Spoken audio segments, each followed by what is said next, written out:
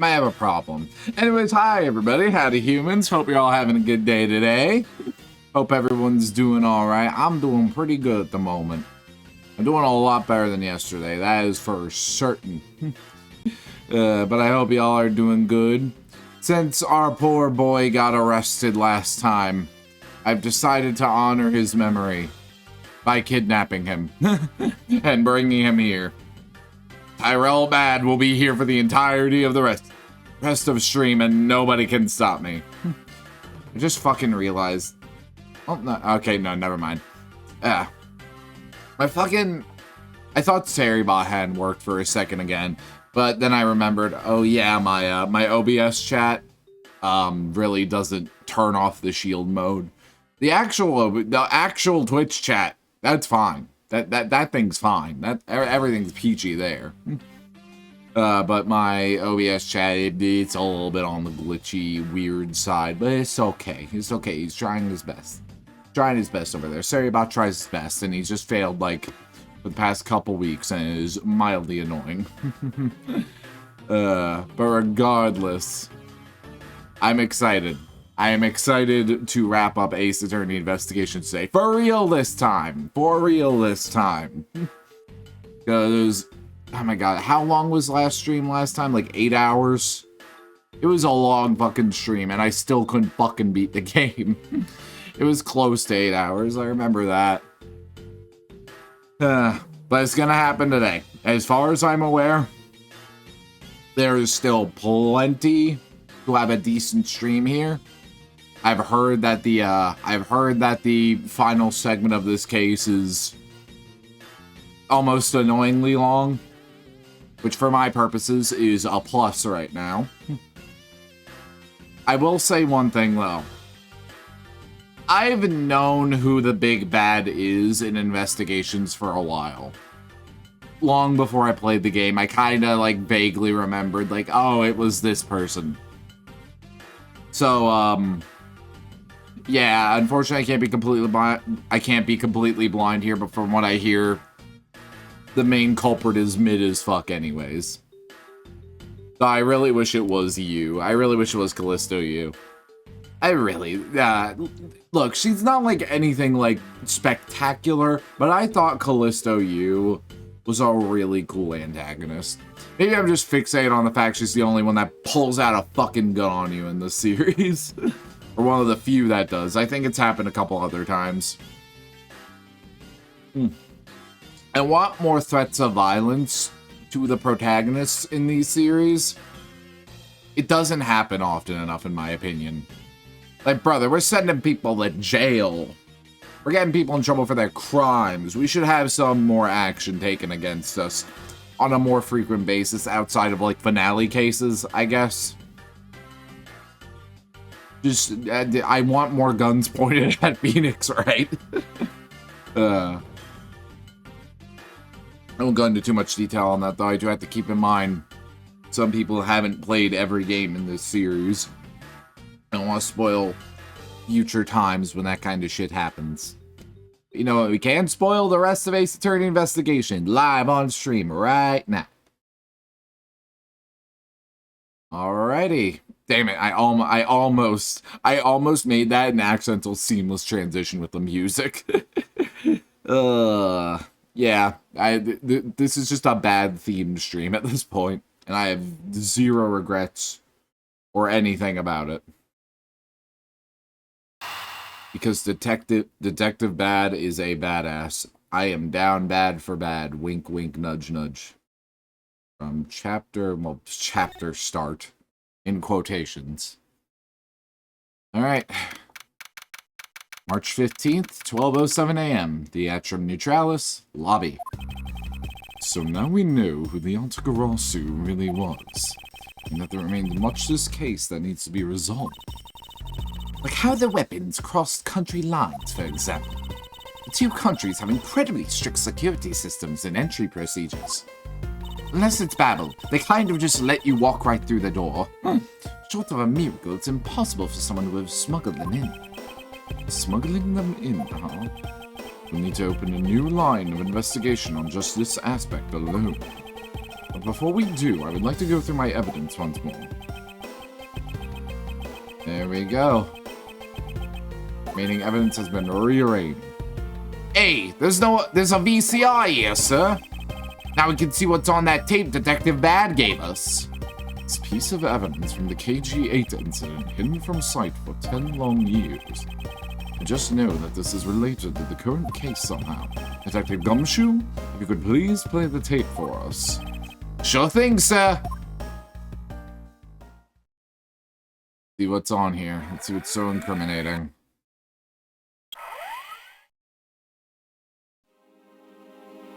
A knife.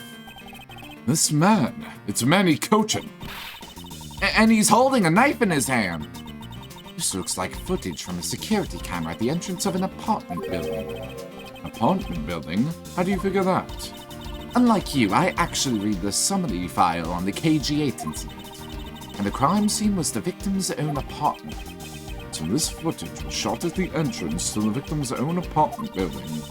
At the trial, Mr. Faraday claimed that this piece of footage existed. However, no one could find it. Yes, somehow someone was able to steal it and hide it through Mr. Ernesto Mano. You can see how this would have been a definitive piece, and why someone would want to hide it. Well, it's a piece of evidence from a 10-year-old case. There's no way it's related to this case we're working on now, sir. Actually, I believe it has everything to do with the case we're working on now. The ringleader even went so far as to use Mr. Portsman to retrieve it. Means that in this video lies a very inconvenient bit of footage to the ringleader. Where? Where? Wait, what was that? Huh? That bit you played just now. Please show it to me again. Ah yes, static. Oh.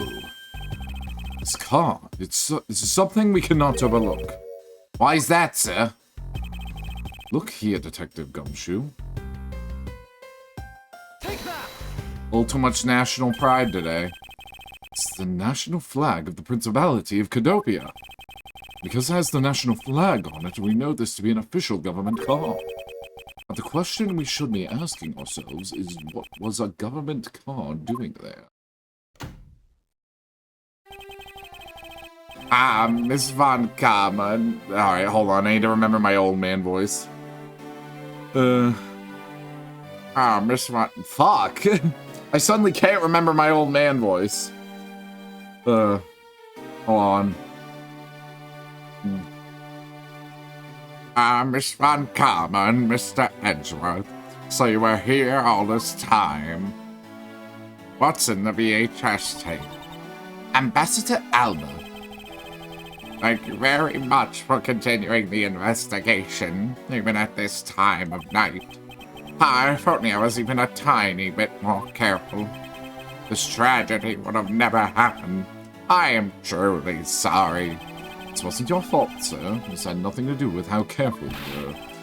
You idiot, Quirkus! You couldn't chase after a simple thief. Now then, let's get down to the real reason I came looking for the two of you. I would like you to put the investigation on hold for a while. Can you do that? Excuse me? I heard you've apprehended the thief that turned this embassy upside down. And we are in the middle of an event celebrating our country's reconciliation. We can't exactly have the police and detectives walking around here forever. Rise? No investigation? We are doing investigation. We've been investigating this whole time. That's what the game is called, CC. Also, hi, CC. Got me double-checking my fucking games and shit now.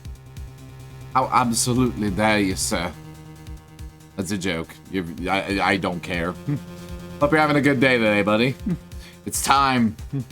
Alba says no. We'll make Alba say yes.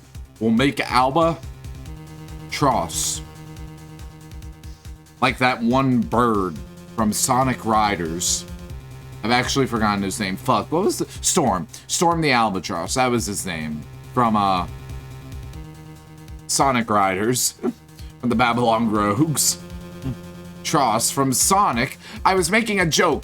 His name is Alba, so I said I'll make the Alba Tross, like an albatross, aka the bird, an albatross.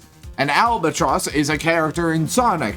That albatross is named Storm. Storm the albatross is from Sonic Riders, and he is part of the Babylon Rogues.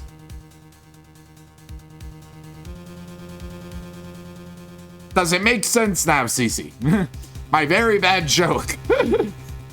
Which clearly did not work. Hatsune Miku. Okay, we're fine. You're scaring the visitors away, so I hope you understand how I feel. But we must finish our investigation and resolve the remaining issues. Why don't we leave the rest to the Alabastion and Babyliss police? Ambassador, we are so close, just a little more and... Miss Von Karma, I'm afraid I've made up my mind. And without my permission, you can't proceed with your investigation anyway, right?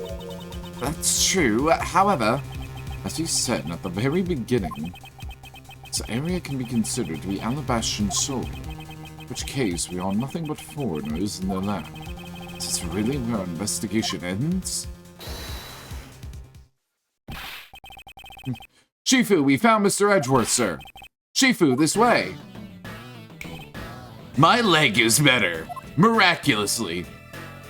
Actually, is it? Did they put, like, an actual bullet wound on his leg? Oh,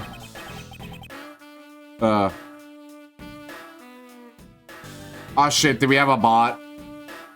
Thank you, Circuit. Also, hi, Circuit. What were they selling? Now I'm curious. Yeah, me curious, Circuit. What were they trying to scam me into? Was it buying Babyliss ink?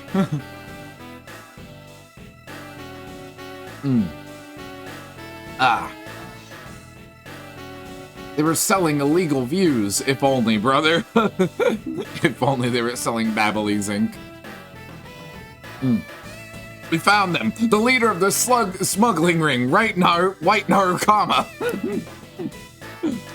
Caught them red-handed. God, I take a lot of steps during stream. Hope you're having a good day, Circuit. Agent Lang, you're back on the scene rather quickly. If I laid back and took a break, I'd lose the scent of my prey, Mr. Prosecutor. Agent Lang, why have you returned? No, seriously, shouldn't you be, like, limping or something? You got shot in the femur. You know there's, like, a vital artery there? Like, how are you not bleeding out? I'm having a lazy day, spent most of it playing Deep Rock Galactic. I was having a bit of a lazy day up until this point, too. I just ordered some food, talked to some people, now I'm here. Also, I see Twitch implemented a warning button. Oh, that's interesting. Oh wait, that explains why I didn't see the button. This isn't my boss's chat. I got confused.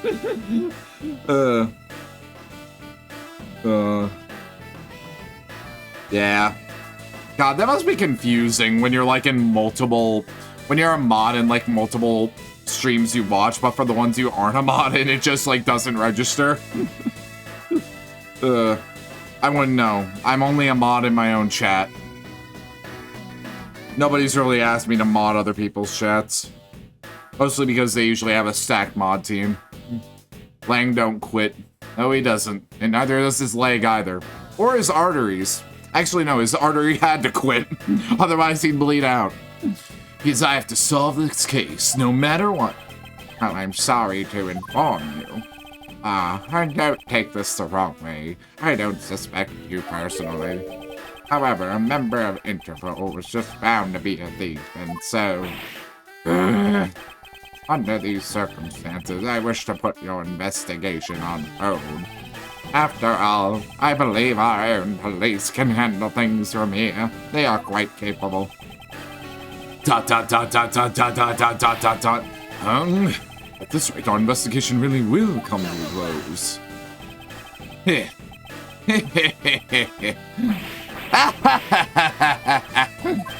Ambassador Alba, I get it now. I really do. Oh, I'm very glad you understand how I feel. No, not that. What I was talking about is... I know who the killer is behind tonight's murder. You? No? The killer? Do you really mean that, Agent Lang? Wolves don't lie. Then who is it? Well, let me first say that I'm not talking about Mr. Cochin's murder. That was all she knew. Lang Zi says, the truth lies not the exit, but rather shines outside the maze itself. The truth is unexpectedly simple. So let me ask you this. Who do you think was Damas II's killer? I'll tell you who. It was you, Franziska von Karma. Excuse me. I was the killer? Hey, wait, but that's impossible. Yeah. Although, that whip is actually quite... Yow! Hold your tongue in that ludicrous remark you were about to make. Agent Lang, are you seriously accusing her of murder? Yeah, I am. Doesn't appear to be joking. Hey sis, I remember that just before Ambassador Alba went to give his speech, he called you into his office, right? Yes, he did, but what does that have to do with anything?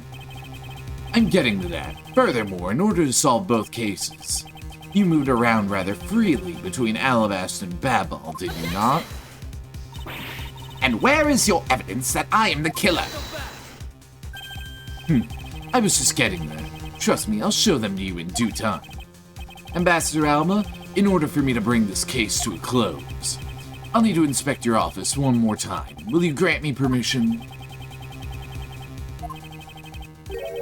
With things as they are, I suppose I don't have much of a choice, do I? Good. Then let's move on. Oh, and don't even think about running away, sis. My pack will be keeping a close eye on you. You can bet your bottom dollar on that. As if I would have any reason to flee. But just so we're clear, your logic had better be sound. Because I'll accept nothing short of a perfect explanation. She seems rather upset, not that I blame her. I expected that you'd accept no less. But we'll see how long you can keep that nose of yours stuck up in the air like that. Agent Lang, as someone related to tonight's case, I request that you allow me to take part, and so that I may clean up my superior's mess. I guess I should. The more the merrier, especially when it's the peanut gallery.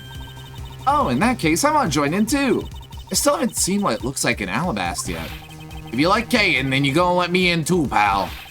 I can't sit around and do nothing when Miss Von Karma's in trouble. Hey, Gummy, let's have a competition to see who can save her first, okay? Okay, I'll take you up on that. Oh yeah, I'm fired up and raring to go. A fucking Southern came out on that line. As a detective, I don't believe this is something you're supposed to be excited over. Sounds like things are gonna get real interesting. Ambassador Alba, I'll be bringing these kids along for the ride. Very well. But I'd like you to keep in mind that this will be your last chance. I'll have this whole mess cleaned up before you know it. Now let's go. He's bluffing. Oh god, he turned into lines. Okay, now let's first go over the facts one more time. Minnie Cochin's body was found over in the Secretariat's office in Babel. The weapon that took his life was one of Alabast's ornamental knife.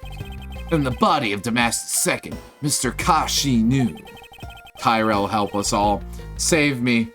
Save me, Tyrell, bad. I'm surprised that nobody has really commented on the fact he's here. Like, nobody. Nobody has said anything. You see, Tyrell Bad was here all along. He was just too badass to be, like, seen. I had to make him visible. He was always there in the background, pulling the strings, hiding in evidence of the Autogarasu. Through our investigation, we found that the murder weapon was the Prima Duck statue. Circuit couldn't see him, he's blind. I was more surprised Bad wasn't here every other stream. Okay, look, when he first showed up, I wasn't sure if this man was gonna be a recurring character or not. And then I think he showed up in the middle of the finale stream. And then that's when he got arrested. And I was like, oh my god, I love this man. I need him here. I am down to Bad for Bad. This case, no matter how I look at it, sis, if it wasn't you, then there's no one else who could have pulled this off. Agent Lang, do you understand the full implications of what you are saying? Of course I do, sis, and I'm serious. On Pride Month, exactly. You were on the trail of the smuggling ring, and you wanted any evidence you could find. And so, while people were distracted by the Autogras's appearance, you snuck in here. And that's when you two ran into each other. You and that other thief who took advantage of the confusion from the fire. Even if all that were true, how do you explain the movement of the weapons? Don't worry. I plan to show that you're the culprit behind that too. You had permission to investigate both embassies at will. With that kind of free reign, you could have easily taken the weapons across country lines. Hey now. Motherfucker caught her whip. Look, I may not be the biggest on Lang, but I respect anyone who can humble Franny. Look, sis, I thought I already told you I'm not messing around here. This case isn't directly tied to the smuggling ring, but Sheena certainly is tied to the smuggling ring. He is right in saying she's a member of the smuggling ring. However, the connection between this case and the ring, would it not be deeper than any of us can imagine? With a wounded leg, nonetheless. But his leg, he didn't catch it with his leg, he caught it with his arm. Let's get this ridiculous circus over with already. Francisca, you need to calm down. As you only know the facts of the Alabastian side of the case. I don't believe you can see the case as a whole, therefore solve it. What? But don't worry, I am taking this seriously as well, and I will prove your innocence. That's the only way to be, Mr. Prosecutor. Can you come up with anything else that can top my hypothesis? Of course, your explanation has to solve the mystery of the moving weapons as well. Of course, and I will. Let us now delve into the truth behind the murder of Damas II. You do understand, don't you, Miles Edgeworth? This isn't just a confrontation against Agent Lang. You can't figure out how the murder of Damas II was related to the smuggling ring. It will mean the end of our investigation. As long as I have no good counter-argument to his hypothesis, the best I can do is walk the thin tightrope and see what I can do. Come on, Mr. Prosecutor. Let's get started. Yes, let's. He'd still need some good footing to get the rest of himself to move faster. Boxers know this. I could see Lang being a boxer.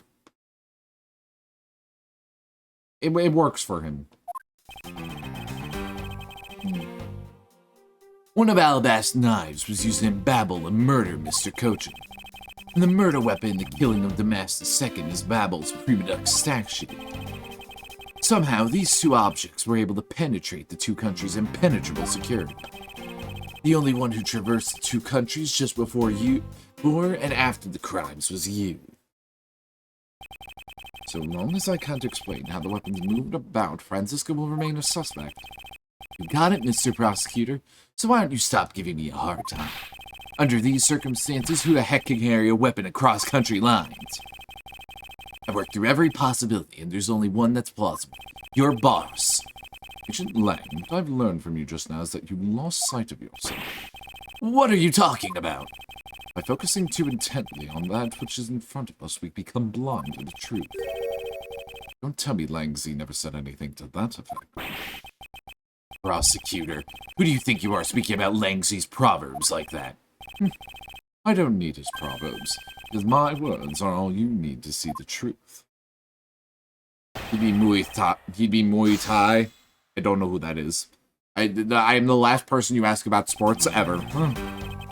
Okay, so I think I know what to say here. One of Albast's knives was used in Babel to commit murder on Cochin, that's true.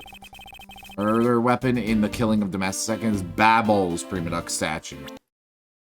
This has been a thing that's been ringing in my head like all week. The Babel guy, the guy who talks like this, who I made talk like this.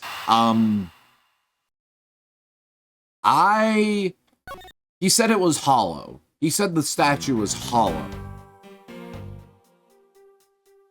So, if it was hollow, it dent. Which is why we still have... Like, I was wondering, why do we still have the samurai spear? And I thought about that.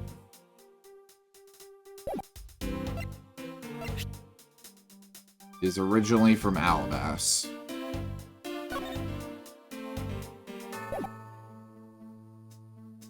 Hollow statue.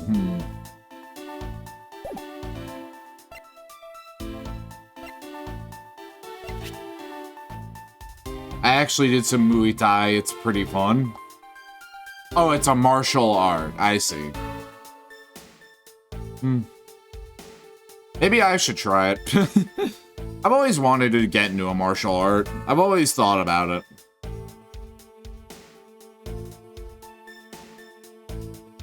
It's just, you know, money and shit. Alright, let's see if this works. Fuck. No. Reload. Run it back. I know I'm right. I just need to get to the right path that I'm supposed to be right. How is Muay Thai, actually? Or Muay Thai. I'm probably butchering the pronunciation. What exactly does it entail, circuit and CC? Hold it. They were saying that the prima duck statue was also brought over by Francisca. Like I told you before, that's the only way it makes sense. And how exactly did she bring it over? I haven't figured that out yet. It's a rather weak statement considering how sure you are. Maybe, but there is one thing I do know for sure.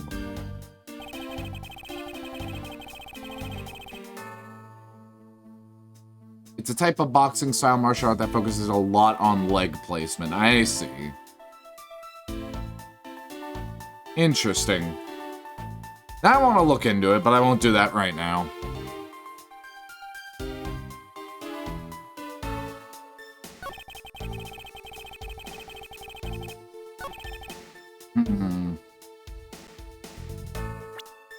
Looks like I can't focus on the fact the statue is hollow right now.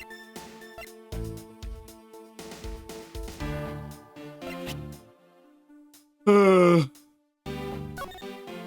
looking at this again.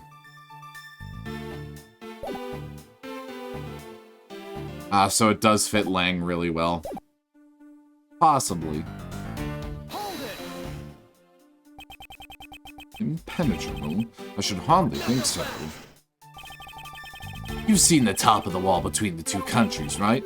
Who in the world could cross over that?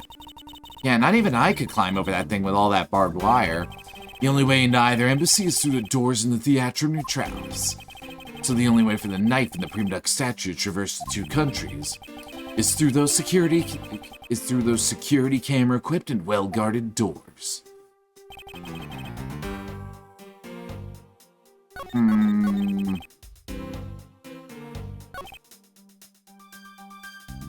But it wasn't, though. Unless I have to present that it's a fake.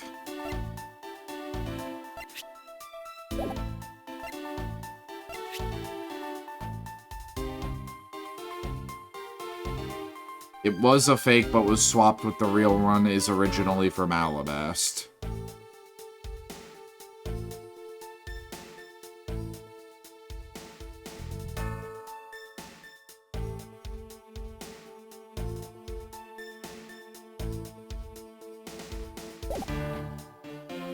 The murder weapon? Well, no, we know that the Alabastion statue is the murder weapon. Used to be real, but has been swapped with a fake one from Babel. It was used as a weapon.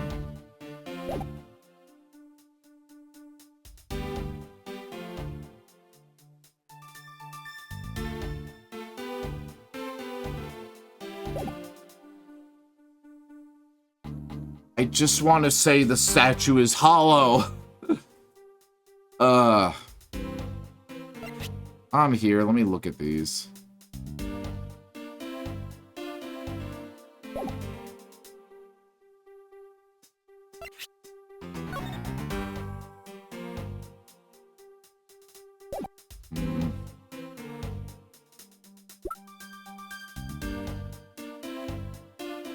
It really just communicates to me that the statues never got swapped. Because there'd be a dent. Because it's hollow.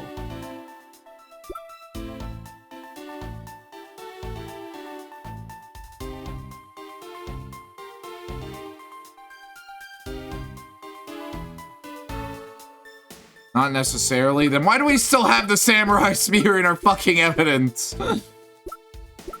Why else is that here?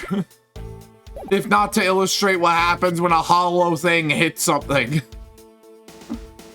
So that was a guitar pick.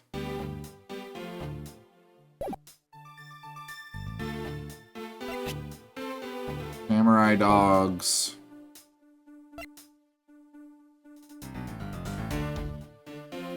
It bent because it was soft. Because it's hollow. Because it's a hollow piece of metal. We were told that the Babel statue is hollow. By the guy himself. Hollow can still be hard. I mean, that's possible, but I don't assume Ace Attorney to be that smart. I'ma be real.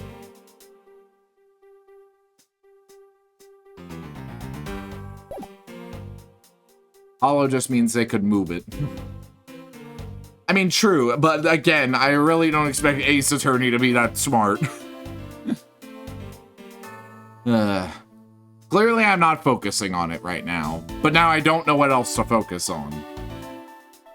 I take massive issue with this, but I don't think that's it. Just before and after the crimes was you.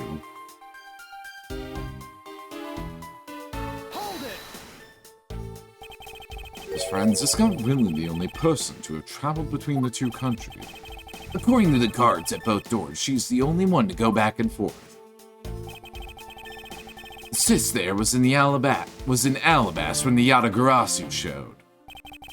And then just before you guys found Mr. Koch's body, she entered Babel. I think we can assume that's when she brought the knife into Babel. And how do you explain the Prima Duck statue? I haven't quite figured that out yet. However, the fact that the two weapons crossed the border proves that the killer must have also traveled across country lines. The only things to cross the border are the Prima Duck statue and the knife. I should hardly think that those are the only two items, Agent Lang.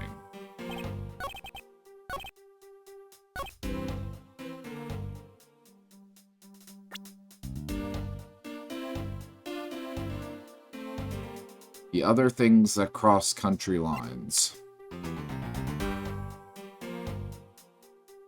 So what else crossed the border? That's what I'm looking for.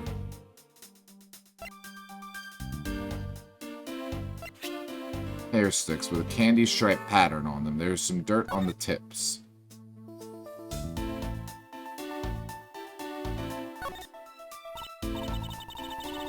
Hey, take a look at this, Mr. Edgeworth. There's dirt on here. It's totally ruining the beauty of the hair stick. I suppose. Why the dirt stuck on the end of a hair stick in the first place?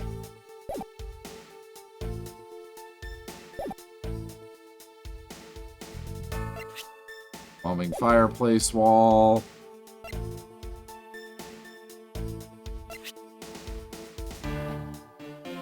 Objection! Fucking hell.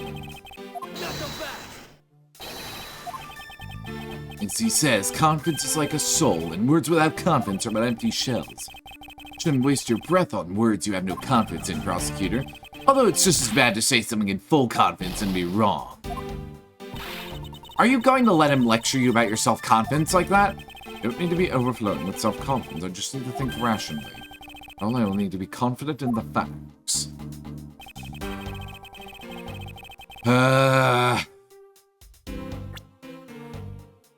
What about those hot dogs, actually? Present for the embassy sat Miss Bag, Old Bag, took a few and ate them, and ate a few from the dressing room.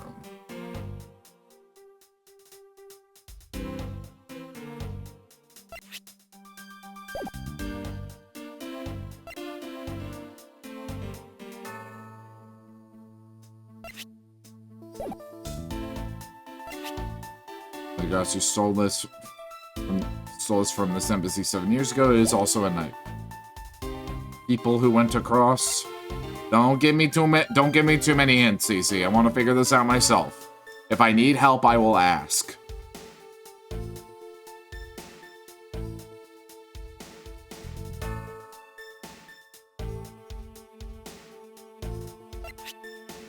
The fires broke out in Babel today.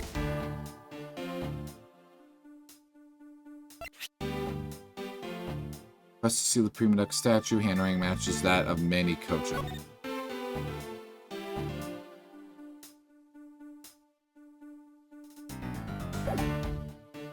And I'm thinking who else it could be if that's the right line of thought.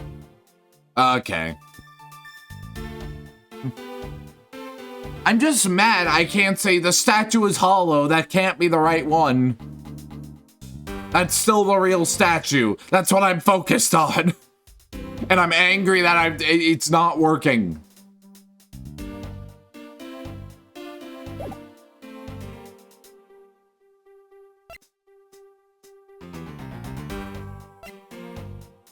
It's the safe all over again. Bro, you're literally right. It is the safe all over again. So fixated, bro. We started with the safe and we end with the safe, even when it's not the safe.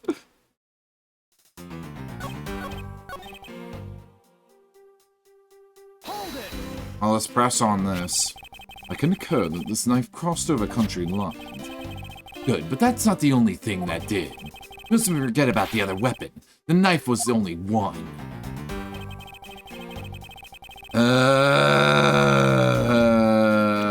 I'm gonna try the note. I didn't mean to click off the game. Objection. Kill me.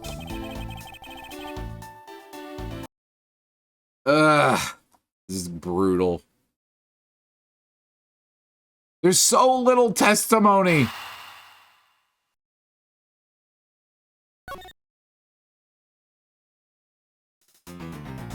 Motherfucker hasn't even fully planned this shit out. Granted, I think he's just winging it.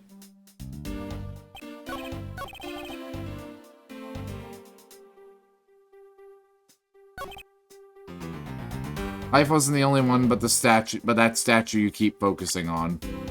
I mean, I'm looking at other things that cross country lines.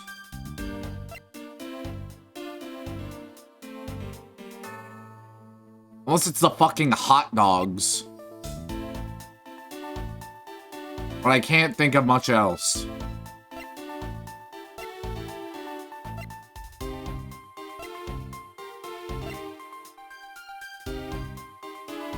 We have the Autogros's key, the knife, the statue, the bills.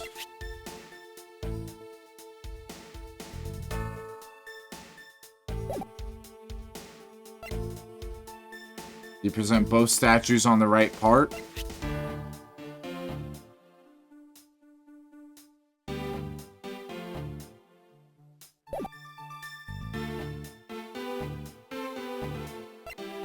I mean, what would be the right part is the issue. I'm not even sure if I'm on the right thing right now. The only difference I see is that one looks dirty, so I can't keep track. I mean, here's Alabas. We found, through a luminol test, we found blood up here, and we found a little, like, dirty, like, thing on the bottom of it.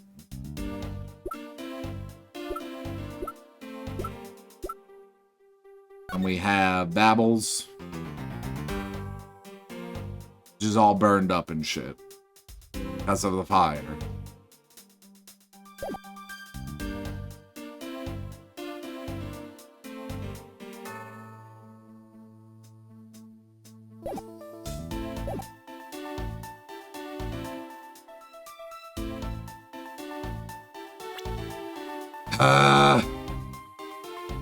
Wait, they were swapped with the original ones? That's the story, but I don't think that's true. Because what Manny Cochin did was he tried to get the statue swapped so the real one would be in Babel and the fake one would be over in Alabast. And we're under the impression that that was successful. I don't think it is, because the statue that was used as a murder weapon to bash someone over the head with in Alabast does not have a dent in it.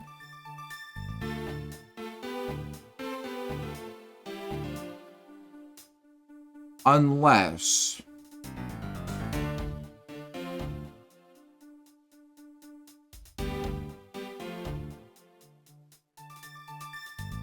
statue is facing the wrong direction the first time.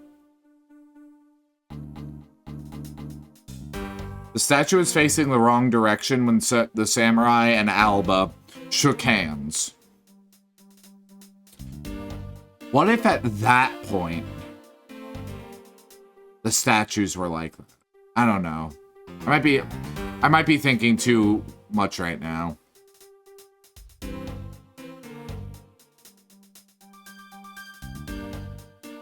But I feel like that part specifically is way further ahead. That the statues got swapped twice.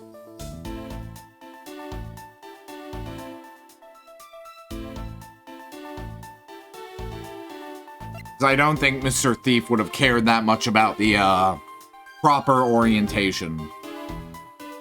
I have a thought, hit me with it.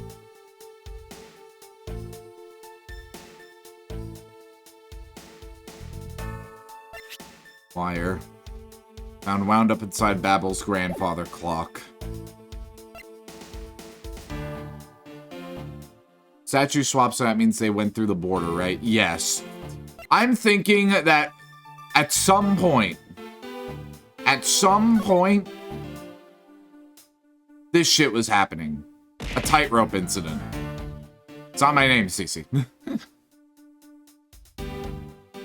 Because what I think happened was, okay, the fucking passion flowers, this is what I've been thinking through my head so far. So those passion flowers were used as an anchor for these little hair sticks that had this wire on it, and somebody was crossing that as a tightrope, and somebody got this picture. That is my thought process here. And then the wire was hidden into the grandfather clock. Now, I'm not sure if you could carry a statue over that. That's the only other way I can think of them crossing the border. Through that.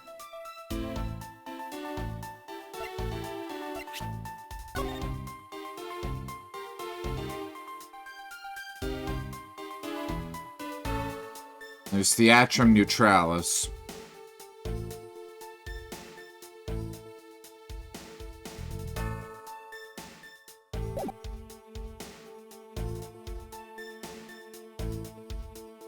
Just before and after the crimes.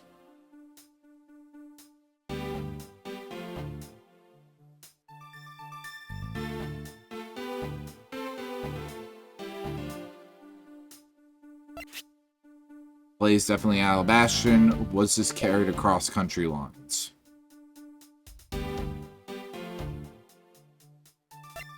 Well, it had to have been.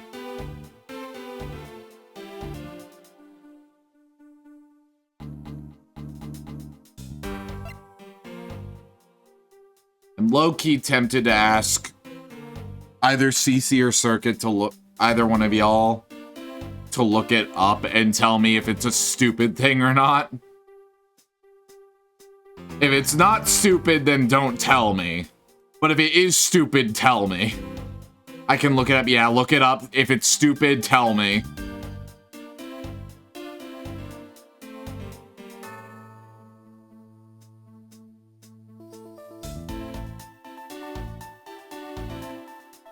Because I'm really... I can't think of what... I can't figure out what statement I'm supposed to press on, let alone what piece of evidence I can do. Because I don't know what... Like, I was fixated on this statue. I take so much qualm with this.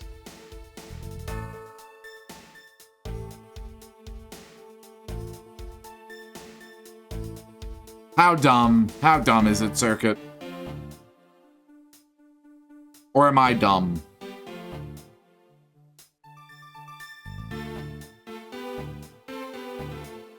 It's not dumb? Oh shit, okay.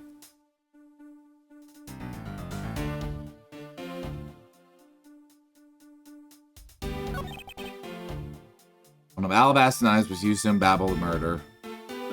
It's not dumb, so I'm the idiot. Fuck. Brother, you are gonna laugh. I swear to God.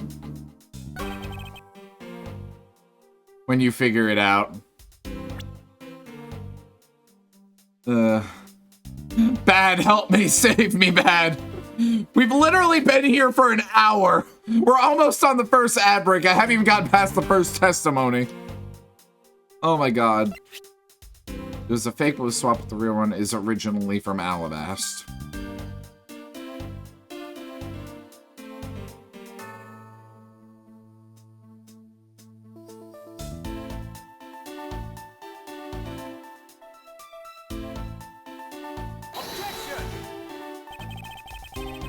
Fuck it. We're brute forcing. I am sticking with my I'm sticking to my guns here. I'm sticking to my guns that I'm correct. I will present every slightly related thing onto that second statement.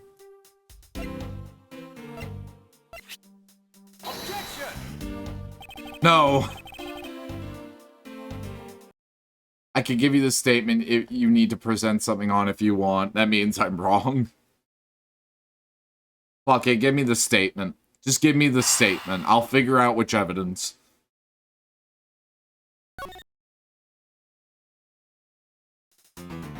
Statement 3? Okay.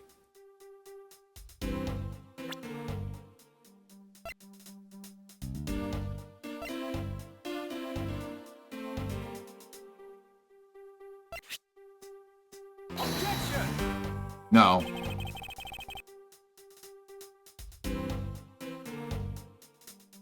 If I even have a slight thought about it, I'm presenting it. Statement 3. I would have never looked at that. The main issue here is just how things are being worded. It's all so fucking vague. Somehow, these two objects were able to penetrate the two countries' impenetrable security. Give it a thought.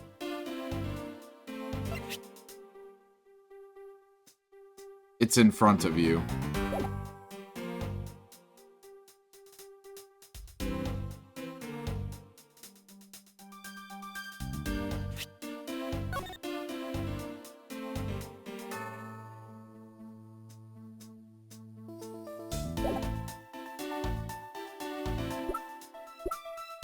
Don't fucking tell me.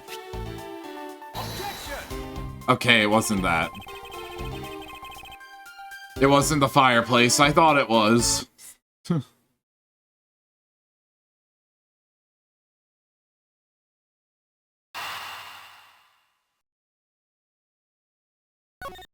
Now that would have been impressive.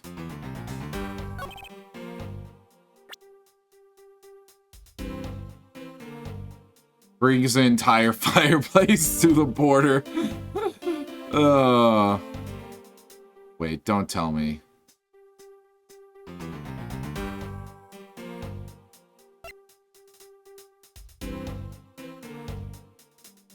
Not again. Not again.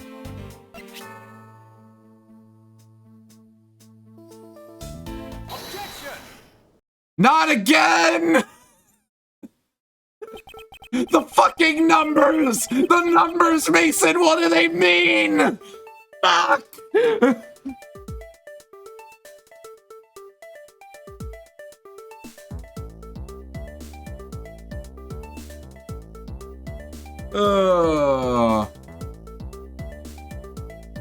God damn it! It's time for ad break. I'm gonna go fume. I'm gonna go fume for a little bit. Y'all get some water, get some snacks, use a bathroom, do whatever y'all fucking humans need to do. Fuck! They pulled this shit on me twice. I'm mad. I'm mad. Fuck. With all that being said, bye for now. Fuck.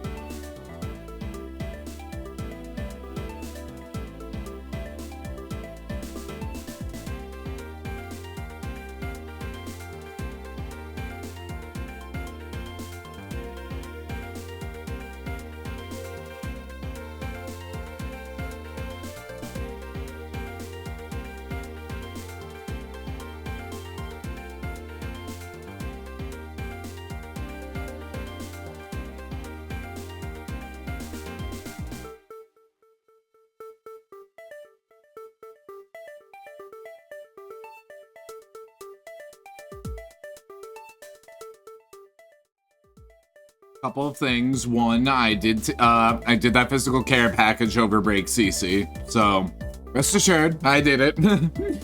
Second off, goddamn man, 2 isn't iconic when it's something coming out of Lang's mouth.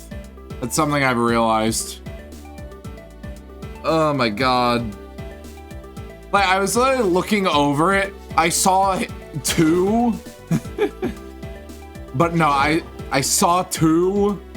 And then my immediate thought was, it's this shit again, isn't it? I had fucking flashbacks, dude. Oh?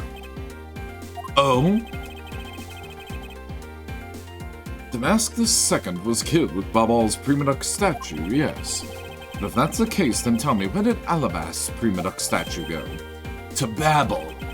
Precisely. And if the 2 statues really were switched, it means that both statues were smuggled across the border at some point. Meaning that a total of 3 items were smuggled across the embassies. I guess so. But you know what? It doesn't matter the number of items, only that Sis is the only one who could have done it. Because the only person who went back and forth between Alabast and Babel is her. Is that really true? Was there no one else who traveled between the 2 countries? Actually, it was definitely another person. The one who paid a visit to both sides of the wall.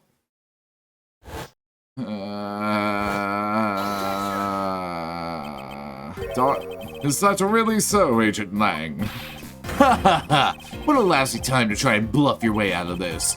Pot calling kettle black. I checked out what the guards said, along with the security camera's footage.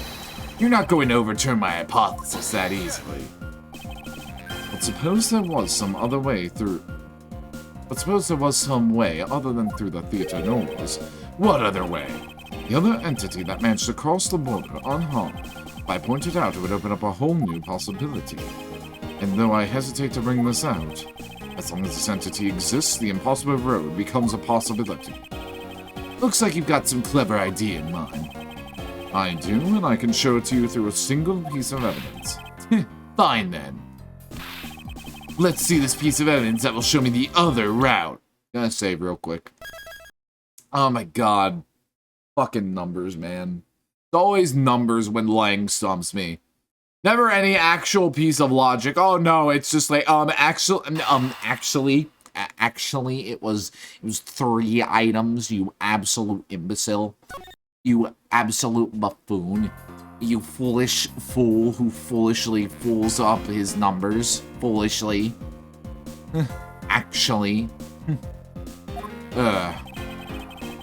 Lang wins by just throwing numbers at the problem. He really does. That's how he stumps me. I'm looking at the logic. This motherfucker throws a number at me and he just stumps me for goddamn eternity. Literal accuracy by volume. Agent Lang, I'm sure you're familiar with this unforgettable photo. That supernatural photo, like I said before. Humans can't fly. No, of course not. I understand that perfectly well. Don't start claiming that Sheena somehow grew wings either. I wouldn't dream of claiming that. And I won't allow you to take back what you said either. I'll say it again, it's not humanly possible to fly through the air without wings. So you better have a good explanation for this, Mr. Prosecutor. How can I prove who it was that flew through the air in this photo? Wait, not humanly possible? Eureka! Or should I say Eureka? Very well, you'll have your explanation. Sounds like you have a good idea simmering inside that head of yours. I'll let you cook. The farce hidden within this photo's blurry trailed shadow is... a wire. What?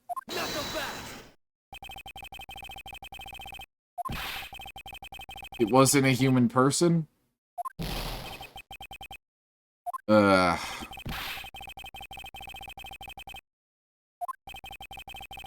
Even had you not mocked at me, I would have gladly done so, Agent Lang. I'm glad they're having good banter. It's like, I know so much shit, like, ahead of when I'm supposed to know shit. Which is infuriating. Rice, please. Don't fucking rice, please me. I'm eager. Real shape can only be one thing.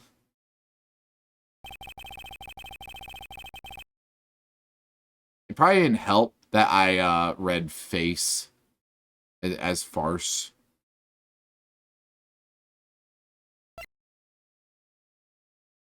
Who did I have Ben coaching?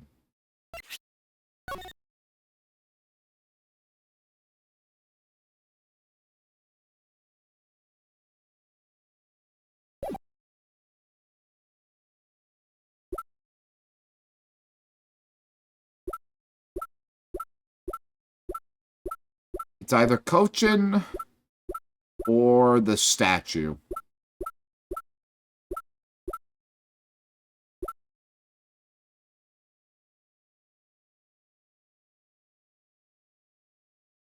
But I can't envision the statue walking a tightrope, so we're going with coaching.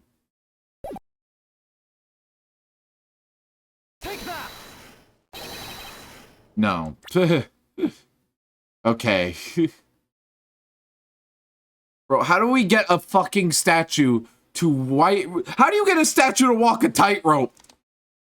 I can understand somebody carrying it across. Maybe.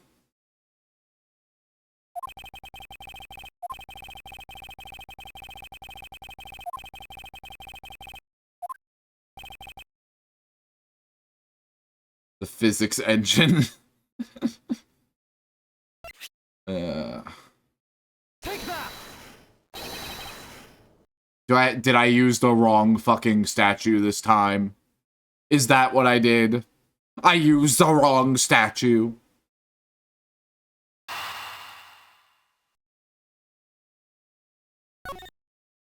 Oh my god.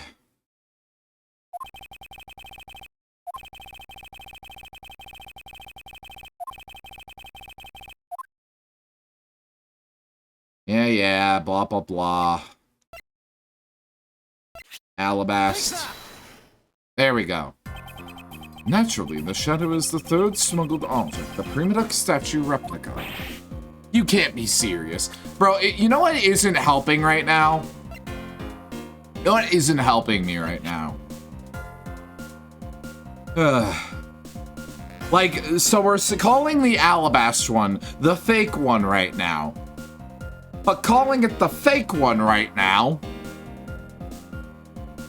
is confusing because the fake one was originally from Babel. So we have like a conflict of like which statue is which inside the statues. Very annoying. Like it's literally saying like swap with a fake from Babel, so that it's actually the Babel statue. Like fuck off, game. Call it real to fake, RTF. The Autokarasu, or rather Callisto Yu, dressed as Agent Shima, was inside Babel. She dressed the replica statue up in clothes and launched it through the air. Ha! Mr. Prosecutor! You left out a very crucial bit in your explanation. I had no idea. She launched it through the air. Ha! And how exactly did she do that? Why is he talking like that? He is literally baring his fangs at me. He has a point. How exactly did it move through the air like that? RT statue and FTR statue. Also, that's gonna confuse me more. Because this remains unsolved, we won't be able to move any closer to the truth. Which reminds me, didn't you say this earlier? Hey sis, I remember that just before Ambassador Alba went to give his speech, he called you into his office, right? So just before the murder, Francisco was called. It was very rude. That's the case, and that may be another avenue I can pursue. Agent Lang, in order for me to answer that question, we'll need to hear testimony from Miss Von Karma. Oh, what are you up to now, pretty boy? Earlier you mentioned something of interest to me. That just before the murder occurred, Miss Von Karma had been in this room because Ambassador Alba had called for her. For that reason alone, you believe her to be the killer. Yeah, I guess I did say something like that. In that case, I believe my duty to ask her what her side of the story. Ha! Do you really think a criminal would tell us the honest truth? How dare you? As I've said numerous times, there's absolutely no proof that I am the killer. Miles Edgeworth, don't... Miss swallow my spit. Don't tell me you suspect me too. I don't. However, I can't ignore the fact that you were in this room at one point in time. So I would like to hear about your movements in this room.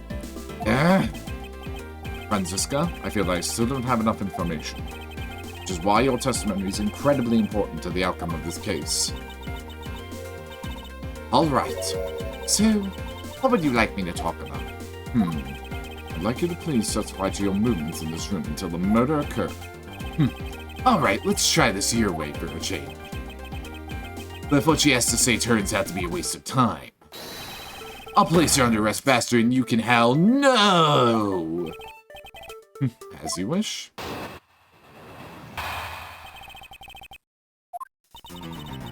As I said earlier, I was assigned to guard duty in the Alabastian Embassy. After I saw the Steel Samurai off on his way towards the ambassador's office, I returned to the Rose Garden for a bit and checked up on the security situation. After all the preparations were in place, I was called back to Ambassador Alba to his office. Franziska, I want us to make this clear from the very beginning. So what I wish to confirm is that the only time span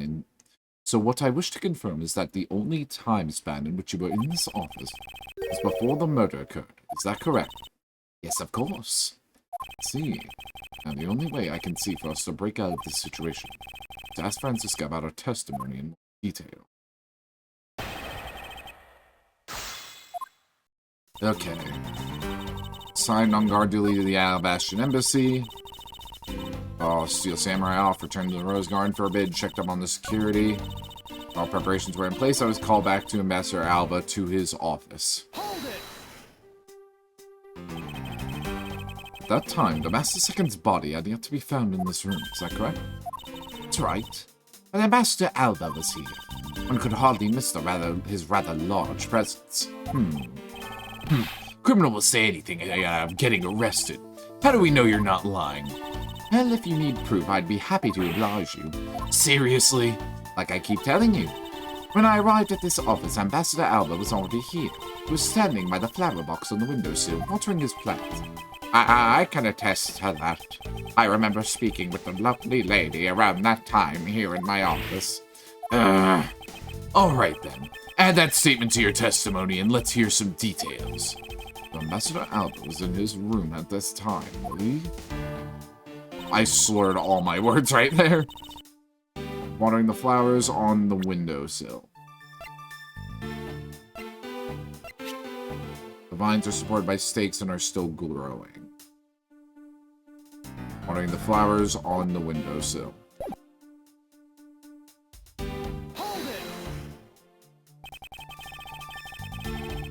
For the sake of being thorough, I'd like to ask you something. How did you know that Ambassador Alba was watering his plants at the windowsill? What do you mean by that? The entrance to this room is on this side, however the window is on the opposite side. What you say is true, then when you entered the room, his body would have been like a wall. You would have been blocking your view of what he was doing, is that not correct? I suppose it was a bit hard to see around him, but fortunately for me, Ambassador Alba is not an immovable wall. I knocked before I entered, and as I did, he turned around to greet me, with a watering can in his hand. So it's only natural to believe that he was watering his plants, right? I suppose. After his greeting, we spent a little time talking about his flowers. He'd obtained them himself, and is growing them with utmost care. Yes, the plants in this room, they are all like my children. The passion flowers in the flower box on the windowsill are growing beautifully, too. All 4 of them are in full bloom. Swan Karma, what did you say just now? I said that the flowers are growing beautifully. What about that statement? Do you not understand? The numbers, Mason! What do they mean? I'd like for you to append that statement to your testimony. Very well. The numbers, Mason! About time those things came in handy. Franziska, for some odd reason, your testimony contradicts with this piece of evidence. It does appear that way. Ha! I knew it. I knew we couldn't trust your words, sis. Mr. Edgeworth, what are you doing discrediting Miss Von Karma like this? Yeah, sir. If you keep this up, she's gonna get taken away, sir. Eek! All I've done is state what I saw. I made not a single mistake in my testimony, and for this I am still under suspicion for murder. Is the number of flowers really all that important at this juncture, Miles? At the very least, there's a contradiction in this enigmatic case, one that I find very hard to dismiss as irrelevant. Let's hear it, Mr. Prosecutor. What does the number of flowers have to do with anything? What does it prove? The answer to that will become clear if we are to examine that flower box. How did this contradiction come about? There must be something behind this discrepancy. They're my beloved flowers. I've groomed them with the utmost care. So I ask that you please be gentle with them as you examine them, Mr. Edgeworth. I understand.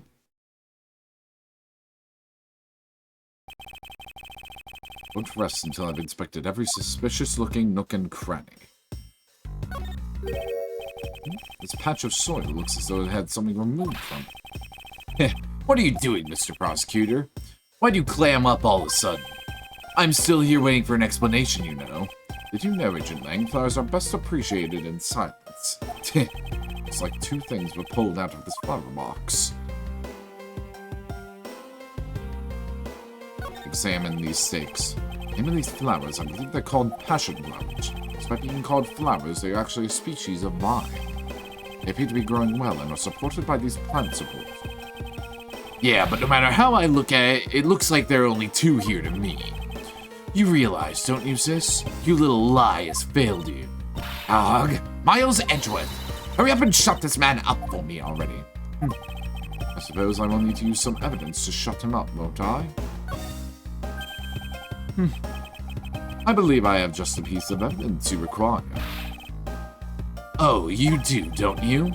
You have such confidence in the face of your current plight, but I highly doubt it'll last until the end. You hound like a wolf, Agent Lang, but we'll see if you have any bite to back up that bark after you see the evidence. Truth the passion flowers reveal can be seen in this piece of evidence. Take that! Sheena, who was supposedly in Babel the entire time, had these hair sticks on. Look exactly like the plant supports in this flower box. In other words, I believe it to be said that these hair sticks are in actuality support sticks for the passion flowers. Heh, and so what? This is really all that important to the case? Of course it is. It means that we found yet another item that was smuggled between the countries tonight. Ugh! Think about it logically, Agent Lang. These sticks were originally in alabaster, but somehow they wound up in Sheena's hands, who was in Babel the whole night. So make no mistake, these sticks were smuggled somehow, just like the knife and the statue. Ugh. Very well then. I want to hear from you exactly how they wound up in Babel. How did these support sticks find their way to Babel and why? Must be some reason as to why they ended up there. Aha! So that's why. Agent Lang, if you would please take a look at this and please tell me its shape. Just another stick, isn't it? And so it is, but the shape of the support sticks is what's important. But when they are used with something in this room, that is when it all comes into focus. The object that completes this picture when used with the support sticks is... the crossbow?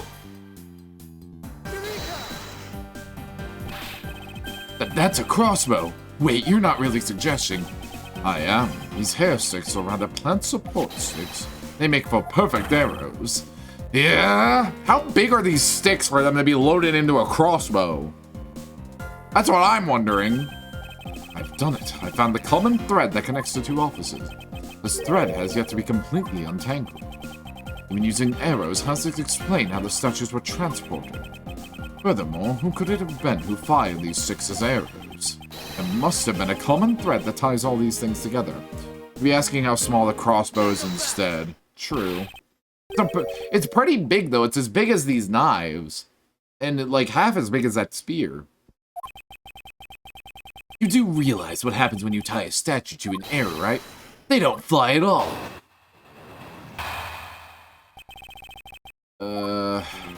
So Babel's statue was draped in the Autograsser's clothes and then shot over here. Even if you fired the arrows from this side, they wouldn't go far with a statue tied to them. I don't think I need to tell you the Prima Duck statue's in its right wing.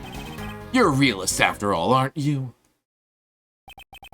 Human-duck statues didn't sprout wings. Of course they did. Glad you understand. I feel much better already. I was afraid for a second that you were unaware of that crucial fact. Only crucial because you're under belief that wings are necessary to this equation. What? You need to free your mind a bit more and let it fly like a bird on the wind. Human-duck statues flew, but not on a wing. Allow me a bit of your time and I'll explain this mysterious phenomenon to you. Now do I get to bring up the wire? Now do I get to bring that up? Now do I get to be smart and shit?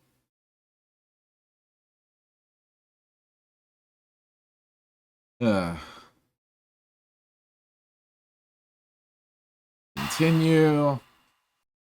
I am wondering, how would they have launched it with that tiny little wire?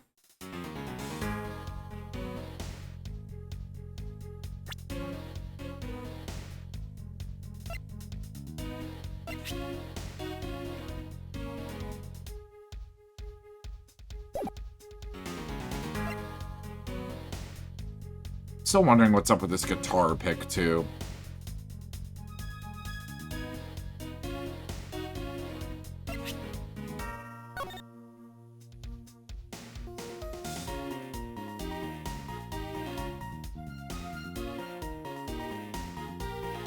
Would have had to be yanked with something.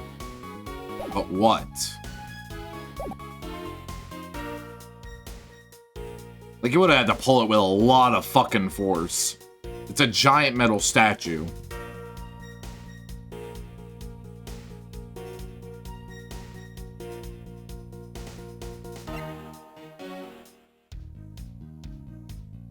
Is it not hollow? The original Alabastion statue is not hollow. The Babel statue was.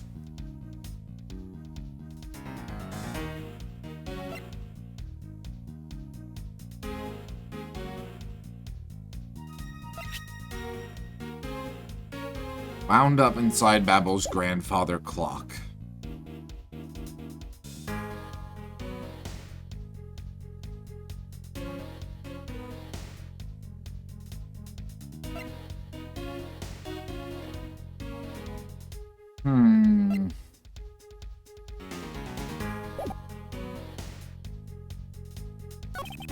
And if you fire the arrows from this side, they wouldn't go far with a statue tied to them. I think I need to tell you that human-duck statues didn't sprout wings. You're a realist after all, aren't you? Hold it. We are in agreement that an arrow by itself would reach the other side, correct? But just the arrow by itself is pretty meaningless, don't you think, Prosecutor? Because the things they wanted to smuggle were a lot bigger than nothing. No, that's not necessarily true. What? What I need right now is not further discussion of my conclusions, it's the launching of my conclusions. The shooter wanted to launch with the crossbow is not the statues themselves. Now, there's something a crossbow can launch that can be used to move the statues. I did the arrows, and what did the crossbow launch? The wire.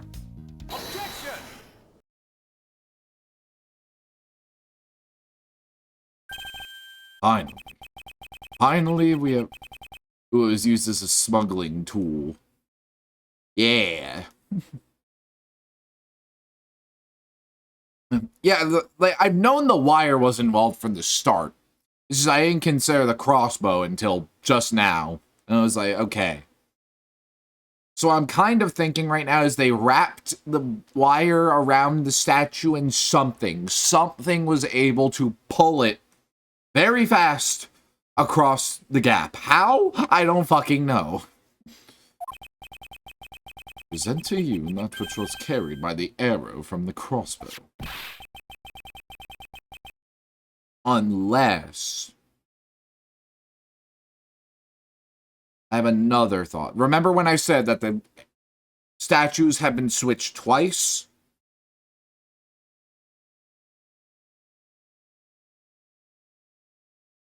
Because Cochin stole the statue the first time. Alba probably figured that out. So Alba used this to switch the statues back, and they brought the normal statue back around the normal way. You think it's the fake one? I've been saying the statue in the office right now has been the real one since the start. Because it's not hollow. But a hollow... I can't envision a solid metal statue being flung across a building without, like, an actual, like, really heavy piece of machinery. But a hollow one? I can see that. I can see that very well. So I think the fake one got flung across, and I think the real one got brought back in somehow. Because otherwise, how can we explain, like, the fucked up rotations? Because I can totally see Mr. Thief being a dumbass and not putting the statue in the right orientation. So we got the real one swapped by a fake one swapped by the real one. Yes, it got swapped twice. I speculated on that earlier, but now I'm more convinced of it. I could see exactly what you were trying to say. You're saying that the wire was tied to an arrow and then shot into Mr. Kochin's office. Oh shit. Okay, the fact that it is on a separate floor, a lower floor, helps a lot. Down to the 3rd floor, the Babylonis embassy. What you're claiming is really what happened. I can see how Alabaster Prima Duck's statue could be moved. Gravity could be used to move the statue down the wire from the 5th to the 3rd floor. But then what about Babel's Prima Duck statue? The dark shadow in this photo is clearly flying away from Babel.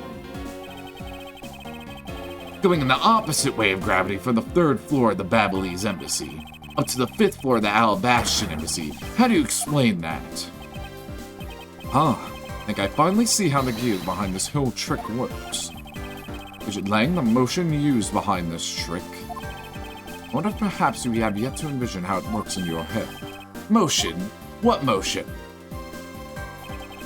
It's the motion that was employed to smuggle Babel's Prima Duck statue.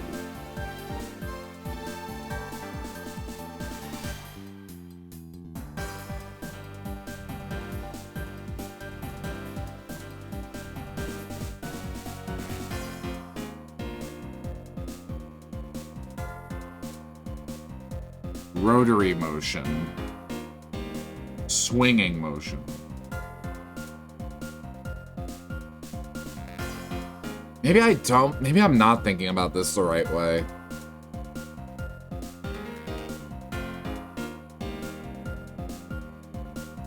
Rotary motion. What do they mean by rotary?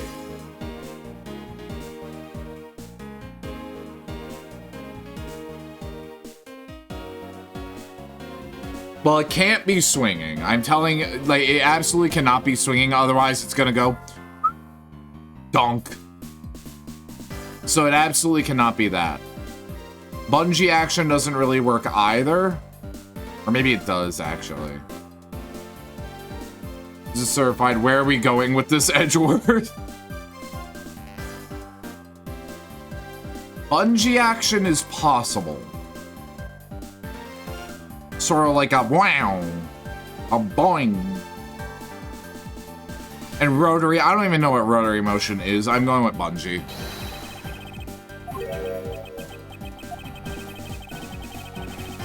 And the statue is hauled up. You think about the weight of the statue at all, that thing is solid gold. Just snapped. Say that the wire had the elasticity required. If you fired that kind of wire from a crossbow, it could come sailing back at the person who shot it. Talk about dangerous.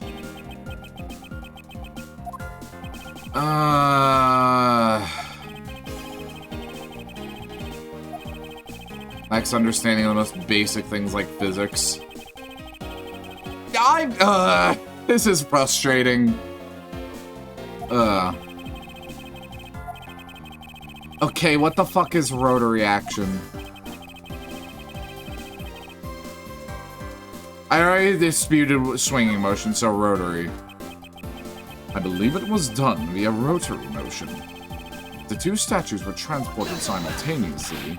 Simultaneously? Get real, the statues would collide somewhere along the way.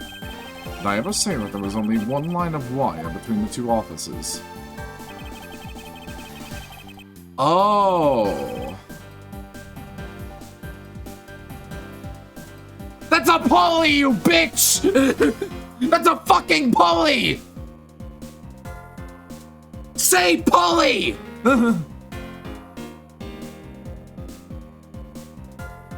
Oh my god. Wait, no way is he about to say the clock was used as a motor. I think it's the only thing that could have been used as a motor. Oh my god. This case is frustrating me a little. Ling Z says, don't object and call a success what is beyond reasonability. Taking into account the tension difference between the two wires, the top one would sag too much to a point where the statues would collide anyway. Agent Lang, as you know, the Primitive statue is a one-of-a-kind national treasure. The fact that Babal's statue is a hollow replica of the real statue. It would naturally be lighter than the real one, meaning that my idea is very possible. Lang Z says, ow! Here is what I believe happened. Monsieur and a mystery co-conspirator set themselves up in different rooms. The co-conspirator bridged the room by shooting the two ends of the wire down on one arrow. The two of them covered the statues and proceeded to transport the statues. The switch was completed, another arrow was fired, carrying the other end of the wire down the Babel, where it was to be disposed of. To do that, Monsieur hid it inside the grandfathered clock, QED. Ha!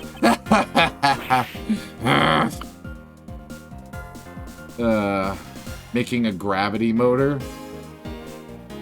Wait, as the heavy one goes down, it moves the wire for the one on top. It would. I think. This proves it, right, Agent Lang? That I'm not the killer. Not yet, sis. I still haven't had my dessert yet. Right, Mr. Prosecutor? Proof is in the pudding, as it were. Pudding is a nice dessert. So, do you think you can do it? Can you prove what you said is what happened? Because remember, if you can, I'll be taking a certain someone back home with me as a souvenir. I agree that as long as there is no proof, my hypothesis remains just that. However, what I have laid out is no mere hypothesis, for there is one more piece of evidence. One more. This should be interesting. Do you think I have a piece of evidence that will turn your hypothesis into fact? Well then, let's see it, Mr. Prosecutor. And that made it possible to create a circular belt out of a length of wire. I believe that is right here in this very room. Now then, I believe this is what made the circular belt transportation method possible. The fucking ceiling fan? Really? Take that!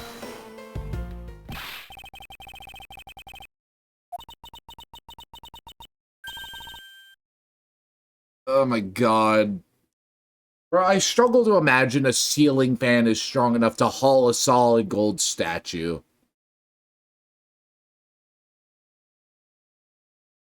Fucking DIY ass fucking heist, exactly. Like, bro, don't get me wrong, the ceiling fan is pretty strong. I don't think it can deal with the fucking strength of a solid gold statue. Also, hi, Lunar, I'll take care of that physical care package. I'm going through it right now, buddy. You step ladder to get up there. We already had the step ladder joke. It was earlier in this case. I'll stand up, stretch, contemplate my life decisions and why I'm here right now. Holy fuck, the last bit of this case is stupid as shit. I really, really struggle to imagine a ceiling fan hauling a gold statue.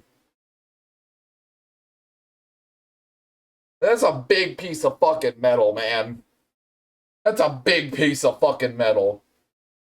If I hang a fucking statue of that size from my ceiling fan, that shit's coming off the ceiling. Don't matter if it's a pulley or not, brother.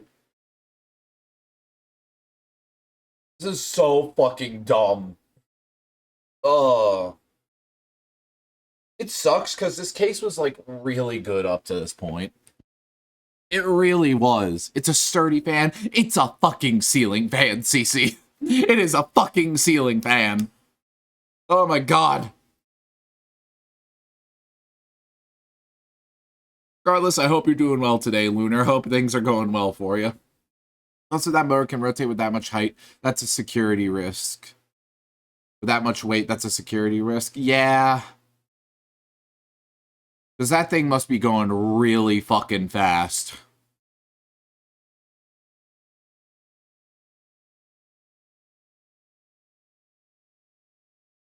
This is so dumb.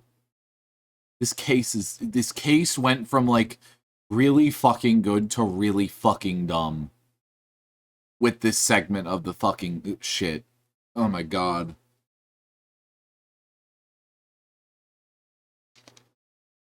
I hate it here. How do we go from the peak of Callisto U to this bullshit? Oh my god. Essentially, it's about to blow our minds with architectural fun facts. Precisely. Well, let's see. Precisely. The ceiling fans double as pulleys in this case, thanks to the fact that there is one installed in each of the offices. Ceiling fans made for the perfect pulley set for the wire to run on. Lang, for once in my life, I want you to hit me with solid facts. You can throw as many numbers at me as you want, buddy. Just call out how stupid this is. You really are something else, Mr. Prosecutor. And he's going with it. Okay, sure. A ceiling fan can just hold a solid fucking gold statue that's probably heavier than me. I'm gonna fucking balance off my ceiling fan right the fuck now. I'll just hang off that shit and we'll see what the fuck happens. Miles Edgeworth. Oh my god. And a fake one, exactly. You know the big hotshot that set up this real-life stage show is, don't you? The person who set up this rather large and complex stage show needs to be someone who had foreknowledge of the existence of a ceiling fan in both the Alabastion and Beverly's offices, and that the Passion Flower support stakes could be used as arrows. The real mastermind behind this case. Well, don't you dare make this wolf wait for his food. Why are you so hesitant, Miles Edgeworth? You can't say who it is. Why don't you present something like you always do? A single point of the finger here, this case will explode into an international incident. However, it's already too late for me to stop the forward momentum. Here's that I have no choice now, but to rush in. Piece of evidence that will point us to who this mysterious mastermind is.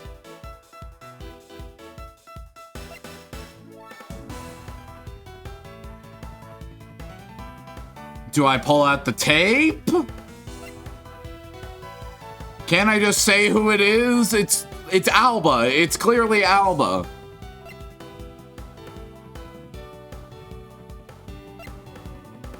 It's just Alba. Just let me say Alba. Why do I have to do this? Just let me say Alba. Sure, why not? Fuck off. The flowers. We literally... I hate this case.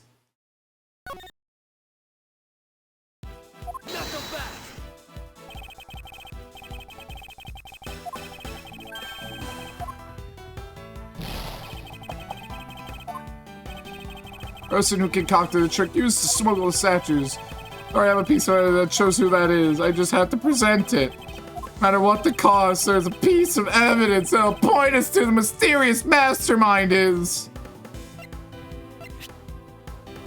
The flowers. Fuck off! Fuck off!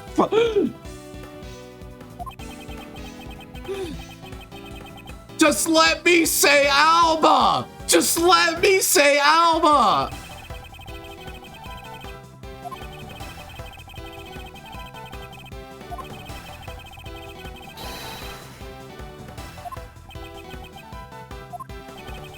On top of all this, the fact the culprit knew that both officers had ceiling fans, so that the person's very detailed information. Brother, just let me say Alba. Just let me say Alba. Why do I have to present the flowers? Why do I have to this is stupid. This is fucking stupid. This is dumb. I hate this. Fuck.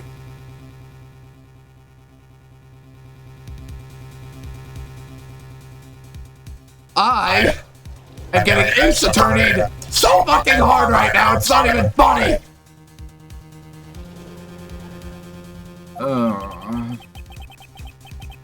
I'm certain of what I am saying, and I am sure that he is the culprit.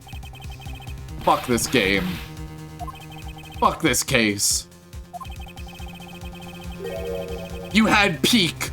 You had fucking peak in your hands that could have gone to just great. Because we're still on this case right now, and you just dropped it. You dropped it into a pile of steaming hot fucking shit. I hate it here. I fucking hate this shit. How do you fumble this so badly? You're at such a peak with Callisto U. And the case before this, everything was set up so nicely. And we just topple that last domino, which might not be the best domino in the world, but it's a domino. It'd be a good domino, but it's not a fucking domino. It's a fucking brick wall. The last domino doesn't get the fucking fall. I'm unsatisfied. Ace Attorney Investigations, Miles Edgeworth. Oh, hi, Hattie. I hope you're having a great day today. That's my mood. That's my mood, Hattie. That is literally my mood right now. I want to die. Oh my god. Discombobulate. You know, I want to say that I'm good, but Melly just ruined that for me. So yeah, no, I'm not too good right now. So yeah, just get used to me talking like this for a couple of minutes. Anyways, hi Melly. Yeah, I hope you're having a wonderful day. What in the world would you use a trick like that? I understand you don't need to doubt me. However, there's one thing that turns out to me as very odd. Just one thing, huh? The one single end result that Ambassador Elba sought to attain. If we will examine the focus of this complex trick, I believe we'll finally find the answer to everything. Everything will become clear once we examine this piece of evidence. Oh my god. I swear to fuck, I can get... If I have the wrong statue again, I'm gonna cry. I'm a fucking cry. Bro, it's Blitz. I don't know who that is. I'm just in the current state that I'm in right now. Don't get Ace turned for the fourth time today. No, it's gonna happen. It's inevitable. Okay, the discombobulate is over. Ellie, I swear to God if you make me put a cooldown on that shit today. Thing will become clear once we examine this piece of evidence. Okay. Alabaster Prima Duck statue. Used to be real, but has been swapped with a fake from Babel. Was used as a weapon.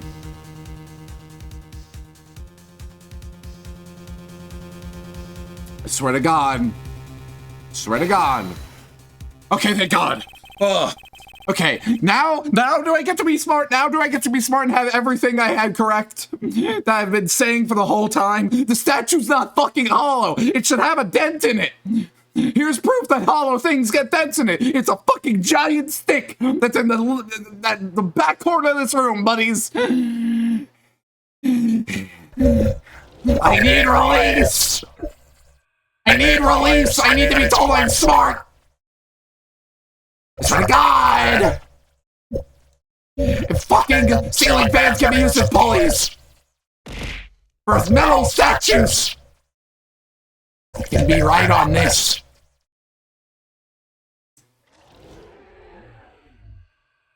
I'm a very sane individual. Y'all can't see how much I'm shaking right now. However, to go through the trouble of swapping the real Prima Duck statue for the fake, it's a very shady reason for such a bizarre action. Very normal dwagon. And who better to ask for that reason than King Prima Dux himself?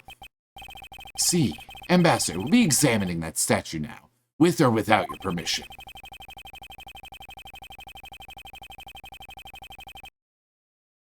Is it time for a freak out? Because I've been freaking out the whole fucking time.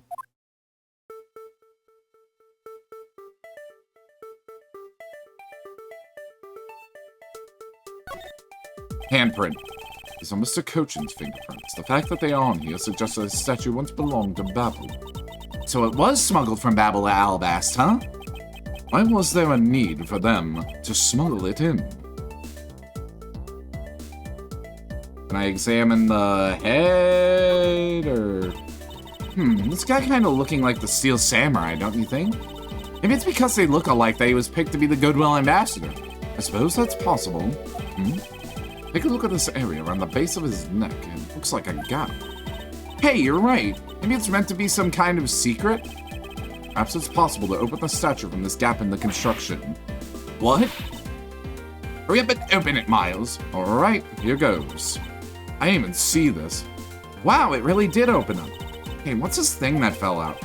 I believe a more thorough examination of it is required. Bro, what am I looking at here? Also, fuck, it's hollow. What in the... is this? Hey, is this what I think it is? It's a plate for making counterfeit bills. Somehow, it appears we've at long last... So both the statues are hollow? There's no real... That explains why the ceiling fans were usable. That explains a lot. That explains a lot.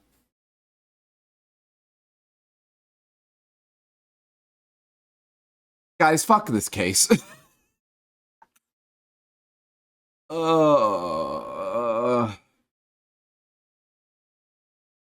Why couldn't it have come up earlier with that whole thing?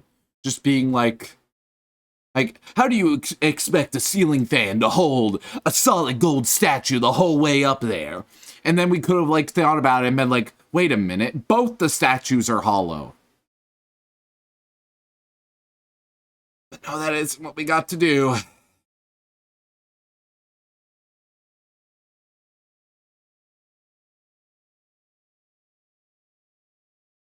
I'm just processing my information right now. Unless Babel has the real statue. I mean, it's possible, but... I don't know. The other statue's actually the real one. Maybe. It's possible. At the exit to this complex labyrinth, we finally hold within our hands one of the counterfeit money plates, and the reason why the replica was smuggled into Alabast to begin with.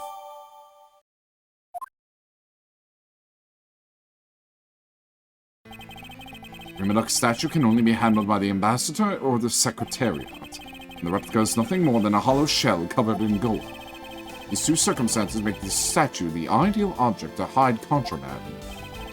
After receiving the statue containing the counterfeit plate from Shinar, the ambassador had the misfortune of accidentally running into Damask II. Surprised by the thief, the ambassador raised the replica statue at Damask II, and then, in order to frame the steel samurai of the murder, he covered the samurai sword in blood. So they wanted... So they wanted the statue to be the Babel statue. That's what they desired.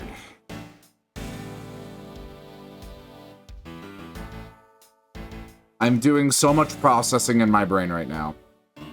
The other statue's actually the real one, and they got swapped 4 fucking times. That would be funny. But redundant. So it must be that... So is Manny Cochin working with Alba? I assume he is. No, he has to be, because of the tape. So Manny Cochin was working with Alba and Sheena, and they swapped the statues. Or... I don't fucking know anymore, man. Well, Ambassador Alba? You're the leader of the smuggling ring? I lost the plot, so have I. My country is a mess, and it's all because of you? You're the one who killed Damask II. Answer us. I never thought that you would figure things out to this level. However, there is one point I disagree with you. The head of the smuggling ring was Mr. Cochin. Quit screwing around. I have no sympathy for someone who would try to pass the guilt on to a dead man. There's one thing I'm sure of, is that you're the real ringleader, Quercus Alba. It's not good to speak such subjectivity, you know, Agent Lang. Subjectivity? My conclusion is anything but, and is the result of logic and investigation. Ignore literally all my actions up until this point. I am a very good detective. I'm a very good Interpol agent. Logic and investigation? Only seconds ago you were ready to arrest Miss Von Karma. I don't think we can give such flip-floppy logics any real weight, do you? Heh. Heh. Heh. Heh. Heh.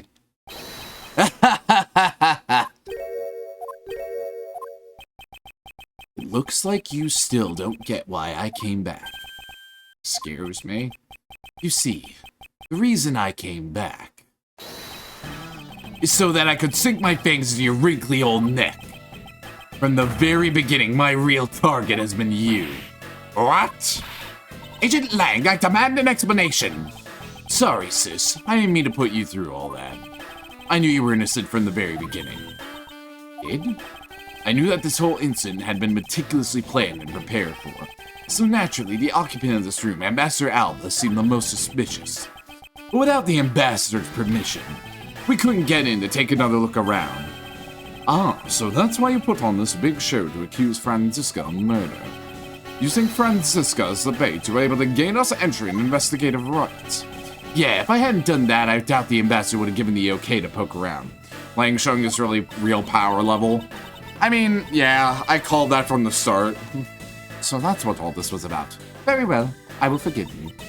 But in exchange for using me as bait, you will take some responsibility and help us find the truth. Agent Lang, for giving me such a great opening, I thank you. You know I just knew, Mr. Prosecutor, that somehow if we were able to find some proof by investigating this room, you would be able to figure out the real culprit with your special brand of logic. The evidence detectives collect, combined with the logic of a prosecutor, it's just as it should be in a prosecutor-detective team, right? I don't know about all that. One thing I do know is that I'm itching to see that old man get what's coming to him. Oh, you're quite scary when we want to be, aren't you? Hey, so you were the one who was planning to use me to push all the guilt onto Sis. Unfortunately for you, you misjudged me.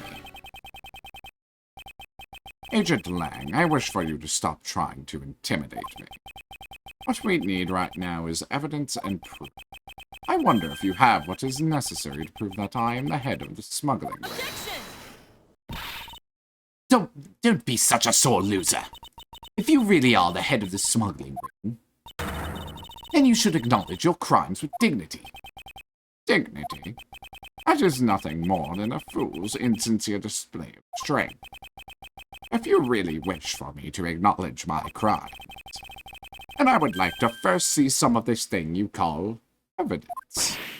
I tell you, I knew nothing. Really.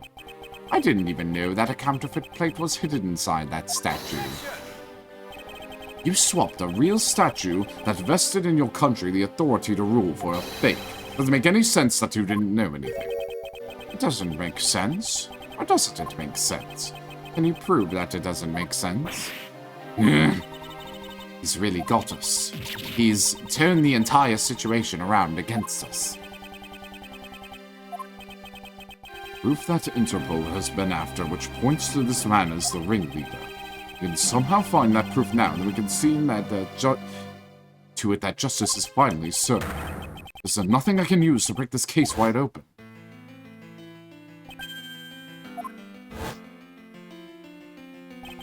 The trump card and the videotape. Those two items. We might be able to finally bring this man down.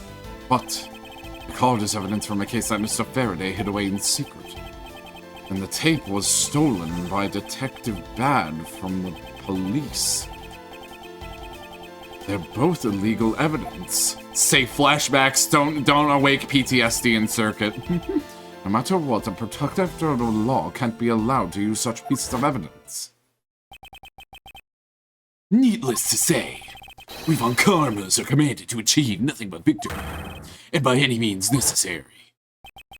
The only way to bring someone like that to justice is to do so outside of the courts. That's what we thought at the time. I no longer follow the path of Manfred von Karma, and I won't follow the path of the Atagarasu. This leaves me with what? What creed will I believe in? I want to pursue the truth, and I will sully my hands in illegality. I want to pursue justice, and I will lose the truth. What is the law, and what is justice? And what path is a prosecutor supposed to follow? The choice is one I must make by my own hand, here and now.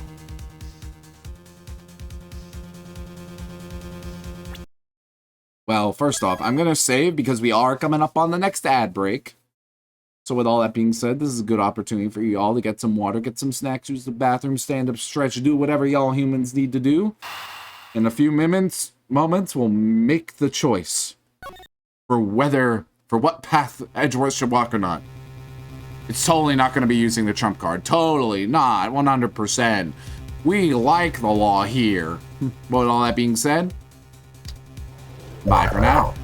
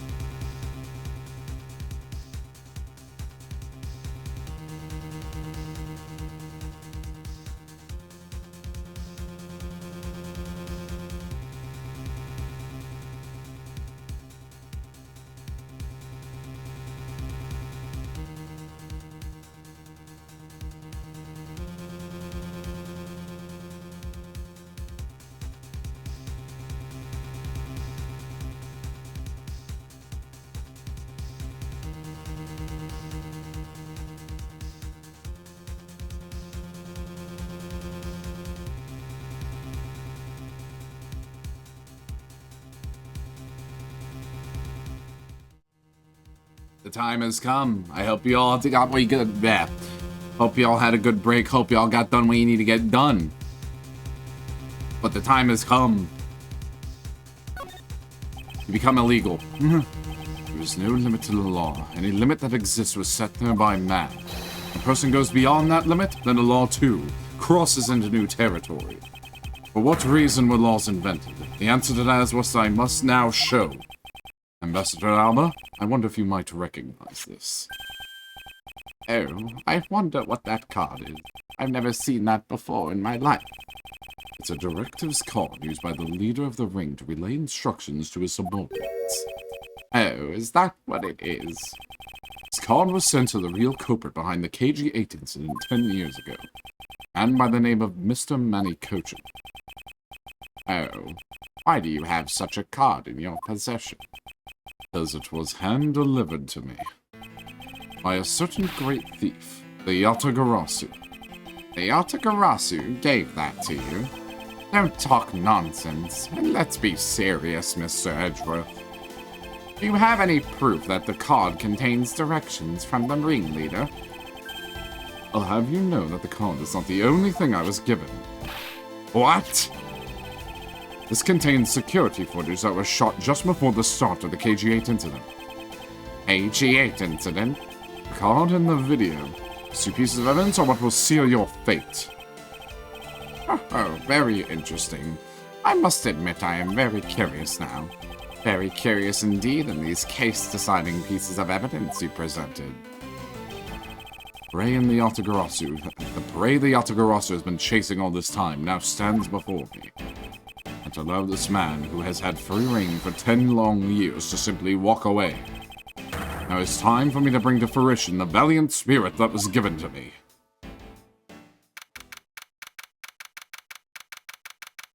Why are we back here? So what is this interesting thing you wanted to show me?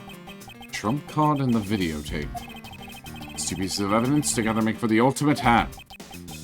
And this is where the real meaning behind Detective Bad's words will be realized. Detective Gumshoe? Yes, sir! You see here security footage shot just before the KG8 murder occurred. This footage, we know that the card is a directives card from the smuggling ring. It's the section that proves that the card was used to relay an order.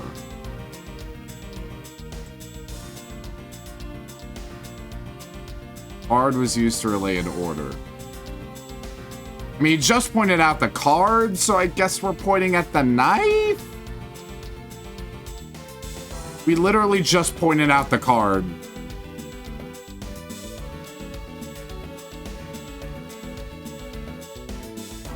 Take that! Or not. I wanna fucking die, chat.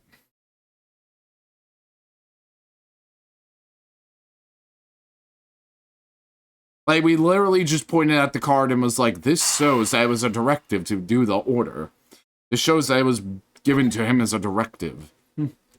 What's the directive?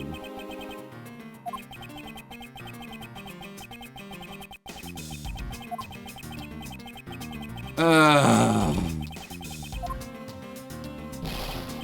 getting fucked by wording more than anything today. Was the vital clue that shows us that the card was used to relay an order.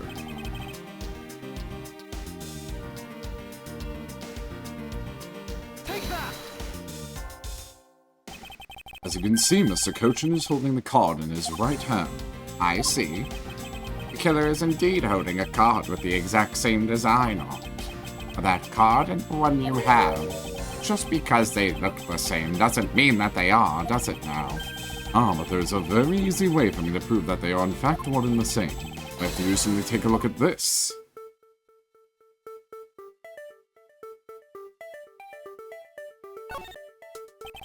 A section of the text has been obscured by blood, but it's clear the writing is in Cadopian. According to Detective Bad, Silent CCU is what is written here, along with the method to be used and where she lived. Evil intent displayed in this writing will not go unpunished.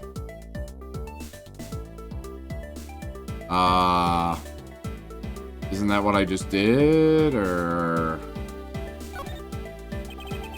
selection of the text, but it's writing it according to Detective Bad Science CCU is what's written here.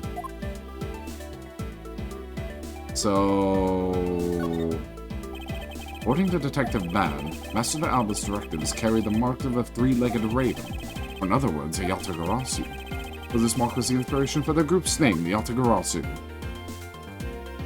Do I focus on the... Did I not click the blood properly? That's what happened. This dark red blood. Yes, this is your proof. Proof that the orders on this card were played out in that terrible tragedy. Blood belonged to the victim of the KG-8 incident. The bit of DNA testing we can very easily verify that is fact. If you have no objections, then I'd like for you to take a look at this next piece of footage. The car that passed by in front of the victim's apartment building. It's the official Kadopian government car. What? Detective Gumshoe, could you please magnify the footage? Enhance! This area of the footage directly links to smuggling ring with Kadopia.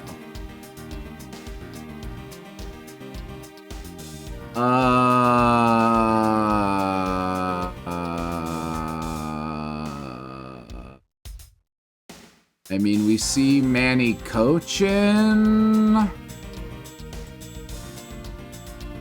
No, I saw the badge. I just wanted to make sure that was correct.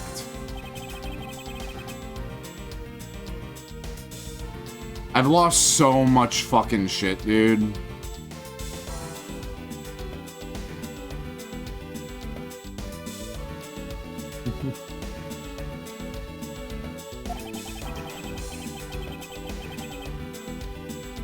Must be very tired, Mr. Edgeworth, you're telling me. It's an Alabastian car! Manny Cochin is in the car! There you go!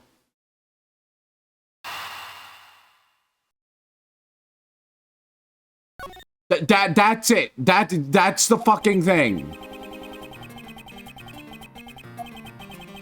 I was like, is it his badge? Is it the badge on fucking...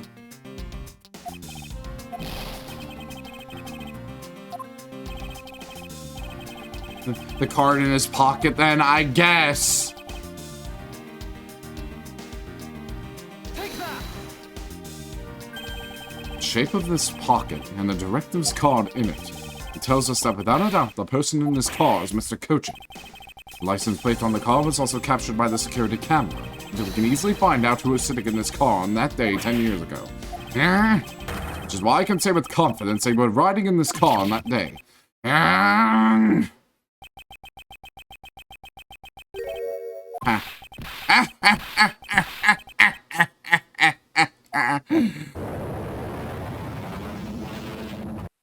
Oh god, he's standing up straight. You've done well, boy, to make it this far. However, about your claim that I was riding in the car at that time. That's going to be mighty difficult to prove. How so? The Principality of Kadopia no longer exists. So naturally, all records from that time period also no longer exist. Yeah, like to arrogance. He really means is he's already erased all traces of them. Are we finished here, boy? The only weapon I have left to me now is this piece of... this piece of footage. But now I can present the badge! What the... Ambassador Alba? Yes, what is it? You were once an army man in service of Kadopia. It was you who made the many missions you participated in successes, right? That's what I was thinking when I saw it. I was like, I feel like he's wearing that badge. Why the sudden backhanded praises, boy? Although, to be sure, the brilliant medals on my breast were awarded to me during the era of Kadopia. But now, I am only one who owns this particular medal. In that case, the only person it could be who is sitting in this car is you. How do you figure that? By the medal captured here in this footage, it is clearly the same exact medal as the one on your chest. What? This is how it will be, but I won't look back. This is the path that I have chosen.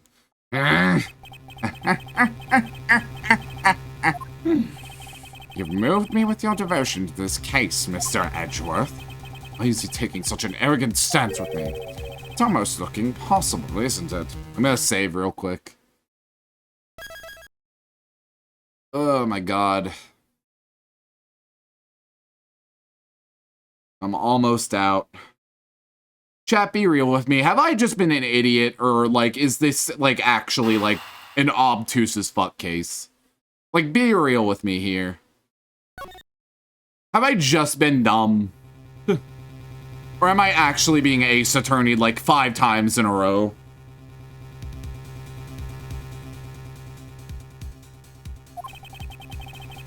It is known to be hard to make progress in. I see. I'm curious on Circuit's opinion, too.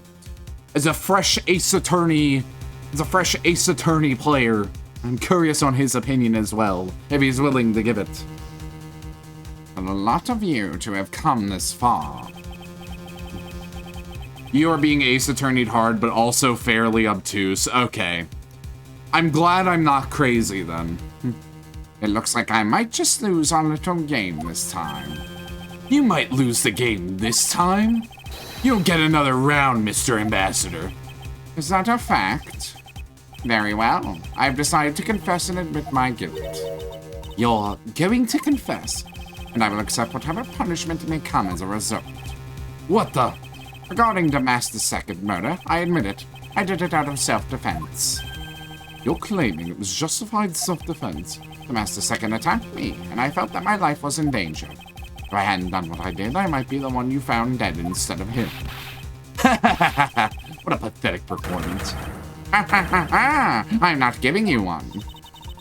Wow, you two really know how to laugh at inappropriate times. You wish to claim it was justified self-defense, and you need some evidence.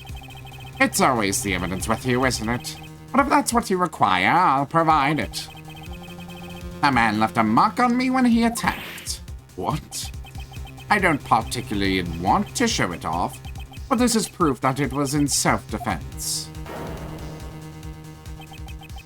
I'm an old man, and sometimes I don't pay enough attention when I should. But the Mask the Second didn't have a single weapon on his body.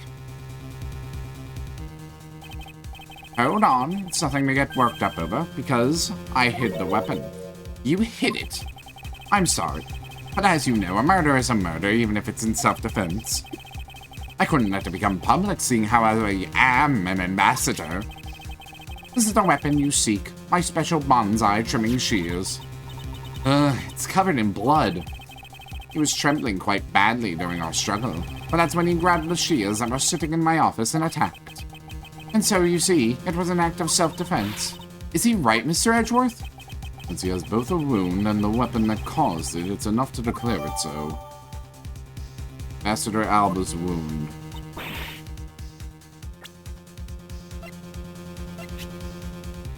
Claims it was proof he was stabbed by Damas, so it was justified self-defense. I love how we have the fucking action lines and everything.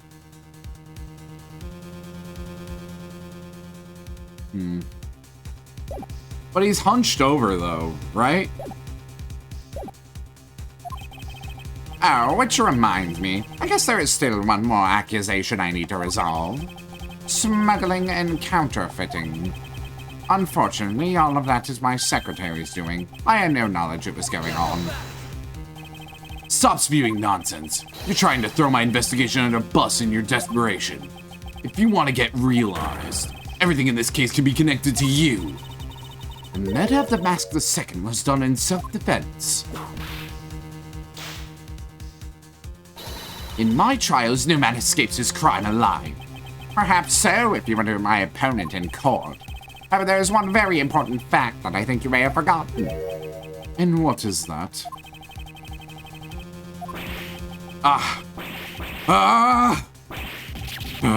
That's what you mean. Extraterritoriality. That's right.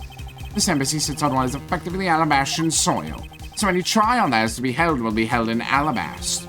Therefore, the crime I just admitted to will never be tried in your courts. Agent Lang, what is Interpol's stance on this? Agents investigate. That's our job.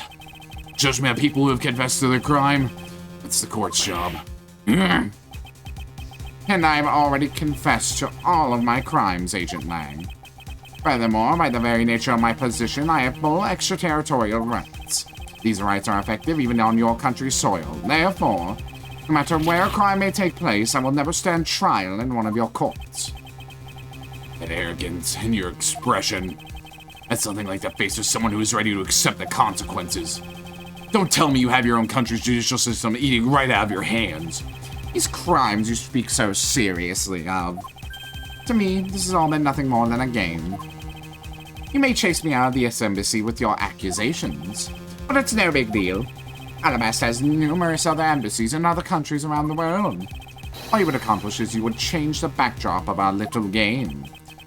These 2 layers of protection that extraterritoriality improves him. This is why he is one of those who cannot be brought to court. You see now, don't you? I live in a whole different world than you. Now, if you'll excuse me, I need to go and fetch your eviction papers.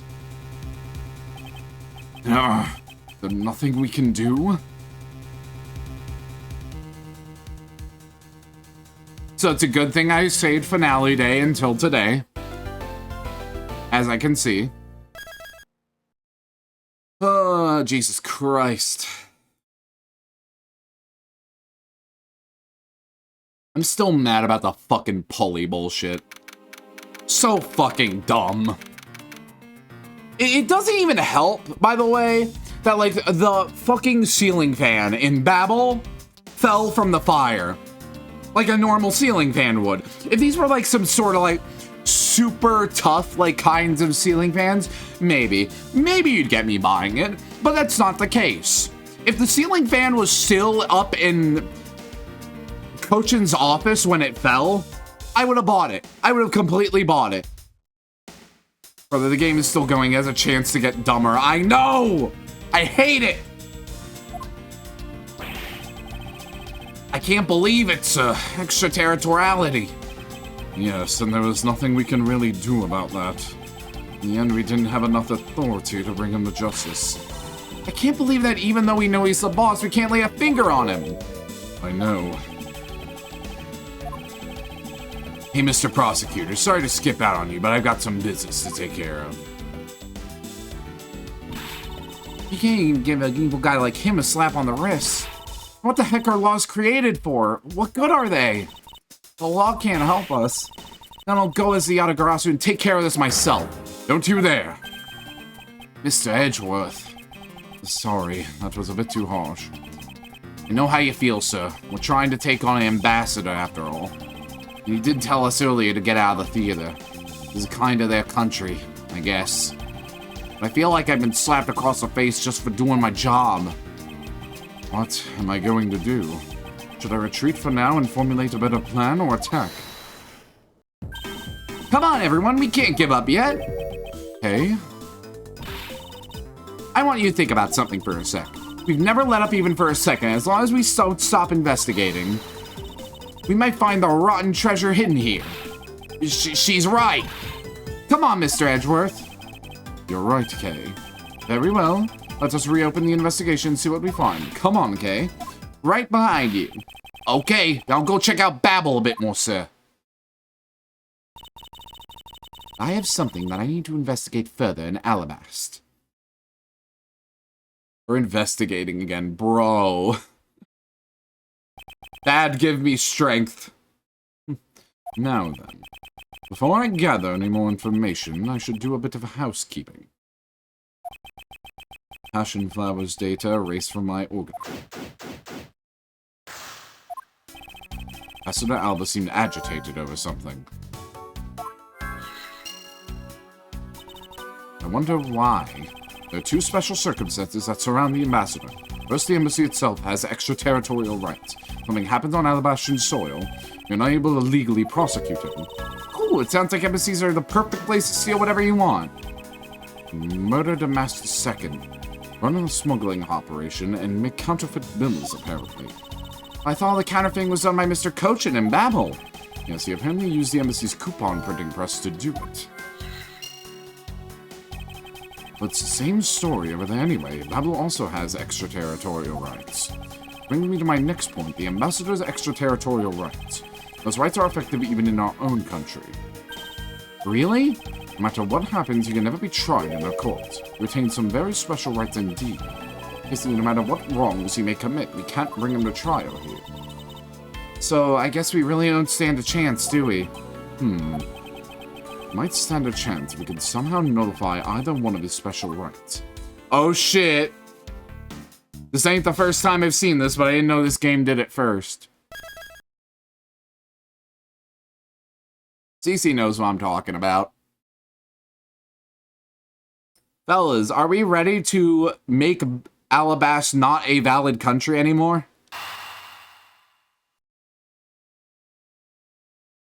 I'm ready to erase a country off the map.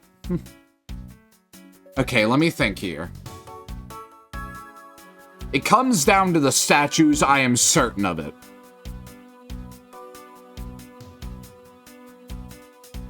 Refresh my brain. Circuit, tell me when you mute the stream real quick. If you're here right now. Oh. Muted? Okay. I'm talking about Ace Attorney 6, CC, when you literally prove the queen is not a valid queen because she can't actually do spirit medium shit.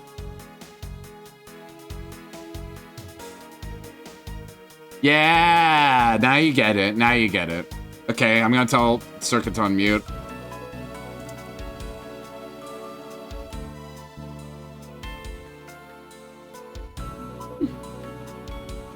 Unmuted? Okay. God, how shitty would it have been for you to have closed captions on during that? Okay.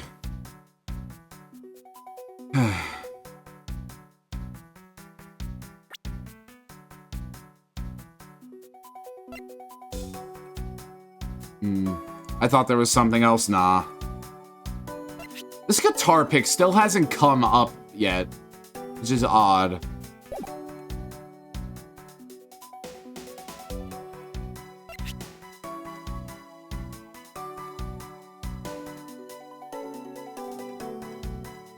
Hold on, I'm on a piece of paper. I really want to try to see how much of this I can figure out before we have to figure it out. Which might screw me over later. It already has, but... So the statue that's in Alabasta right now... While I'm brainstorming, while I'm trying to crack the case, it'll be fine.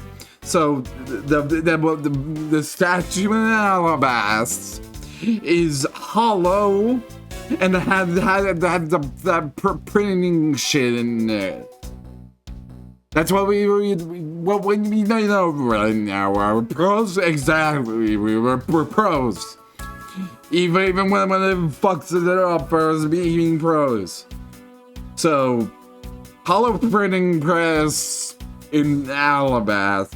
Babel has the real statue right now. At least that's what we think. But originally, the statue was the hollow one in Babel. That's what we've been led to believe. We also know that the statue was facing the wrong way when the Steel Samurai showed up. So, we also need to determine when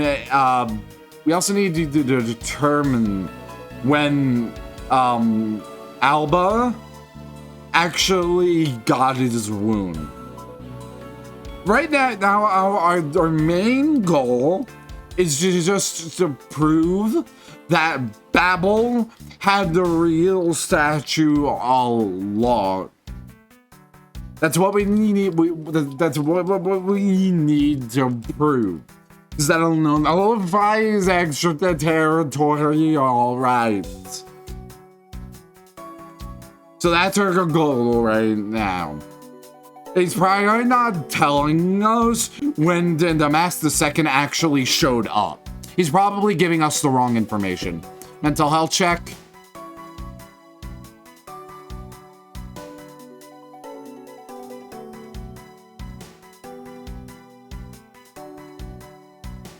Okay, I'm good.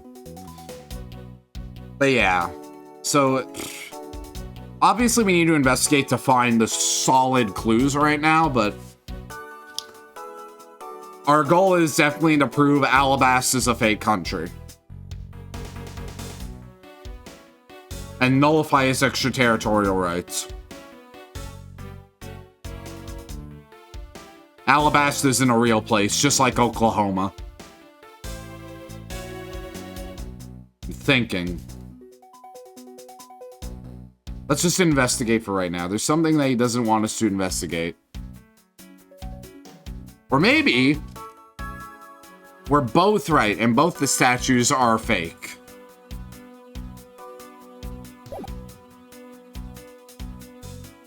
All we know for certain right now is the current statue in Alabasta is hollow, and that was used to hit Damascus II. That's what we know for real. It is real, the country. It won't be for long. Let's see here. It's the picture again. It's what's taken just before the two ambassadors gave the bouquets to the Steel Samurai. Wait, it's just my imagination? Is there something with this picture that I've seen before? Won't rest until I've inspected every suspicious-looking nook and cranny.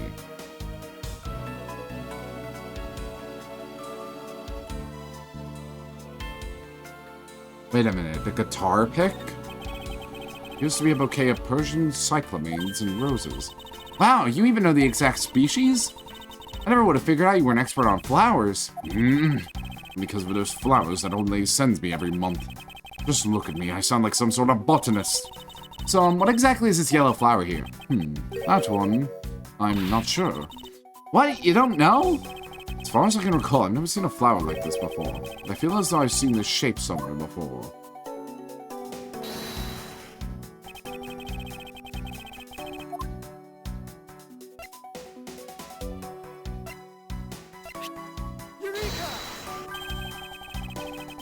How is it? Oh my god, I want to fucking...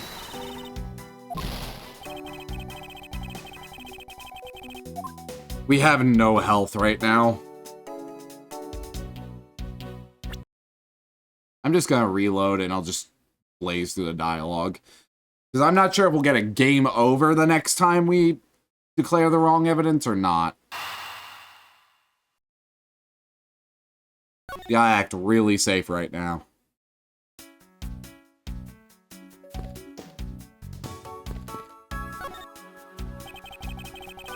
Alright.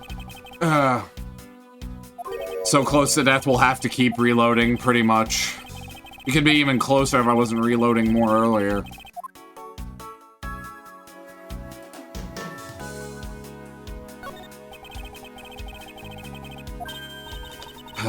There's so much going on here.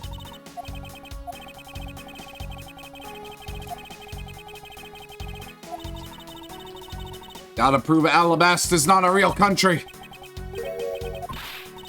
Or that any of this is a real country.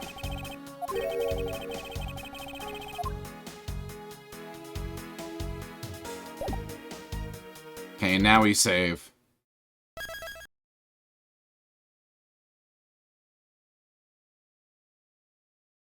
Gotta think long and hard. We have seen this evidence before already, though. That's something we know. Gotta get big brain. Not what I wanted to look at. Whoops. Yeah, it's from the fictional story of One Piece. Oh yeah, this fucking pick is the fucking thing.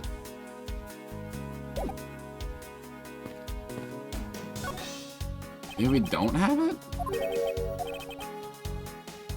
Before. Won't rest until I've inspected every suspicious looking nook and cranny. It says we've seen it, but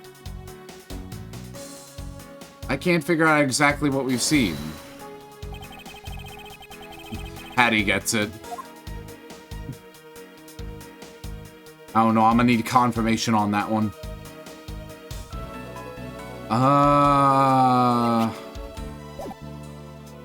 Can't check that.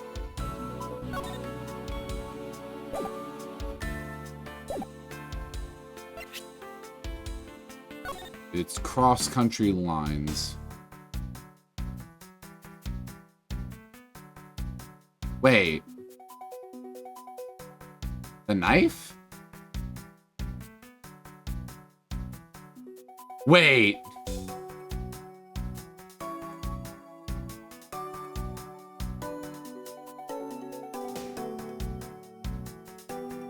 Holy shit, hold on, I'm cooking.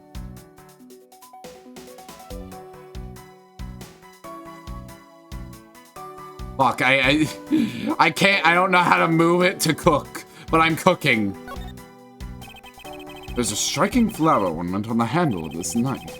Compared to the Babyliss knife's handle, the larger one gives Alabast more presence. We figured out where that came from. I was wondering what was up with this stupid fucking guitar pick.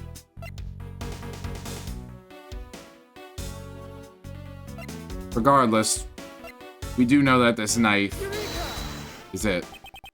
Babel's national symbol is the butterfly. Alabast is the flower. It appears that someone is employing the old hide tree in a fruit trick. What are you mumbling to yourself about? Wait, what? The handle on the knife? Oh, shit. I wasn't even thinking about that. Yes, it's the handle that was supposed to be on the blade that killed Mr. Cochin. The weapon that killed him was carried through the Theatrum Neutralis. And the very bouquet Ambassador Alba was carrying. The flower motif. Looks like one of those flower petals is missing. Oh, and take a look at the weapon itself. It's missing the exact same petal. And the knife in this photo is most definitely the same as the murder weapon. Okay, so we got that. God, I wasn't even thinking about that. I thought the knife it was just supposed to be a flower, but I also thought it was weird that the flower is missing a thing.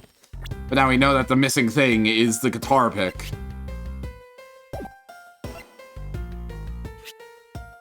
Her weapon can be seen in Mr. Alba's bouquet. You think it'd be a bit shinier if it was that?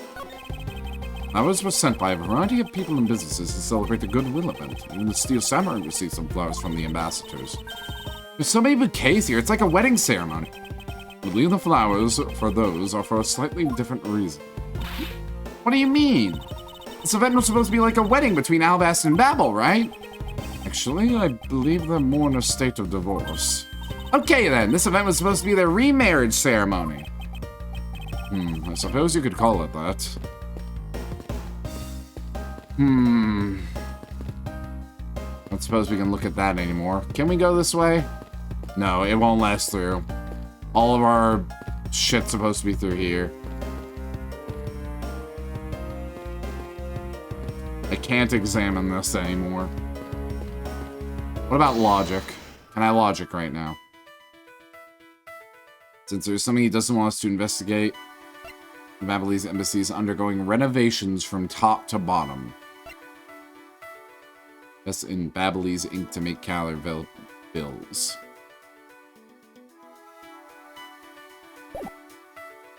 Nothing I can connect there right now. I can't investigate that. What about this thing? It's a backdrop they used in the Steel Samurai stage show today. I love the climax of that show. Steel Samurai, sushi slice! That was the first time I'd seen that special move. But, well, the Jam and Ninja stage show's climax was much better, of course. Oh, is that a fact? That scene where he sang for Princess Misola and gave her those hair sticks? I could totally feel love there in my heart. That's a Jam and Ninja is just more popular with female audiences? I don't suppose it'll let me go back here. On the orders of Ambassador Alba, no one is allowed into Alabast. But I thought a lady with a whip passed through here not too long ago. She's from Interpol and had the proper paperwork, so I was reluctant I had to let her in. Sounds like Francisco, right? Besides, if I didn't, that whip of hers... Yep, definitely Francisco.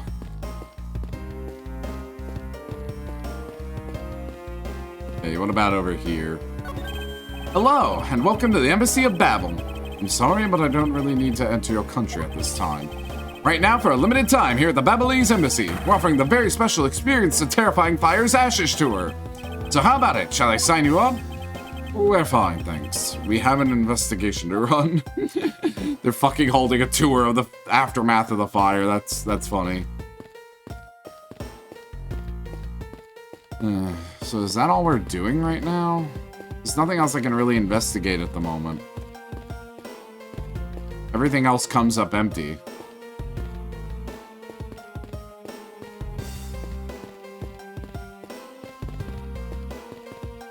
Unless there's more I can examine on this. Alright, no, that's it.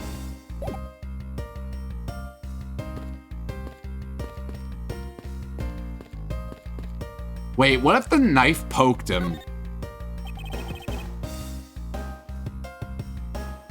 It is a pretty straight shot. Right to that area.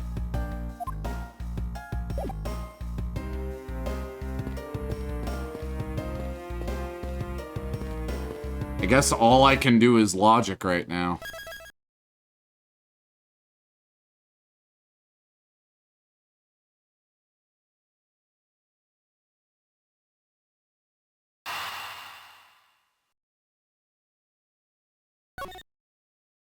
Must cook like I've never cooked before in my life.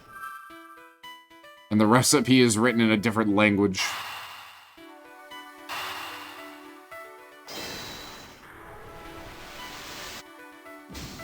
Fuck.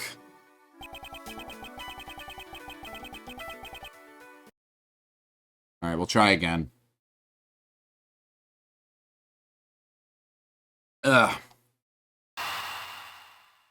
I'm throwing a lot of shit at the wall and just seeing what sticks at this point. Brute force, that's where we're at.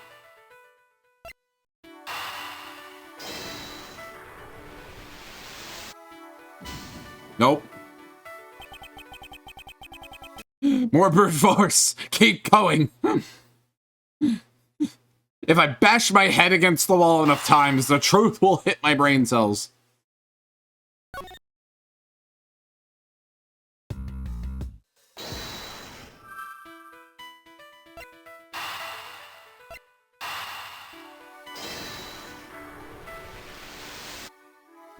What?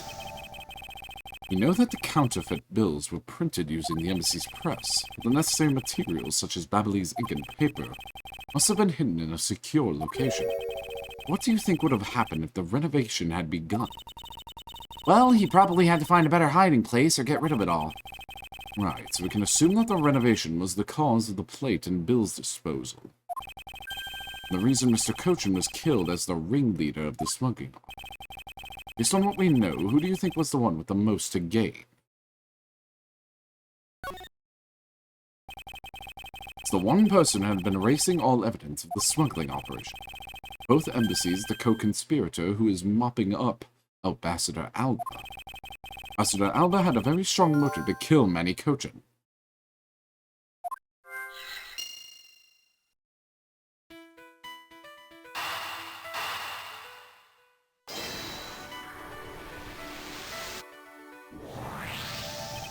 Cause of Ambassador Alba's agitation, the rotten treasure we may find. The motive for killing Mr. Cochin. Miss Yu said it herself that she didn't kill anyone tonight. We were to take her words at face value. And the reason for the ambassador's nervousness can be only one thing. He didn't want us to discover the real circumstances under which Mr. Cochin was killed. You mean Ambassador Alba is the real killer? But I thought the two of them were friends. Maybe they were, but what if Mr. Cochin was the one who first betrayed their friendship? Oh, I get it. Wasn't Mr. Cochin pushing really hard for Mr. Polano to be ambassador after the reunification? Yes, and that was the real reason why he wanted to steal Alba's Prima Duck statue. So Mr. Cochin hired Damas II to go steal it for him. Ambassador Alba found out what he was up to. He killed Mr. Cochin? It's definitely a possibility at this point. Those two really were thinking of no one but themselves. The question now is, how did he do it? Master Alba was in Alabas. Mr. Cochin's body was discovered in Babel, right? Right, and that was what we must solve next. I believe we now understand why Ambassador Alba was so nervous and agitated. It must have something to do with where Mr. Cochin was killed. The place where the Alabastrian ambassador was likely to meet the Babylese Mr. Cochin. The place where Ambassador Alba happened to have committed the murder is... Take that! The only place that makes sense here, at the Theatrum Neutralis. What? Here? Goodwill event was being held here today, correct? The only place that the both of them would have been in is here. But if that's the case, then everything changes. This theater isn't exactly Alabastrian land, so that wipes out one of those extraterritorial rights he has. Makes logical sense, in which case there's a reason for us to investigate further. So what should we check out? Let's see. I believe we should check out the immigration records for both Alabast and Pabel post-haste.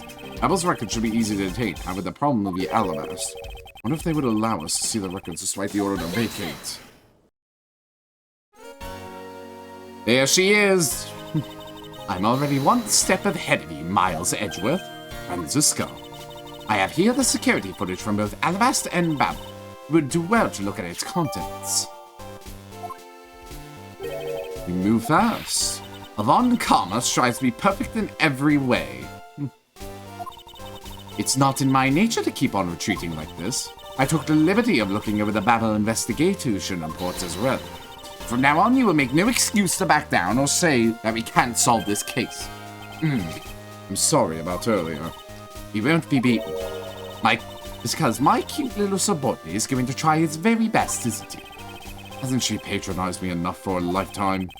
So this video contains footage from Alabast immigration screening area. I really hope there's something in here we can use. Alrighty, let's see here. There's Alba. There's the Steel Samurai. Which minute's footage should we examine?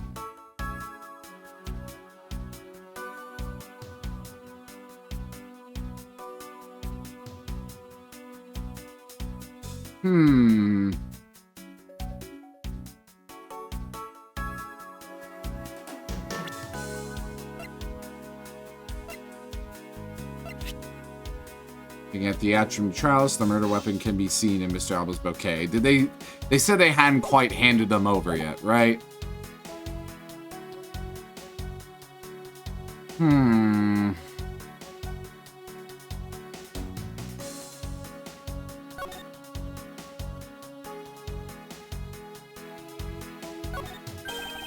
Can't believe how completely fooled I was by the way he carried himself.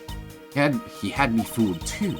According to the files I had sent for earlier, Ambassador Alba was a Cadopian hero. He saved the royal family from danger countless times. So what bothers me is why would a man like that create a smuggling ring? And with all the authority I have, I still haven't been able to figure out why. It sounds like the ambassador was a hero who was corrupted by evil. But no matter what happened in the past, we can't let the man he is now escape justice.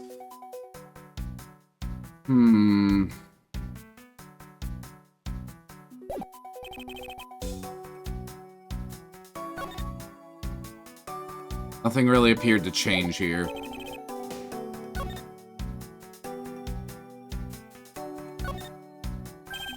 Doesn't something about this lump shape strike you as odd? Huh? Is it supposed to be this shape? No, there's clearly something odd about the bulge. If only we had the pushcart itself, we could compare and confirm my hunch. Next, let us check the footage from Babal's security camera. I hope it shows us something good.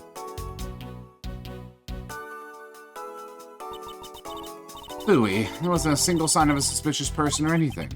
That right there is the contradiction. Huh? Did I miss something? You didn't miss anything, because there was nothing to miss. However, what is missing is the image of Mr. Cochin entering his own country. But was his body found in Babel? It would appear that the true face of our final puzzle has finally revealed itself. Yay, more health!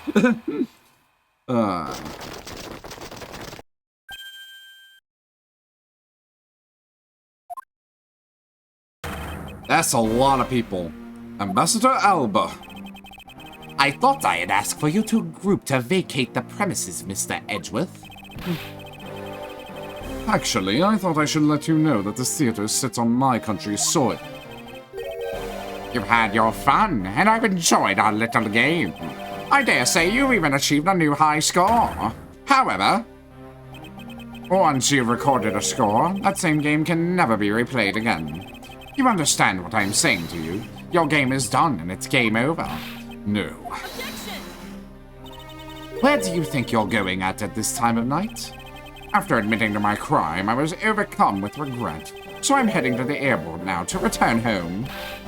I'm afraid I can't let you do that. There's still too many issues we need to discuss with you. You can't stop me, Mr. Edgeworth, and you know it. Ugh. Yay! It's Polino! Please, may I have a bit of your time, Ambassador Alba? Ambassador Polino? Even just a teeny tiny bit is fine with me.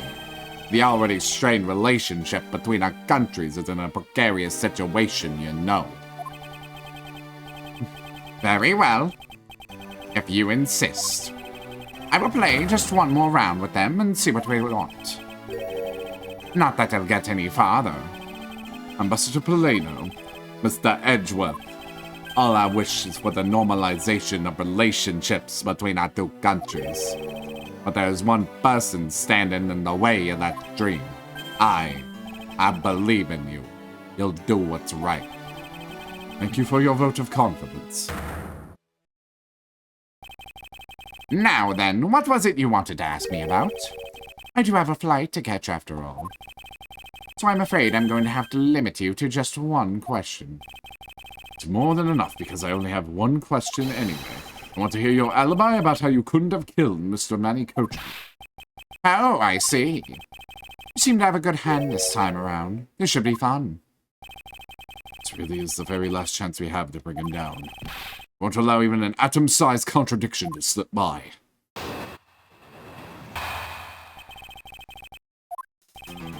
Frankly, I still don't understand why I'm being placed under suspicion here. Under your hypothetical scenario, Mr. Cochin and I were fellow smugglers. But to get to the point, I was in Alabas the whole time. So it's simply not possible for me to have killed him in Babel. That is my alibi. So that is your alibi? That is correct. It's simply not possible for me to have committed a crime in Babel. Now that we have that cleared up, I'd appreciate it if you could move out of my way. I said hold it. What is it this time? I thought I told you I'd only allow one question. You did. But you still have yet to really answer my one question. What? Until you tell us the truth, I will refuse to budge an inch from where I'm standing. Very well. I'll play with you just a little longer. Miles Edgeworth, as my subordinate and representative of this country's prosecutors, you are forbidden to lose. Of course, that is something I've understood from the start. That guy's the one who ordered my father killed, isn't he? Yes, I believe so. Though the first Yatagarasu is the capture of the smuggling ring's leader. My father and Uncle Bad, their legacy will live on. Through me. So that's why we've just got to catch him, okay? So Edgeworth, go catch him. We will, I promise. Now, Ambassador Alba, let's hammer the truth now, shall we? No matter how many times you ask, my answer remains the same. Let's go. Let's put this obtuse case to fucking rest. I'm tired. Sick of this shit. I'm sick of this papyrus sounding ass motherfucker. I made him sound like papyrus, but don't look at that. There we go. Your hypothetical scenario, Mr. Kochi and I were fellow smugglers. But to get to the point, I was in Alabas the whole time. Hold it! That reminds me, I still gotta play yellow. Do it! Do it! And what exactly did you do while you were in Alabast? I had a meeting with the Steel Samurai, and I arranged a few files. Around that time, that thief who was sneaking in took me by surprise.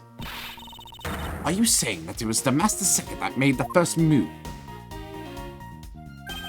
Yes, and it was after I was attacked I hit him on the head with the Prima Duck statue. Unfortunately, he died from the blow. It was an act of justified self-defense. Only that doesn't cover up what you really did. Cover up? No, my boy. I'm not covering up anything. I'm telling the truth. You weren't planning to admit to it, which is why you've tried to frame the Steel Samurai. If you weren't an ambassador, I'd be letting my whip fly loose on you right now. I am terribly sorry I didn't clean up the body better, but I am a busy man. I had a speech to give in the Rose Garden after that, you know. But despite that, you still had time to kill Mr. Cochin, didn't you? Oh, he has a voice clip. Oh dear. Man is evil, and I'm sure you are familiar with the facts, but Mr. Cochin was killed in Babel. Mine was all the way in Alabast. Babel. That is my alibi. So it's the picture, right? Or is it the security footage? It'd have to be the security footage.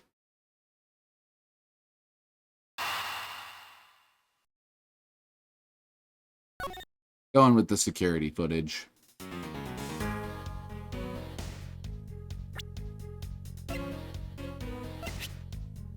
Footage of the entranceway into Babel and Alabast from the Theatrum Neutralis. Fuck. Alright, we're going with the picture instead.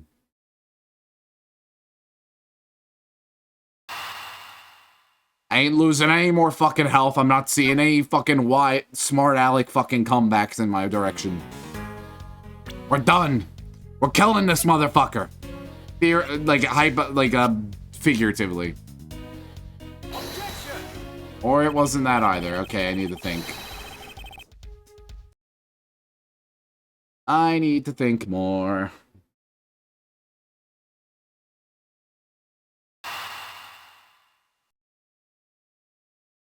Let's try again. Simply not possible for me to have killed him in Babel. That is my alibi. Hold it. You insist that it's not possible for you to have killed Mr. Cochin in Babel. You are correct. Oh, I thought you would put up a bit more of a fight. But if you must concede in me...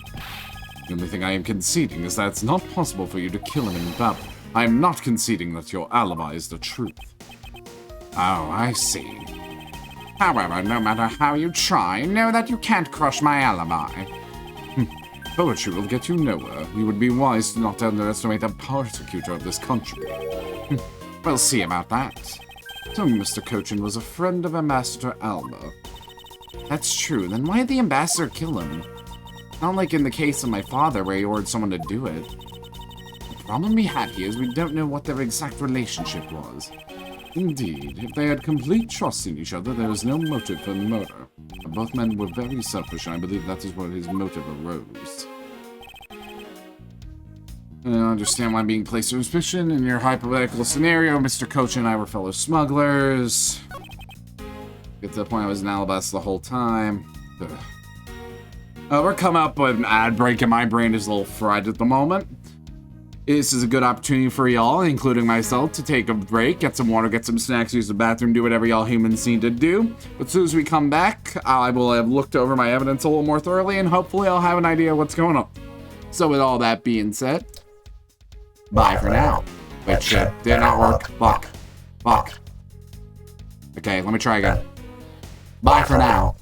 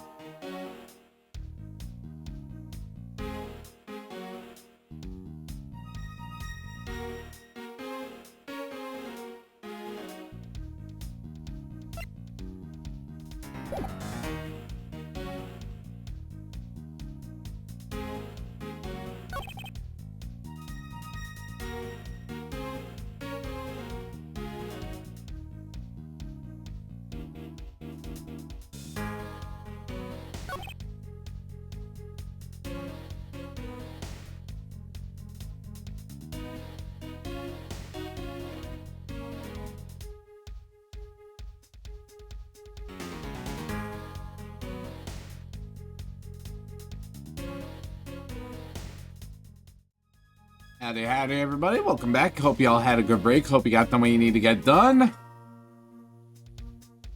I was trying to figure out exactly what I should do. I assume I should be proving he was on Babel the whole time because he was in Theatrum Neutralis at one point. But unfortunately, I'm struggling to find a way to say that he was not in Babel. I mean, he wasn't in Alabasta the whole time.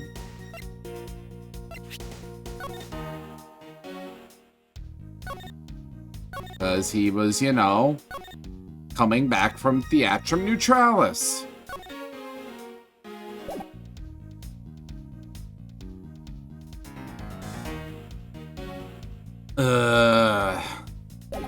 You weren't in fucking Alabasta the whole time, you bitch! You killed him in Theatrum Neutralis. Ugh.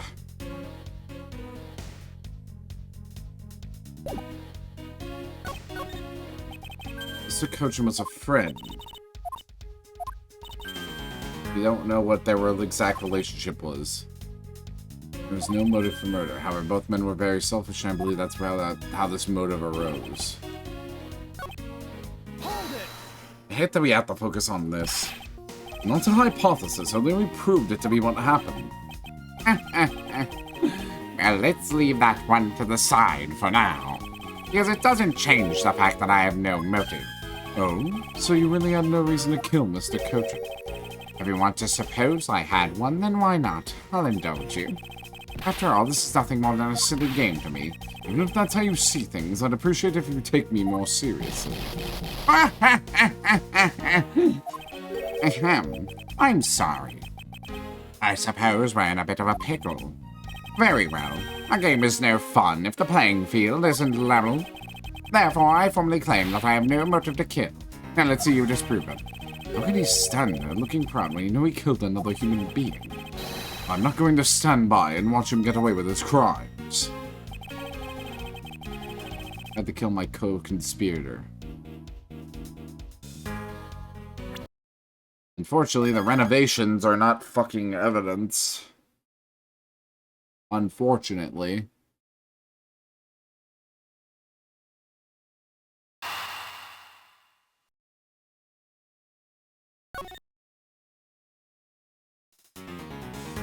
See here. And the pre-medical statue smuggled into the country. Objection! Not that. I want to die. I run this issue when I play Ace Attorney where I run into like a few brick walls at one point and then everything past that point becomes a brick wall just because of how fried my brain is of trying to wrap my head around the bullshit being presented to me. That's kind of what I'm in right now.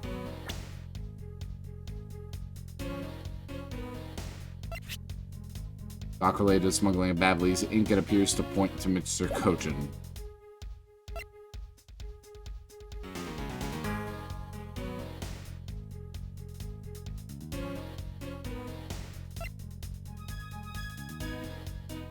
Thinking and thinking.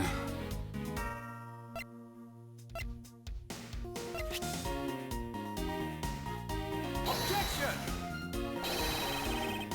No. I will not. I will not. I will not let him get a single fucking W over me. Every time I smack my head against the wall, it gives me amnesia, bitch. Hold it! Are you serious that just because you were partners that you had no motive to kill? Thou shalt not get a W, exactly.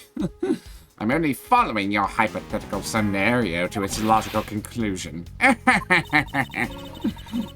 Looks like he's not going to admit himself that he is in league with Mr. Cochin. I suppose not, but I do know his relation to his smuggling ring and to Mr. Cochin. I mean, he's the ringleader, and that Mr. Cochin was subordinate, right? Correct, but I know more than just that. Miss Von Karma, I'm sure you remember the safe in Mr. Cochin's office, correct? Yes, the safe had 2 compartments to it, didn't it? Yes, and why do you think those stolen goods were being stored in Mr. Cochin's office?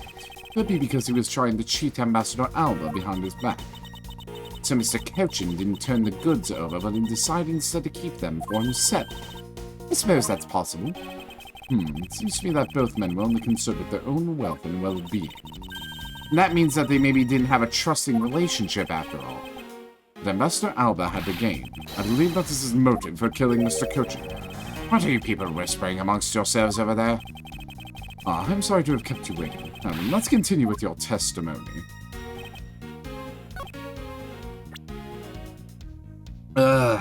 It's always just finding how you want to say the things you want to say.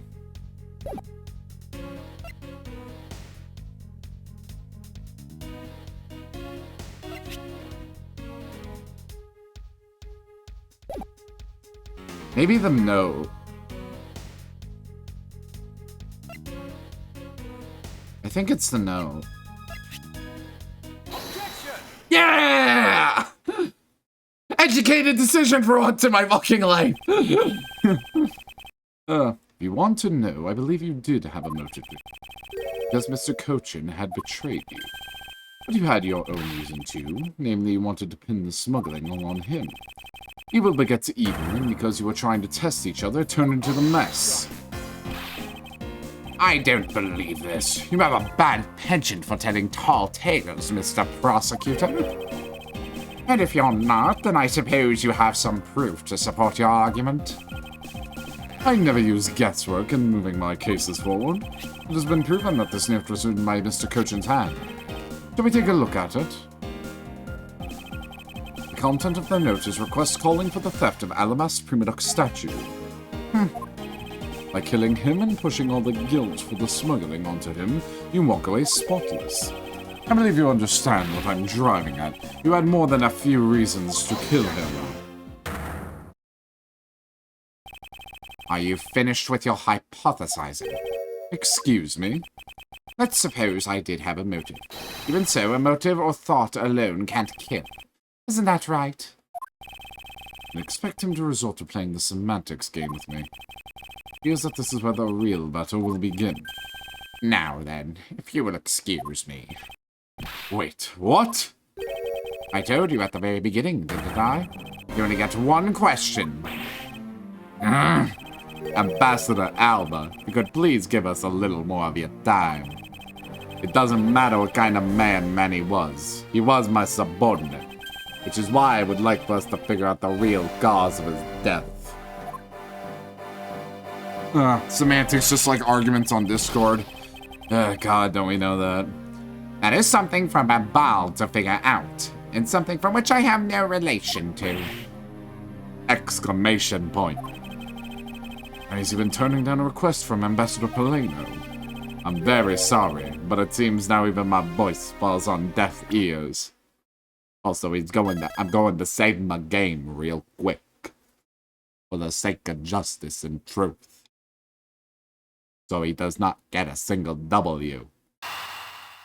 Thou shalt not get a W.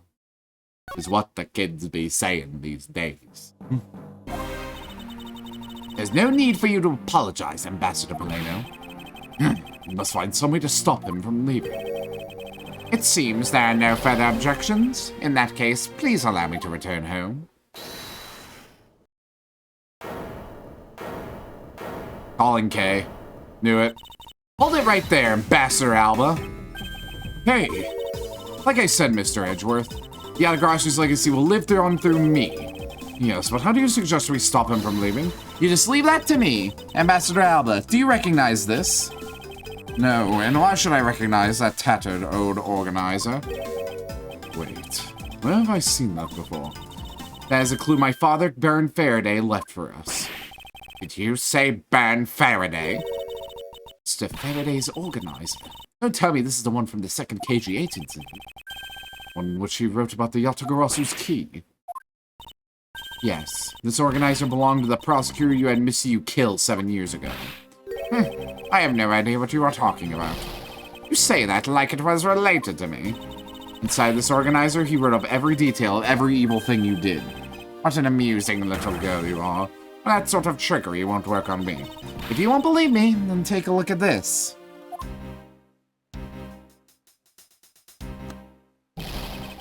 And what is that toy there? That's... This thievery device was used by the Yatagarasu, or rather, my father. 7 years ago, he used this when he snuck into this embassy. What? These two pieces of evidence that hold information the Yatagarasu dug up on you. If you go home now, I won't hesitate to send it all to Alabast, right behind you. Little girl, get to the point. I want you to go up against Mr. Edgeworth one more time. If you win, then I'll hand over these two pieces of evidence. Yatagarasu, ever the thorn in my side. Hey, does that organizer really contain any information on this dirty deal? It's nothing case-breaking, really. Ah, then it was just a bluff. Even if it was, we still can't let all that info my father and Uncle Bad had found go to waste. Plus, just the existence of Little Thief is troublesome enough for him. Those two pieces, aren't they keepsakes of your father? It's okay. I believe in Mr. Edgeworth. He'll come out on top in the end. Hey, when the going gets tough, someone's gotta be there to put the wind back in your sails. After all this time, you're still quite the feisty one. I applaud your powerful nature. I refuse to lose this too. Ambassador Alba, you won't be returning home until you give us further testimony. How dare you all, barring a person like me. Ambassador Alba, your testimony if you please. Alright, but this is the absolute last. Then, even if you use all the power of Ambassador Paleno's office, you won't stop me. And let this opportunity Kay has created for me go to waste. Now come back with Ace Attorney Summon and team up with Athena. Please. The last time I met with Mr. Cochin was here at the Theatrum Neutralis. After that, I was in Alabast the rest of the time, as I stated earlier. In any case, I did not see Mr. Cochin again after that. So you see, there was no time span in which I could have killed him. Wouldn't you agree? Now, since you people are practically begging, I'll allow you to question me. What an arrogant old man. Yes, but no matter, we can't allow this chance to escape us. I will warn you, though, you've reached the end of my patience. Waste my time with any inane questions, and you will be punished. So any needless pressing or presenting will cost more to our case? In that case, the only thing you can do is present correct evidence. Understood? Of course, I don't intend to let him intimidate me. I know Mr. Cochin was killed before he returned to Babel. In which case, there is only one statement with which I need to present the evidence. Very glad this fucking mechanic is brought back. Alright, hit a save. Would have been even cooler if if it was just an instant... hold on, I got a good snap out. Sweaty in this fucking room. I'm not even sure if it's audible. Yeah, nah, it's too fucking humid in here. Pressing is for pussies! Pressing is for pussies! I feel like that's gonna be iconic with every single playthrough I do now. After that, I was in Alabast the rest of the time, as I stated earlier. In any case, I did not see Mr. Cochin again after that. You see, there is no time span in which I could have killed him. Wouldn't you agree?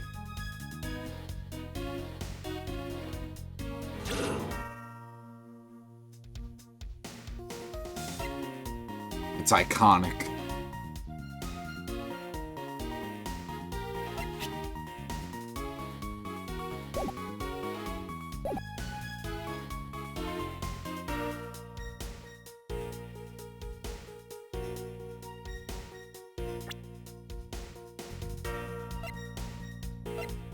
There is a time span in which he could have done it. It's just, how do I say you could have killed him in Theatrum Neutralis?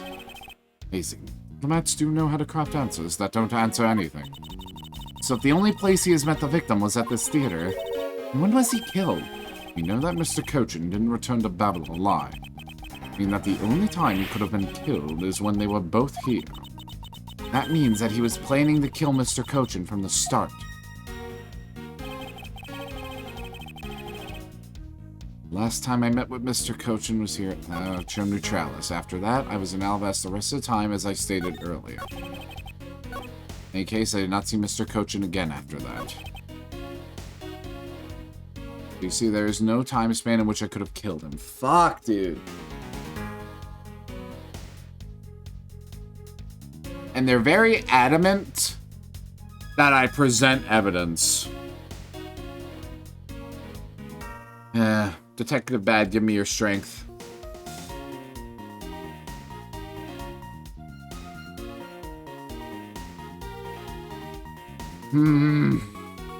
I'd find a way to disagree.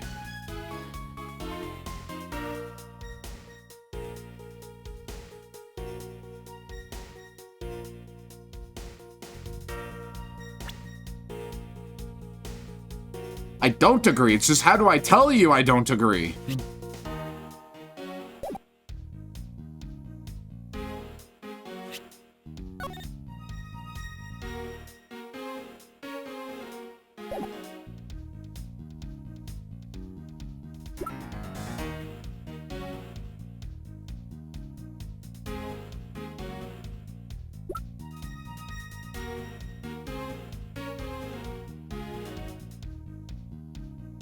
We're gonna try this. Objection! Yeah, boy! I'd like to thank Detective Bad for that one. I told him to give me my strength. His strength. I'd like you to take a look at this picture. It's a rather nice picture, isn't it?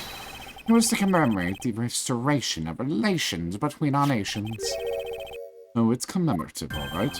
When the captures the proof, I need to show that it was you who committed the murder. Come again? The knife that killed Mr. Cochin. I see you recognize it, as well you should, for it was you who brought it to this theater.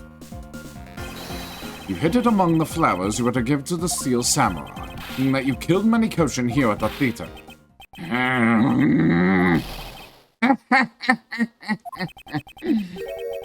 It's time for me to catch my flight. We're not through yet.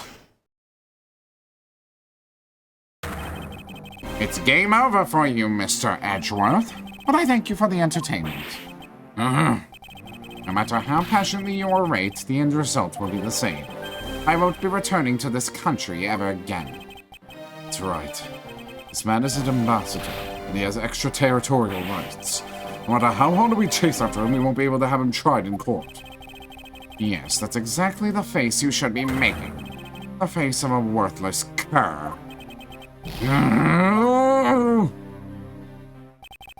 Now then, ladies and gentlemen, I must bid you farewell. Thoughts. Is there no one who can lay a finger on this man? Is this really the end? Agent Lang! Sorry to keep you waiting, Mr. Prosecutor.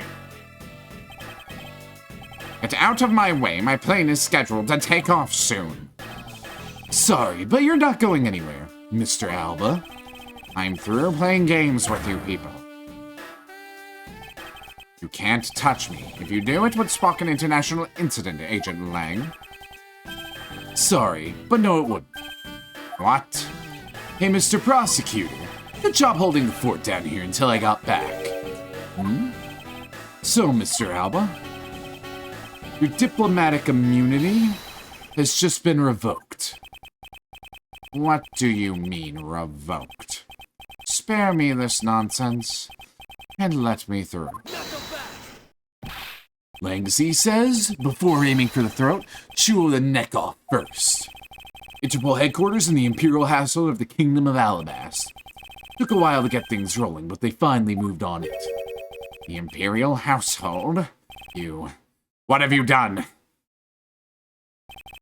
You have been relieved of your duties as ambassador, Mr. Alba. What?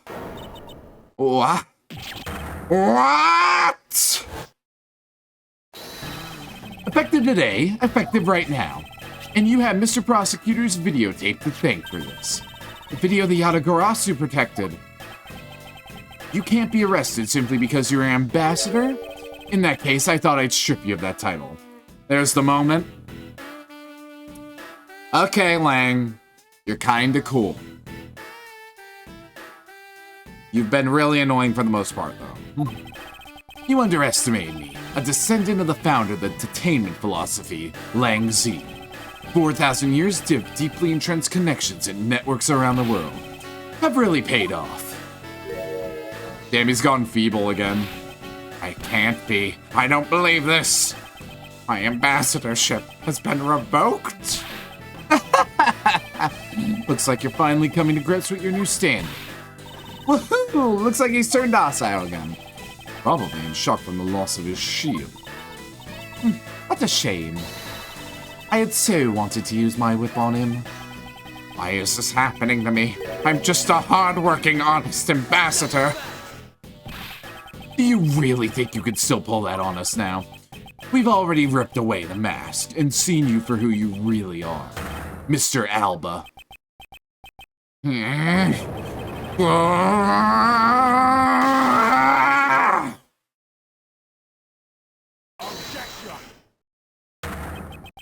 No, I won't be stopped now. He still intends to fight us. So what if I'm no longer an ambassador? You still don't have any evidence on me. The fact remains that you cannot arrest me. Expected no less from the boss of the smuggling ring. The rest is up to you, Mr. Prosecutor. Understood. You say that I killed Mr. Cochin in the theater? But even if it's true that there was a knife in my bouquet, I left that bouquet in the theater. So anyone could have taken it from there and used it, right? Besides, the claim that I was killed itself is odd. After all, wasn't his body discovered in battle? Are you claiming that I carried his body all the way over there? Preposterous! I'll be the one to prove whether it's preposterous or not. Ex-Ambassador Alba, are you ready? Because this is no game. This is war.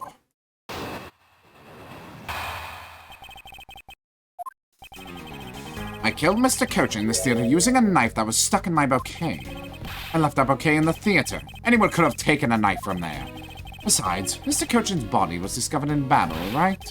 There is no way for me to have transported his body from the theater to Babel. Look, don't you think you've had enough fun with me? You've already stolen my ambassadorship from me. Who would you have me surrender to? You have no plans to ever return to this country, isn't that right? Did you know that a bunch of your subordinates are seeking asylum because of you?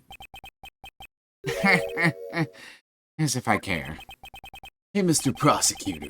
Boot this guy out of the embassy and we can finally end everything. I know, and I will give it my all to see that he leaves in handcuffs. But the title of ambassador is just another witness. Yes, just another witness. I love Kay's little glove thing. She looks so cute when she does it. Alright, what are we waiting for? Let's get this guy.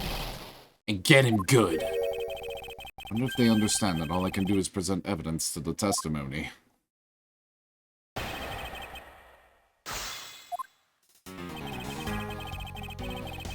Woo-hoo-hoo. Okay. It's starting to... It's gaining its ground back, this case, but by God, that last segment we were in was fucking torturous and so fucking dumb. It's really dragged the case down a lot. That segment alone showed me why everyone is so dicey on investigations. You know what they say about really bold statements, Mr. Alba?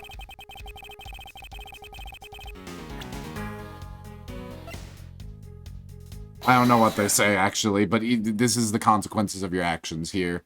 A cart. Actually, I do believe there was a way to transport the body out of the theater. Perhaps you should give this a look. What is that supposed to be? It's footage from a security camera that captured the state of the immigration area. Should I congratulate you on getting your hands on it? Just letting you know that we're not the only ones watching your every movement. Thank you for the warning. Now if you could take a good look at this section here. This lump here inside the pushcart. Do you know what's causing it? Should I? Because I don't. In that case, allow me to enlighten you. This is the cause of the unnatural lump under the cloth in the pushcart. What is the meaning of showing me that? It's to say that the unnatural bulge in the pushcart is Mr. Cochin's body, but the steel samurai wheeled his body away from the real crime scene. What a guess. But I wonder if you have any evidence to support it. I admit that for now it is but a hypothesis. However, if you can't prove it, then I'm afraid I must be on my way. I don't have any more time to play with you people. Sorry it took so long, Mr. Edgeworth, sir! Gummy? Ice, you're back! You missed my breakdown. You missed me breaking down in the previous segment of the case. Also, I have Bad with me. I promise he's not held hostage. You're just in time for the gumshoe W as well. Good to see you again. Detective Gumshoe, is that the Steel Samurai's pushcart? Yes, sir. I found it in the open-air stage area. So that's where you went. The detective's spirit that Pops left me with. I thought I'd follow my gut and go with it, sir. Eh? What's that, Bad? Gumshoe, Bad is proud of you. That's right, I'm reliable. You are, CC, you are. So, Miss Edgeworth, is this worth anything to the case? Yes, it just might play a major role in solving this case, Detective. Something isn't right. I thought that the entire samurai family is an alabast. Where exactly in the open-air stage area did you find this pushcart? Technically, this redeems him not getting the W in Justice for All. True! It does. That's a good parallel. I just found it lying at the edge of the stage set. Oh? Let's leave it at that for now and examine the inside, Detective. Yes, sir! Whoop! Oh, look at that blood. It's blood. This must be Mr. Cochin's blood. Which only goes to prove that Mr. Cochin's body was indeed transported by... Whoop. My monitor's acting fucky. There we go. Transported by this pushcart. I believe you understand what this means, correct? You killed Mr. Cochin at this theater and then placed his body inside the pushcart. And then? You forced the Steel Samurai to unwittingly move the body forward. I forced him to move the body into Alabast? What nonsense. Why would I bother to do such a thing? He was scheduled to make a speech in Alabast, meaning it was difficult for you to make a stop in Babylon. However, what if you moved the body to Alabast? Because it was your embassy, you could keep an eye on it and tamper with the evidence. And then you smuggle it out of Alabast. No! I can show how you move the body from Alabast to Babel. Then I win. But you can't. The security between the two countries is incredibly tight. I'll be the one to judge whether or not I can prove it. And so I ask you to provide us with testimony regarding your movements after you returned to Alabast. Yeah? Holy, don't remind me of that bullshit! Do not remind me of a fucking ceiling fan holding a heavy-ass gold statue ever again in my life. Don't you dare! Don't you fucking dare! Hollow! One of them was solid! Two hollow statues? Maybe! I don't know! I was never given that assumption! I was never given that information! I'm still pissed! Even then, that amounts to like what? One solid gold. Like, that amounts to like what, mathematically? Like one solid gold statue? Bullshit! Anyway. Discombobulate. Just because I can't talk doesn't mean I'm not right. You know I'm right. Shut up. Miles Edgewood, have you figured it out? Do you know how the body was moved? To be honest, I am not the one I had possibly at the time. I don't believe I've made a mistake in my life up to this point. Which means there is no questioning the answers, right? He was hysterical. He needed a slap. Slap me as much as you want. I could just yell. It won't affect the yell. Ah! Yeah, fuck. Human statues smuggled successfully through a bleak fight through the air. Why should be an answer to how the body was moved? Between the mobs for the logical flaw, Simon, I the point. Oh. Movements now, brother. After I returned to my my pictures are taken with the steel samurai shaking hands. Then, just as I was about to start my speech, the Yatagrasu appeared. I feared for the national treasures, so I raced back to my office. Is that all?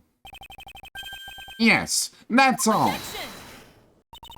It looks like you left out a few things, such as the moment the maths is a second. Furthermore, you left the part about needing me in your offices. Those trifling matters. I don't believe I need to speak of those things again. I do so hate to waste time. What? You. Is not every life precious? Do you really need me to answer that for you? People like you cannot be allowed to wander freely through society. Then you'd better try hard, because I doubt you'll find a single contradiction. He was really full of himself, isn't he? He is. How can he be so confident at a time like this? Whip him, Franny. Technically she could, and she wouldn't get in that much trouble for it. Come, don't be shy. Go ahead and ask whatever you like.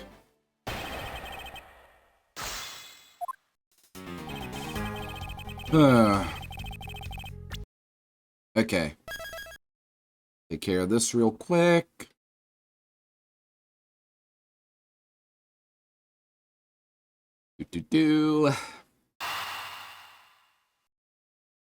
Let's do this.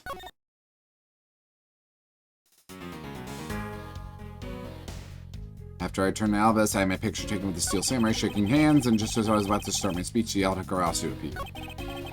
The national treasure, so I raced back to my office. Ugh, I can't find a single contradiction. Mr. Edgeworth, he's totally dead on the inside, just like a hollow tree. You're the only one that can cut him down to size, Mr. Edgeworth. At this point in time, I'd like the information required to fight back properly. Hey, Mr. Prosecutor, just say the word and I'll get him talking for you. Don't forget that we have plenty of ways to get him to talk.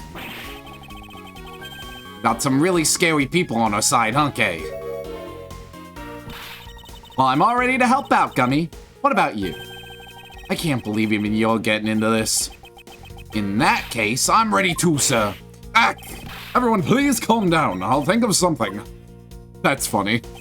That's the funniest, like, cycle through the testimony thing I think I've seen in the series. I guess we press on everything. So why was it only with the Steel Samurai? I thought the Pink Princess was also around. The Pink Princess was suffering from a bad hip at the time. It's like, bitch, please, I can be scary too. It's adorable. And the doctors recommended that she rest. Wow, so you do have a soft side after all. The pain of a bad hip. I suppose none of you can really understand how that feels. Oh, so you tend to strain your back as well? Isn't that just because you're normally all hunched over? Didn't need to keep up the act, no matter what, I suppose. The point of this is not to discuss my back problems. For about 15 minutes after our handshake, I was in my office preparing for the speech.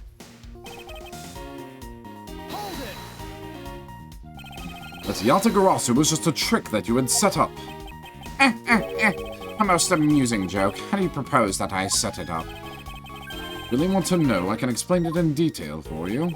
We arranged the spotlights on the rose garden so that when you were on the stage, the audience would see the Yatagarasu's shadow. Oh, that is an interesting tale. Sadly, it has nothing to do with me. You. What's it going to take for you to fess up to anything? Very well. Let's move on to a different question.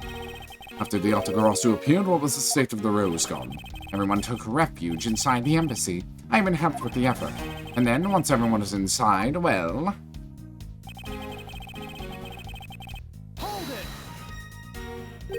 And what happened after you returned to your office? I don't want to keep on repeating this. However, upon my return, I had that stroke of bad luck and bumped into Mask Man. And I don't want to keep repeating this either. But his name was Damask II. Who cares what he was called? By the time he got back to the Prima Duck statue he was supposed to steal, I had already been swapped for the fake. Talk about an unlucky man, being bludgeoned to death with a fake statue.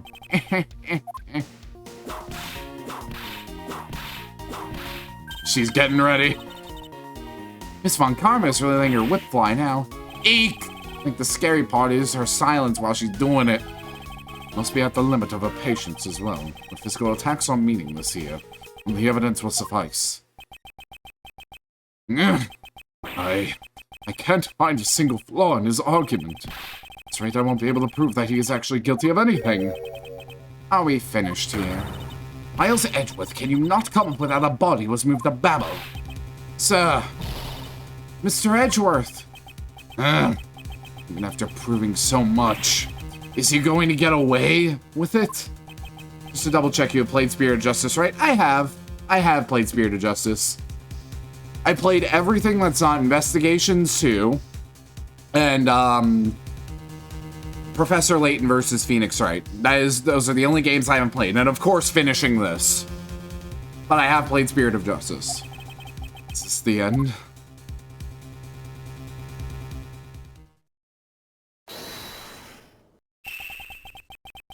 It appears that we made it just in time. Yo! It would be a great honor if you would allow us to be your allies in battle. Oh, fuck. I always have to remember Wendy's voice. Shit. Evil magistrate, it is time for you to pay. It's the Steel Samurai. No, you are mistaken, for I am Steel Samurai Daddy, married man of Neo Old Tokyo, bro. And this is Pink Princess Mommy. Edgy poo. Okay, I thought you had, but I didn't want to accidentally spoil you in case it was wrong. We had to keep Circuit from hearing spoilers earlier. Be mindful around him. He hasn't played yet. He's only played up to Justice for All. Yo! The two people that I wanted to see the least. Larry, what are you two doing here? The two best allies you could have. Way to show your gratitude, Edgy. We just wanted to help. Yeesh. I'm gonna get the bad guy with a single thrust of my samurai spear. Go away! How can you be so mean to us, Edgy Poo? All three of us came to lend a hand, and this is how you treat us. Well, isn't this grand? And I see they managed to find the Iron Infant. Does that really matter right now? Hey. It's just me, or is the Iron Infant completely soaked? Oh yeah. I found him in Babel, but he was in the middle of the pool. Are they around now, or is there anyone else who hasn't played Spirit of Justice yet? Circuit, If you can hear us, give us a sign. Now we wait. I am around. Okay. Go, like... Go somewhere else for a bit. I guess. Or don't. I don't know. That's Ice's call. She's the one who wants to talk about Spirited Justice. Alright, I'm gonna go to the other boss for a bit. Okay. I'll DM you on Discord when things leave for a bit, I guess. Bullying. Just Ice, like, showing up and just bullying my mod away. That's a funny thought. Larry, go back to what you just said. Huh? Oh, it appears that we made it. Not that far back. Something about finding the Iron Infant in Babel? We found it in a pool. I don't recall there being one in Babel. Oh, that! Well, I was in Alabast the whole time, so I have no idea how the Iron Infant wound up in Babel. I thought I had lost him in the Rose Garden, but I guess maybe this cute kid can swim, huh? Wait, what? Larry, you lost the Iron Infant in the Rose Garden. Are you sure about that?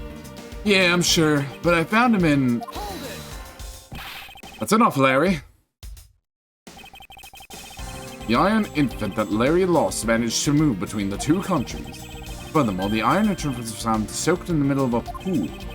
This is what I've been looking for. It's another smuggling route between the countries. The key to the route the Iron Infant took to travel from Alabasta to Babel is... Ah, that's right. This embassy was built with bilateral symmetry in Martin. Detective Gumshoe. Yes, sir. There's a location I wish for you to examine post-haste. It is where I believe the route used to smuggle Mr. Cochin's body line. Does something like that really exist, sir? An embassy built on bilateral symmetry, meaning that this is where we need to examine. Take that! Yes, sir. I'll be back before you know it. It's too late. It doesn't matter what you do, it's all a waste of time. I was just going to say something regarding back pain. That is so hilariously anticlimactic, but go on with it anyway. Speaking of back pain. Oh, that was a good crack. Jesus Christ. I'm unshrimping. I'm unshrimping in the voice of Lang.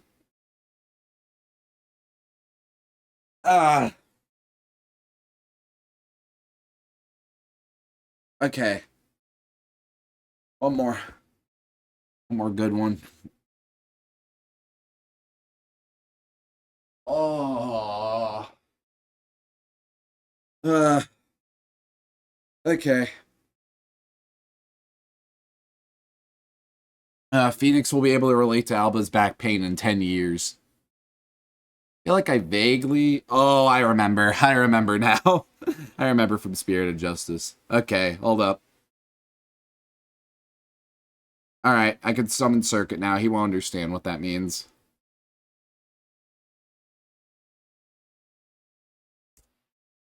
There we go. I just sent him a DM saying summoning ritual. That was it. God, Ice, bullying my mod away over just back pain? How could you? How could you do that? I lived. It wasn't it. It was just a small joke. It doesn't even spoil anything. You'll stay here with us and wait. This is Edgeworth? Mr. Edgeworth, it's here, sir. There's a reservoir here, just like in the Rose Garden. It's a minor spoiler. All I see is Phoenix gets back pain in the future because he gets older. To an uneducated eye. That's all I see. Circuit will be fine. Just as I suspected. This is it? Two sides of this embassy are mirror images of each other. which means that there is also a pool at the corresponding location on the Babbly side. This coached body was moved into Babel through the pool in Alabas. Avoiding the topic with a vague answer is just unbecoming of a prosecutor. Yeah.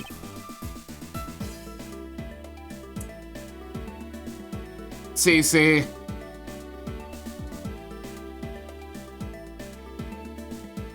He hasn't played Apollo justice, Cece.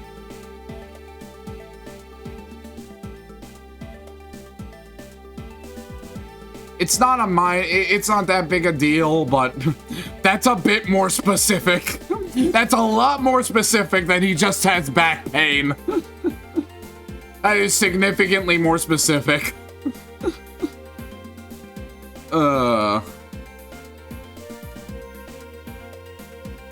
It's too late now.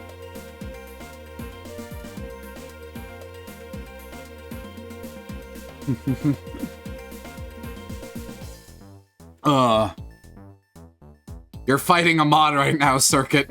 I mean, CC. I have absorbed knowledge without my consent.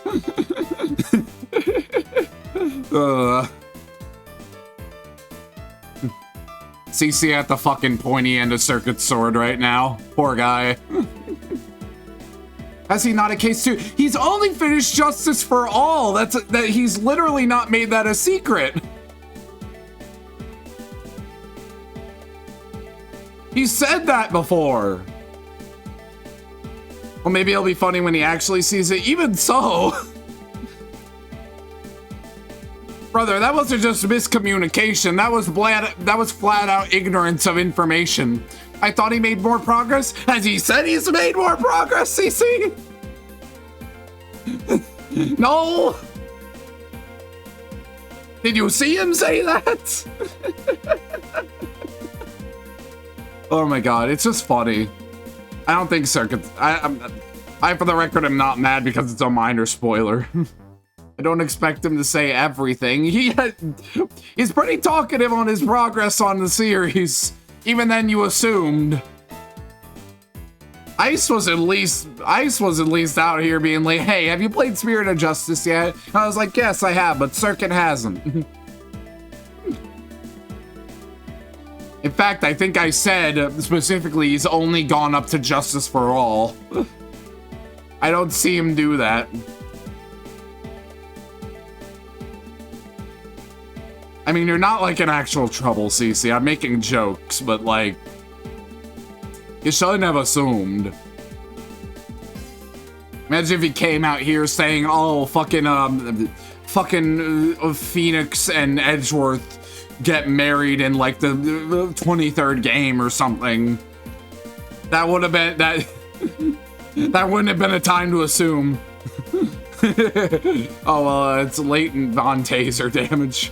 They do, yeah, totally. In the 53rd game of Ace Attorney, Phoenix gets Edgeworth pregnant, and then they have a long, happy lineage of a defense attorney prosecutor hybrid children. Totally.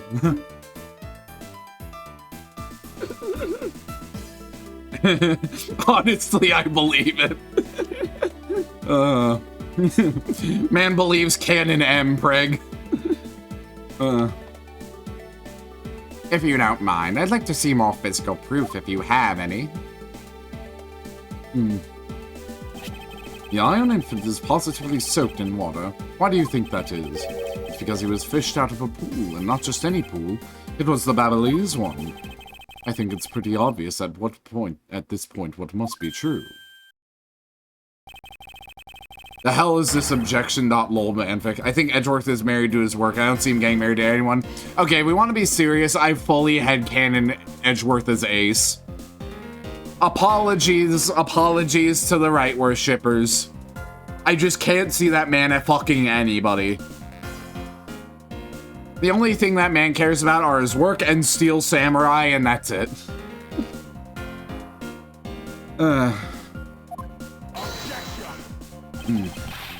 And where is your proof that the two sides are connected? The proof is right there before your eyes. The half-drowned iron infant. This blasted doll! Mr. Edgeworth, I'm back. Hey. Don't tell me. You guys figured everything out without me? We did, thanks to this hero of justice's son. Even if he is just a doll, he managed to foil the villain. Hey, Mr. Prosecutor. Look, I don't want to say this, but it's kinda unlikely the body just happened to pass on through to Babel. This guy's a doll, and he's so small I can believe it made it, but... he has a point. Yes, that's right. I'm glad someone here understands. Mr. Edgeworth, are you going to next propose that a dead body can swim through a pipe? See, Mr. Prosecutor, our chase after this man is far from over. I think he outright states he has no desire to get married, so that's basically canon. Yeah. If I were to actually set him up with a date, I'd make it Adrian Andrews. That is a take. That is a take, my man. Though I can kinda understand it, but like, bruh. Man went low-tier god on her. Are we sure about that? Brother, if all it takes to get a woman to notice me is to tell her to kill herself, I'm about to be thrown in prison trying to get a date. That's all I'm saying. He fucking tore her apart, yeah. Granted, it was kind of him looking in a mirror.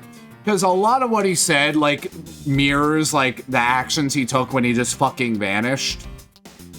How you can even look at it and kind of view it as him kind of calling her out on his, calling himself out on his own, like, failed suicide attempt if he actually did it. So I see why he's gone there, but at the same time, bruh. Agent Lang? Why is he helping Mr. Alba out right now? He's not. He realized a flaw in my argument and is helping to move the logic along. In which case, I should return the favor and find an answer. And another thing. Mr. Cochin's body was found in his office in Babel. So what happened to his body after it was transported to the open air stage? Salva had an accomplice in Babel, remember? You mean, Sheena. Right. To be frank, he hadn't gotten her to talk, she would have died and On Guard would have gone free. Also true. He can apologize. Hell of an apology he's cut out for. With her there, can you see how it was possible to move the body up to the office? Are you seriously claiming she swam through the connecting pipe with the body? He's right. Sheena would have drowned if she did that. Hard to imagine she swam through the connecting pipe. It looks like your hypothesis about how the body was moved is only half-baked. In the end, it's all just befuddled musings of an accusatory man. Now then, I believe you should give up and allow me passage. Because from the start, there was no feasible method of transporting the body. What? Mr. Prosecutor, recall Sheena's movements. No. What was happening in the embassy around the time Sheena was in Babel?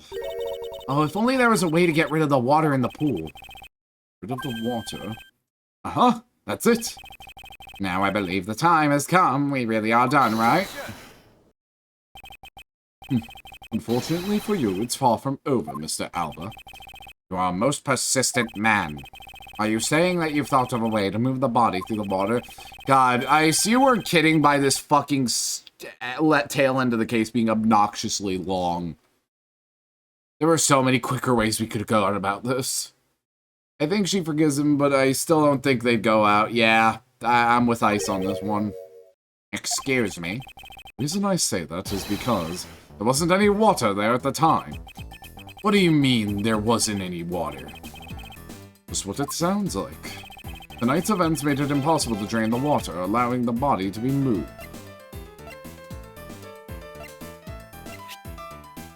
Auto refills. Part of the rose garden pool auto refills when the water is too low.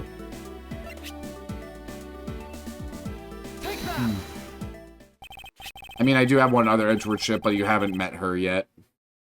You talking about... Oh, you're probably talking about investigations, too. Well, I'll find out. Eventually. Tonight, the Yatagarasu set fire to a variety of locations in the Babylon's embassy. In order to put the fires out, much of the reservoir's water was used. Of course, when the water was used, the reservoir's water level went down. If enough water was drained, the connecting pipe could be used to traverse the border. So what? The water level went down? The reservoirs were connected? Does any of this matter? You can't prove any of this. Pretending to be ignorant won't work with me. We both know what kind of situation.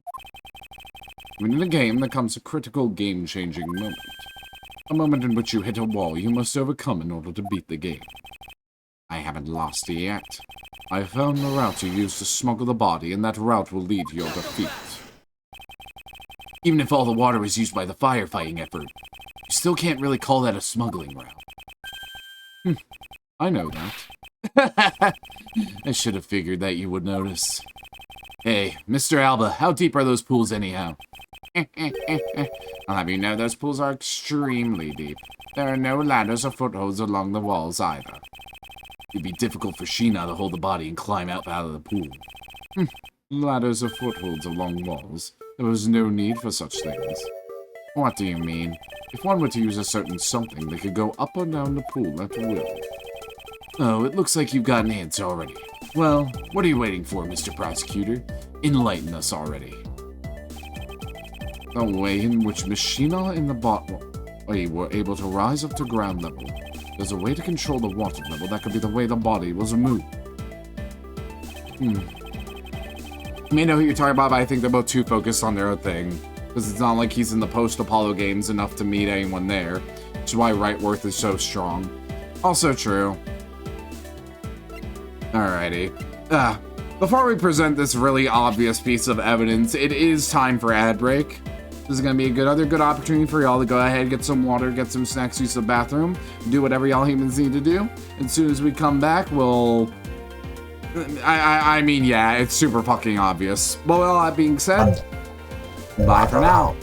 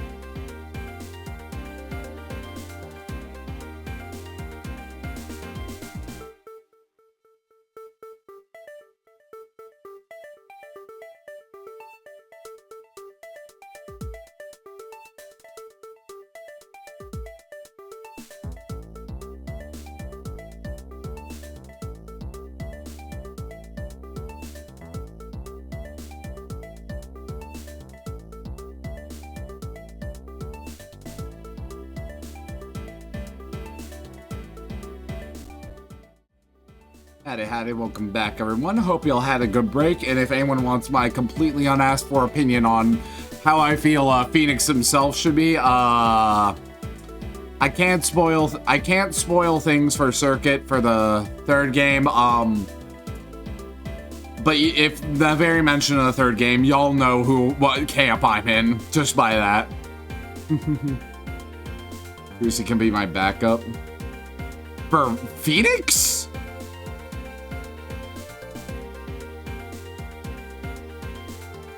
For Phoenix. CC?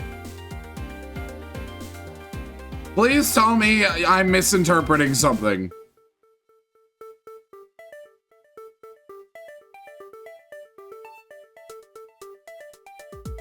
Please tell me you meant something else. Back up for my arguments. Okay, thank God. I was about to say, like, hold up. No. No. Wait.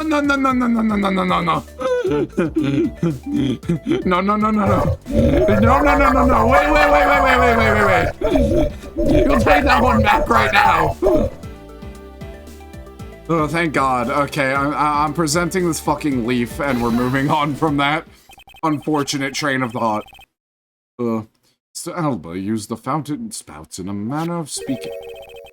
Use the fountain spouts? How so? Water level in the pools can be controlled by opening and closing the spouts. The machine on the body were lifted upwards by the buoyancy in water. Fire on the Babalese side and the firefighting effort. These were set in motion, all for the sake of smuggling Mr. Cochin's body. I'm not Apollo before he found out.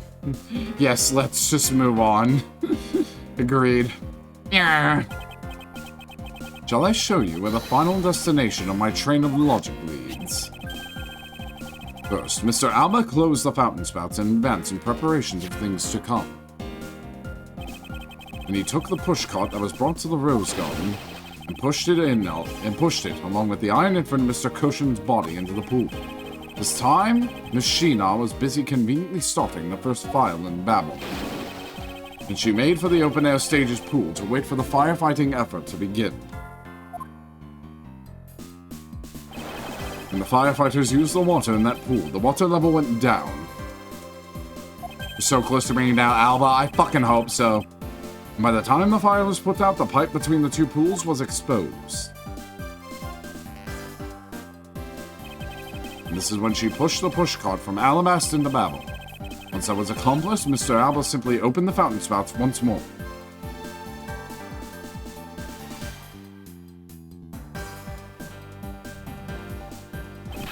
The water level rose up to its original level along with Miss Sheena on the body.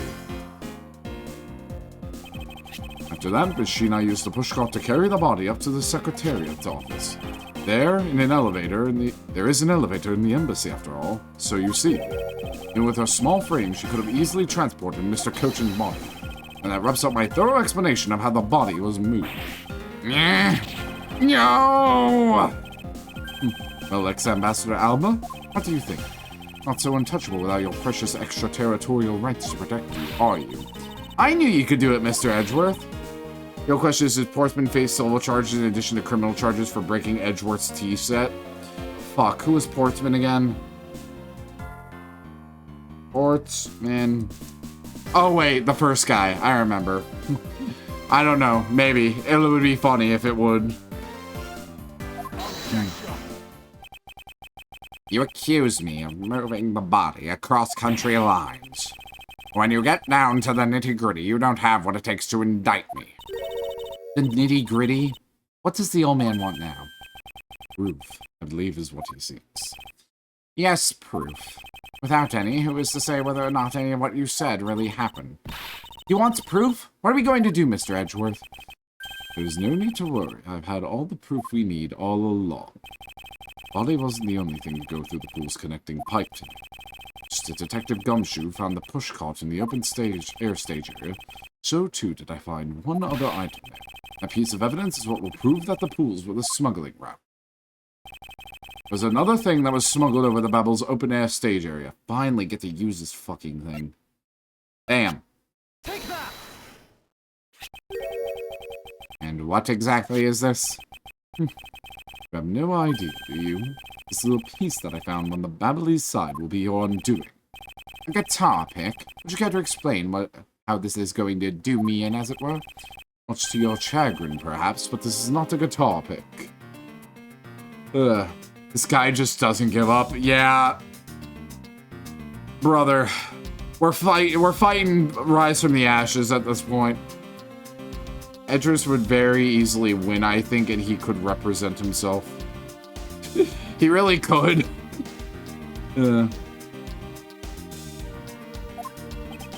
What? This is something I found at the open-air stage, which was transported with the body. I naturally assumed that you would recognize it, since you took a photo with it, after all. And since you don't, allow me to fill you in on what I found at the stage actually belongs to. Let us take a good look at the murder weapon that was used to kill Manny Kochin. On the handle of this knife, there is a beautifully blooming flower. However, it would appear that it's missing a single petal. Now, let's see what happens when we try to fit this pick into the open slot. It's a perfect fit!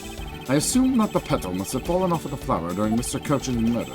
Then it was accidentally placed into the pushcart along with Mr. Kochin's body. That was putting up more of a fight than the Spirit of Justice finale. It feels like it, bro. I remember Spirit of Justice's finale feeling like this. Maybe you would be forced to pay Edgeworth for the T-set and whatever other damages he sues him for. That'd be fucking funny. Oh, I assure you, it's more than just a story. Because for some odd reason, this flower petal was wet when I found it. It was wet, you say? Yes, and the only place it could have gotten wet from is the open-air stage's pool. I ask you, how did a part of the weapon that was smuggled into the theater wind up in the open-air stage area on the Babbly side of the embassy? I don't think I need to waste any words explaining this, as this petal explains it all. It proves that somebody went from the Rose Garden's pool on through to Babbly. Impossible! The people of Zing 5 have been waiting to see you face to face, Mr. Alba. I'll tell everyone back home we'll be there soon. You should be happy. Why? Why? It's a little late to be asking that question. You should have known from the very beginning, when you took your first life. No matter how good you may plot or how you may try to cover it all up, you can never hide your crime and what you've done. Because we're here to see to it that justice is served to people like you. You can't call what you've given a perfect argument. You know, I don't think this guy is ever going to admit his wrongdoing, Mr. Edgeworth, because he values himself above all else. People who can't be negotiated with are people who refuse to admit when they've lost. I don't believe this kind of people really exist because everyone breaks eventually. You're right. In that case, I have no choice but to use all of the evidence I have. I'll use it all until he breaks under the weight of his crimes. Mr. Alba, I request you testify once more. This really will be the end of the line. Or it's an antique one sold by the esteemed Ryunosuke and Naruhodo. Is that canon? Is that actually canon? Only mildly upset about his office getting broken into, but he was livid about his tea set being broken. Is that actually true? It belonged to Ryunosuke. That would be rad as hell.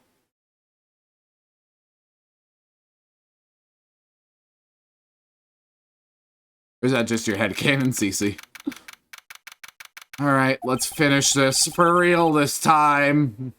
Man, we are really getting an entire chapter just for this man's last stand. He is a smuggling ring boss, an ambassador that was one at that. I kinda understand, but also, god fucking damn it. Like fucking...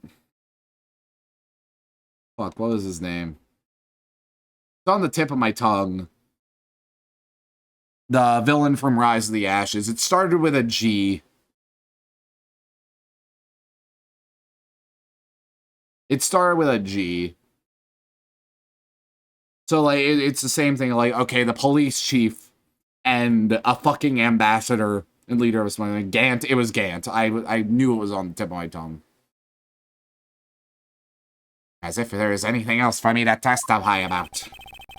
Still have yet to fully prove that it was Mr. Alba who murdered Mr. Kochin. Well, I would like to hear about your movements before the murder ever occurred. Wonder if you could tell us about what you did here at the Theatrum Neutralis. Very well. I suppose I could tell you about that. Because about all I did was watch the Steel Samurai stage show. Elaborating on even that is alone is good enough for me. Can't put up less of a fight than this. Can't even say lol lamau and left. He really... The only way for me to place this man under arrest is to pinpoint the exact location of where the murder took place, for that is the key to this investigation. Alba, I say, again, is absolutely infamous for this. Yeah, Alba overstays his welcome by a lot. You would have been a better antagonist for the overall game. Just saying. I watched from the last row. The stage was well lit, but it was dark out in the audience. I swear I was there in the audience, but it's hard to prove that, I suppose. I do remember the content of the show very well, though. Is that enough of a proof for you? Those moving scenes were so seared into this old man's heart. I'll never forget them. So you were in the theater proper watching the samurai stage show, were you? Of course I was. I have a great fondness for the Steel Samurai. Yeah, I was pretty cool up there, yeah, wasn't I? You're not the one who was cool. It was the Steel Samurai who was cool. Man is separating the artist from the art really hard. Poor guy. Honestly, Kristoff, that is all. Well, this last part is entirely unnecessary from a gameplay perspective, in my opinion. Yeah, it's like, it's obvious what has happened. It's obvious what's gone down. It's just trying to strike that killing blow, and he just keeps fucking dodging. Hey, Edgy, who is she? Who is this super cute girl? She's been standing here this whole time, and only now he notices her. Her name is Kay Faraday. She's helping me in my investigation. Sorry, I didn't get to introduce myself earlier, but better late than never. Yes, okay, I'm Larry, but... Silence in the peanut gallery. There's no time for trivialities at a time like this. Mr. Prosecutor, this is the final battle. You got that? I know. This is the end. Well, that man there. Now that's the kind of thing I like to hear. I think I'll give trusting you a try, Mr. Prosecutor. Or rather, Mr. Edgeworth. I leave this critical battle up to you, Mr. Edgeworth. Have no fear, I will finish the job. Larry, I will never give you my blessing. Neither do I. Stay the fuck away from Kay. Go back to Sister Bikini. Exactly. This really is the end game. Time has come to expose every last one of Mr. Alba's lies.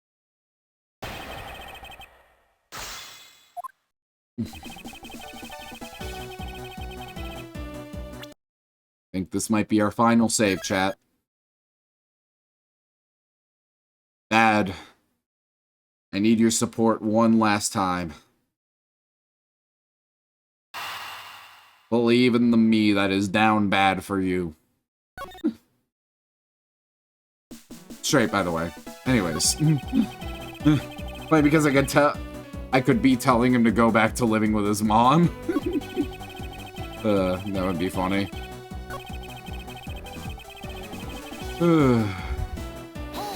Describe some, will you? I agree. Today will be a day to remember. Especially when we finally make you pay for all the wrongs you committed. What? Hey, that's what the Steel Samurai says when he defeats the evil magistrate. Actually, that line was something I just ad-libbed. You may act all surprised, but naturally remember this line, don't you? Of course I do. I just now understand how the evil magistrate felt. That's all. And allow me to make you identify with the evil magistrate some more. Hey, that makes you Steel Samurai, huh? Well, if you had to complete the analogy, I suppose, then yes. And I do believe it's about time to bring the curtains down on this one with a bang. But Mr. Alba was really there watching the show. I don't think so, because the only time he had to commit the murder was during the show. The only time he could have placed the body into the pushcart was during the scenes with the Iron Infant was not out on stage. That means by the time at the end of the stage show... Are you saying that the body was already in the pushcart then? No way! I mean, I was pushing a dead body around? That you used me in such a foul manner is unforgivable, evil magistrate. Well put, Steel Samurai. And I will show to all those present just who this evil magistrate that the Steel Samurai must defeat. Well, Lippo's dark out. Swear I was in the audience, but it's hard to prove that, I suppose.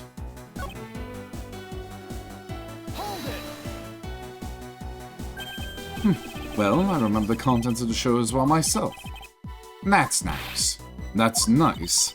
Miles Edgeworth, don't allow yourself to be riled up by him at this important juncture. I wasn't planning to let him. Well, if you ask me, I think I'm the biggest Steel Samurai expert around here. Didn't you think the climactic scene of today's show was just totally awesome? Yes, I remember that well, and that spectacular special move. The way you delivered the final blow against the early summer rain jab. Oh, that scene will live on in my heart forever. Is that how it went? I totally forgot about that. How can you forget your own special moves? That's a special attack the Steel Samurai uses when he's using the Samurai Spear. Yes, and today was the first time they showed it off, was it not? If I hadn't watched the show, then how could I answer you with the name of the move? I suppose you are correct, but if you could please elaborate on this point for me.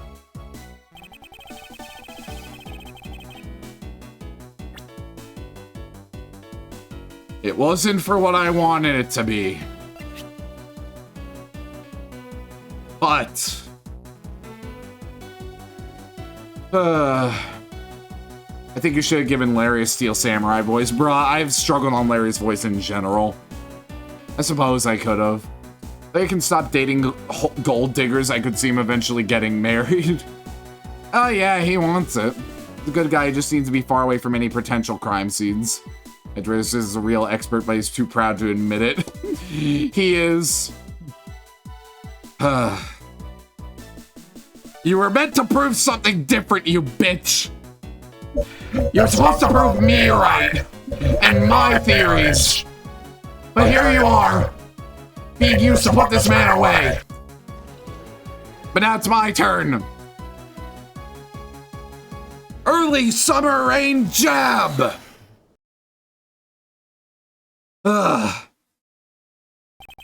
Special move today, the early summer rain jab? Is that your final answer? You little irritating gnat.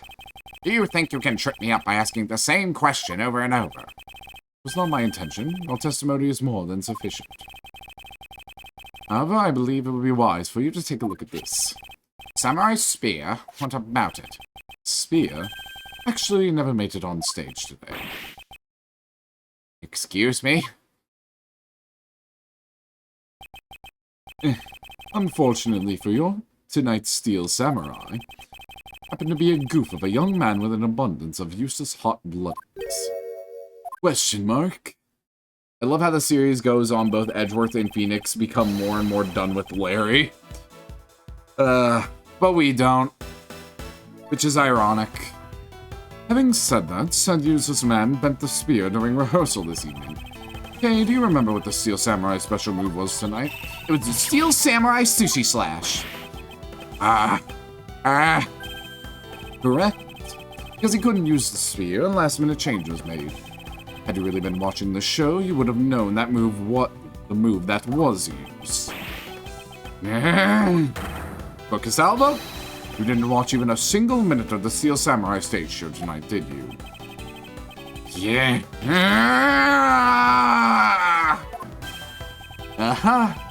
So if he wasn't watching the show tonight, then it opens up the possibility that I was busy killing Mr. Cochin instead.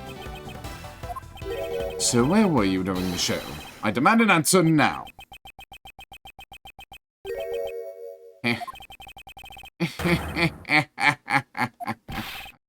Just what is so funny? You're so sloppy, and so are your conclusions. I still insist that I watched the show, or most of it, in any case. What do you mean by most of it? You see, during the show I left my seat for a spell to visit the bathroom. I suppose that was when the dramatic scene was played out on stage. That is the lousiest excuse I have ever heard in my life, pal. Just because he got the name of the move wrong. You can't really use that as proof that he didn't watch the show at all. As a fan of the Steel Samurai, I had wanted to watch the entire show. Honest. As a Steel Samurai fan, for someone who wasn't even in his seat for the climax of the show, You have no right to call yourself a Steel Samurai fan, ever.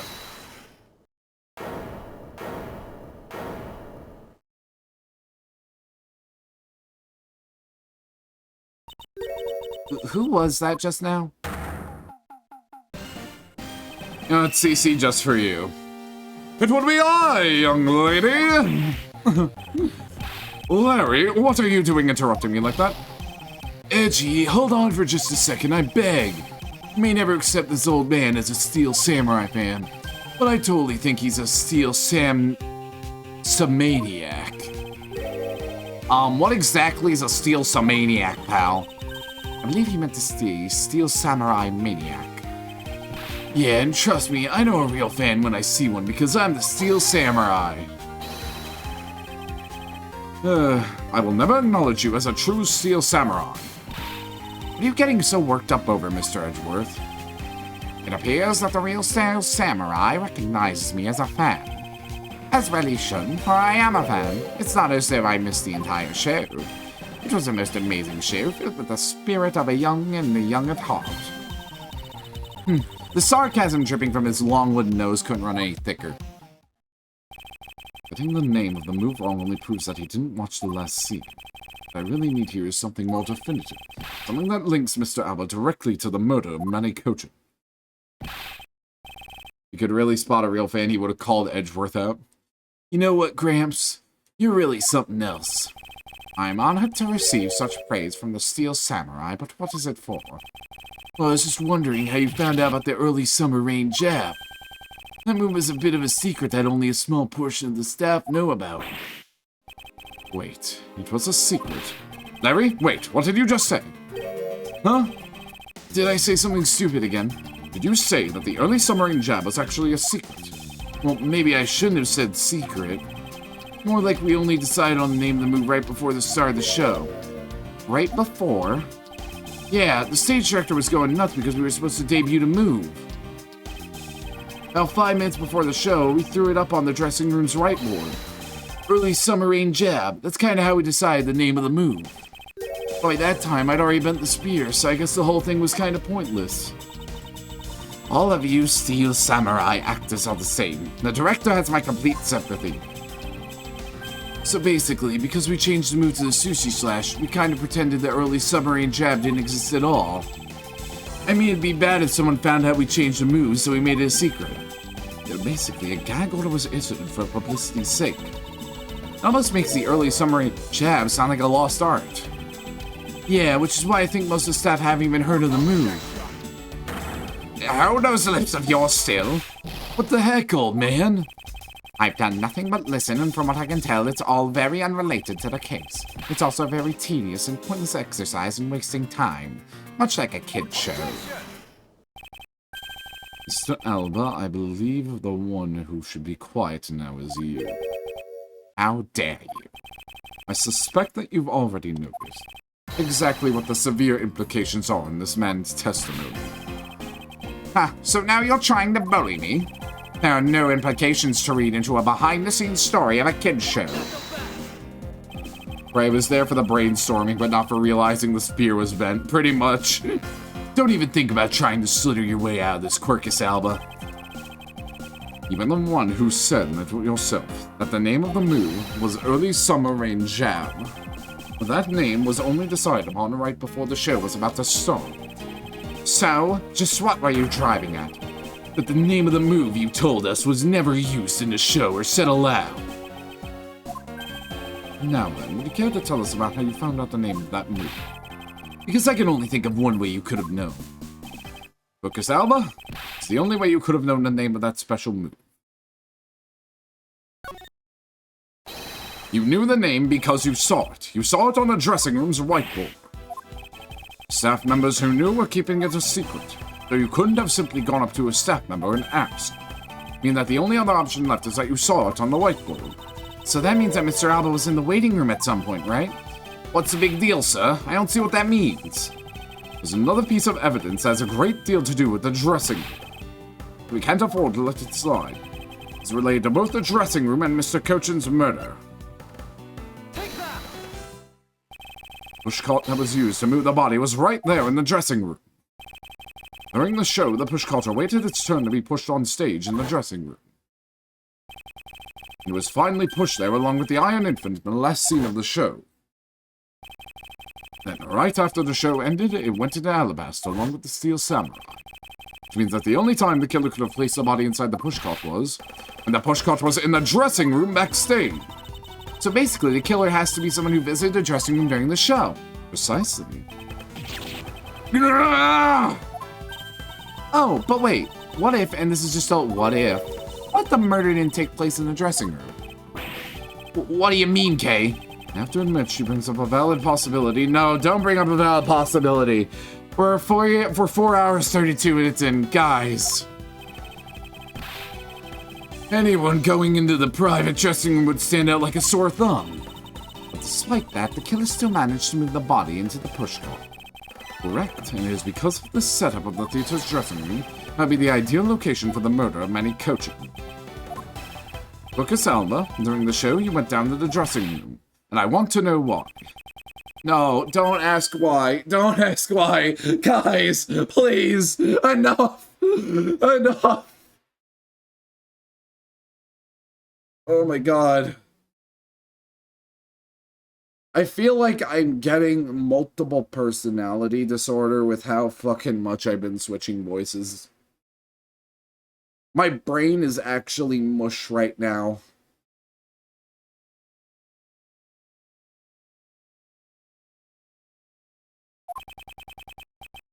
Yes, I was there. I went into the dressing room. I knew it. I'm placing you under arrest right now, pal. You got that? Arrest. If you think you do, I definitely do. Not so fast. What is it now? Don't I deserve a chance to explain myself? Explain? What is there to explain? I believe I told you earlier that I went to the bathroom, but I got lost when I did. I wanted to ask for direction, but when I opened the dressing room door, no one was inside, so I saw the name of the move on the whiteboard. You punks still trying to get out of this. You really think you can get away at this point? Mr. Edgeworth, isn't there anything you can do to stop him? I've asked this question at least 20 fucking times!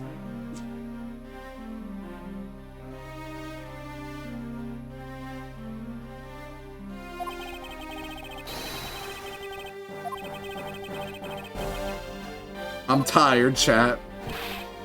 Agent Lang, I believe an investigation of the dressing room is in order. Thanks, CC.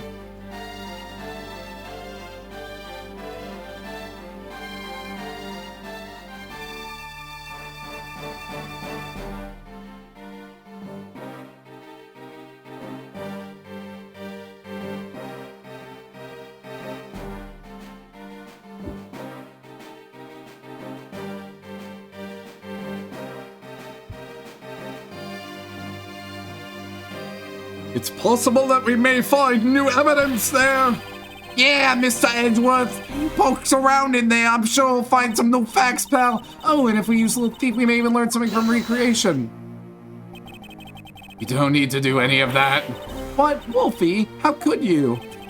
Let the game go on forever and ever and ever and ever and ever. Hold on. Come on, Wolfie. Just let the game go on forever and ever and ever and ever and ever and ever and ever and ever and ever and ever and ever and ever and ever and ever and ever. Come on, Wolfie. Just let the games go on. Just one more testimony. Just one more testimony. Just one more testimony! Just one more! Just one more piece of evidence! Just one more line of the dialogue! Just one more instant of hearing the pursuit theme! Like we haven't heard it! Like 500 fucking times. Like we haven't heard everything 500 fucking times. Like we haven't heard everything 500 fucking times. Like you haven't heard anything 500 fucking times. Like I haven't seen fucking Alba have a 100th fucking breakdown this day. Like I haven't been here for 4 hours and 37 minutes.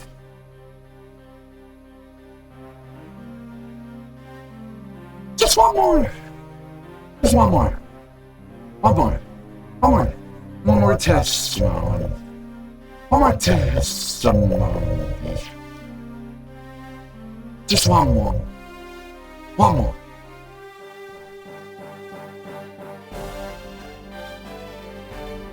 This has gotta go to YouTube as its own thing. Maybe later. Maybe another time. Maybe.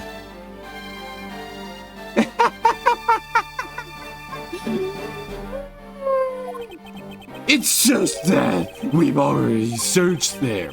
My men really are something else, and they found nothing. There's only one cgdyryo, and it's that they found nothing. That's it. I guess you're right. If they had found something, they would have reported it to us. They couldn't find anything because there was nothing to find. And if there is no info to feed into Lil Thief, that can't do much to help either. This is the end. The murder took place in this theater, which is not protected under extraterritorial rights. And the fact that it was Mr. Alba himself who committed the murder. If I can prove both statements to be true, Mr. Alba walks away a free man again for the 10th fucking time. Is there no other course of action left for us? Oh, but who will burst through the door with an objection or hold it this time?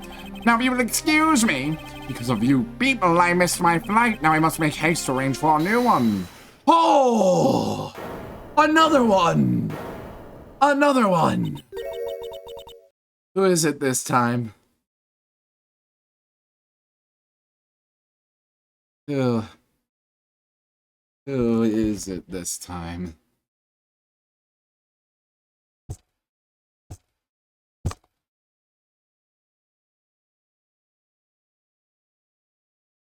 I'm a broken dragon.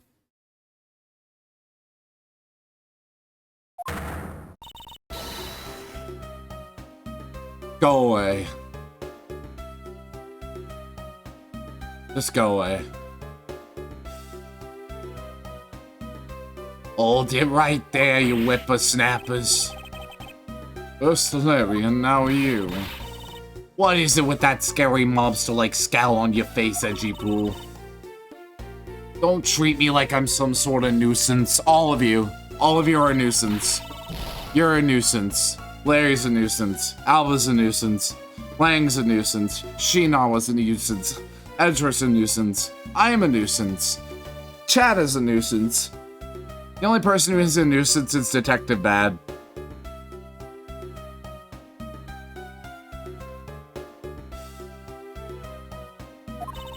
You're leaving this lady in the sad, depressing, lonely dust that I'm about to cry in.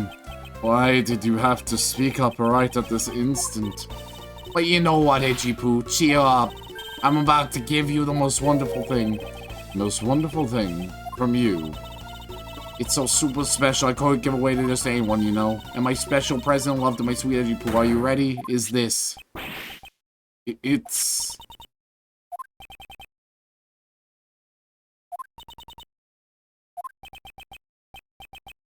I'm turning myself into Detective Bad. Nobody can be Detective Bad, CC.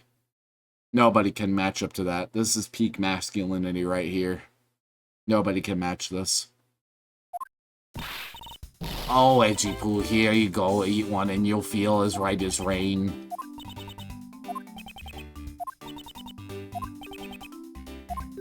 That was the best part of this entire case. Minus any time Bad was on screen. Are we through here? At this point, I'm willing to let him go. Like, I haven't saved in a bit, I've realized. I'm just willing to let him go. At this point, he can just leave. He's won the war of attrition as far as I'm concerned. Is that bad? That's not a good thing to do. It's not what a real person of justice did. Also, that means you get arrested for nothing. Okay, okay, bad. Just for you. Just for you, bad. Edgy Poo, tell me you understand the depths of this lady's love for you. I am not one to hand out snacks willy-nilly, you know. No, sir. It occurred to me that maybe if you were nice and full one day, my dream to search on my own made fool. Isn't it to desire everyone to make sure the beloved go hungry? I'll tell you one thing. They used to make the most delicious stew in front of Mr. Edgeworth. Can you do anything about her? There is no power on earth that can force that woman into silence. Oh, new animation. You're so cool. I'm so sick and tired of it. All you people do is look down on me. Even this box of samurai dogs played me for a fool. Yeah, special design on its fan, like the Japanese flag. I thought it was so special. But I ate when it tasted like all the rest. Oh, it made me so mad. With a special box with a Hinomaru, like fat. Never heard of such a piece of merchandise existing before. But there it is. The red rising sun on this fan is filled in. Is it possible? Could it be? After the show, the samurai dogs were piled up on the dressing room floor. However, there is no such thing as a rising sun dog.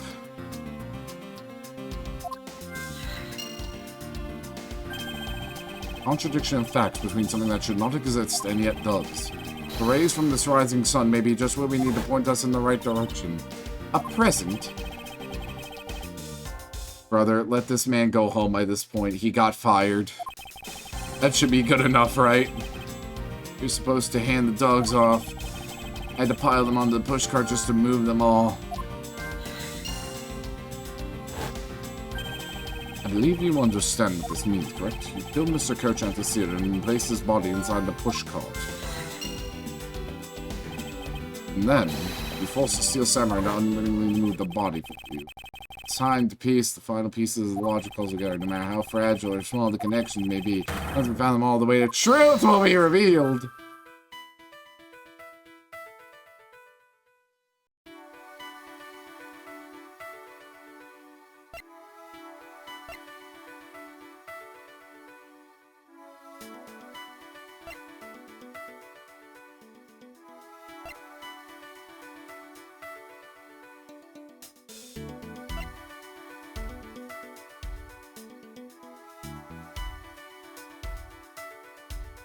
I think my brain is too fried for me to connect these properly. Boxes of samurai dogs were sitting in the pushcart.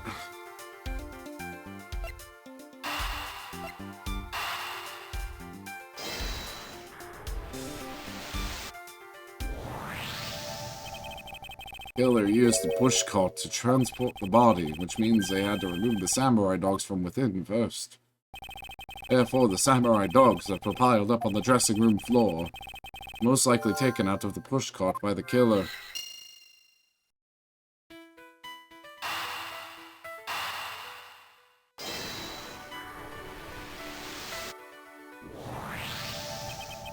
That which should not exist, this box of samurai dogs with the Hinomaru on it.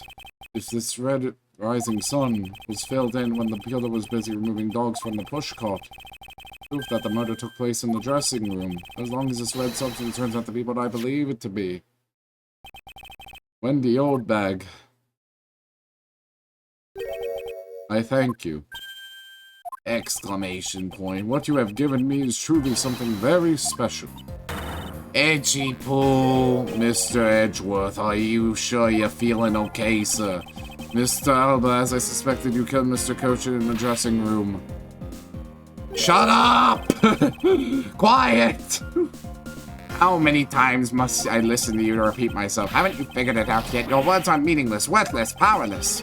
The only way I'm going to continue to cooperate is with some definitive evidence. That's arrogance, that's self-confidence. You believe that you've erased every piece of evidence that could incriminate you. However, there remains one piece here, and it is what will put you away for good. You're bluffing. Oh ho! Hey, Mr. Prosecutor, sounds like you finally found him. You finally found the fangs. You need to go after this guy's jugular. So tell us, wolf euphemism. Trace evidence that will bring him down while it's here, of course. This box of samurai dogs with a rising sun fan on it. This should have never existed. I want you to take a good look at this red spot. It's a single drop of blood. Huh? What? Blood, you say? Agent Lang, I'd like this blood analyzed post-haste. I've got to admit, I'm a bit surprised. I can't believe you found blood on a place like this. Hey, you, get this down to the lab pronto.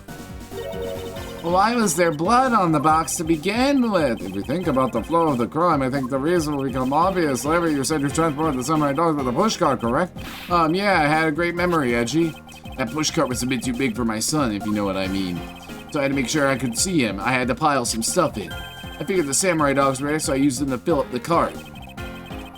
What Larry says is true, then what were the boxes doing on the floor? Ah, I see. The killer took them out in order to place the body in the pushcart. Exactly, and that is what I believe the victim's blood found its way onto that box. When my men investigated that room, not a single box of samurai dogs was in there, because the embassy staff members had already confiscated them. Yes, no doubt to hide the evidence of the murder. It's a good thing, Miss Holbert, still above us, but we got to him, huh? Looks like Mrs. Holbert is supposed to be great feat the same. What a scandal is the way you're putting that to do. I received them for myself. Work is out about that. It's very little, not your fault. Sorry to rain it. Shut up. Just take the yell. Even if that blood turns to belong to coaches and then what? So, Mr. Edward said, I really call it quits. So pieces of the crime scene. That alone should let a new fact that the very without the murder occurred in the dressing room. And it will say that means anything, huh? Excuse me, sirs. Hi. I'm here. I am an embassy. Report what were the results of the surgery and this came in and blood. I knew it, and this quirk is Alba. Mr. Edgeworth, I'm to another human question. The one from before you got Mr. Custer's blood, what difference would it make? Like we already told you, you bruised the crime scene was the dressing room. Wait, that doesn't prove that I'm your killer, does it? That's, he has a very good point to blood. None of this process doesn't prove he's the killer.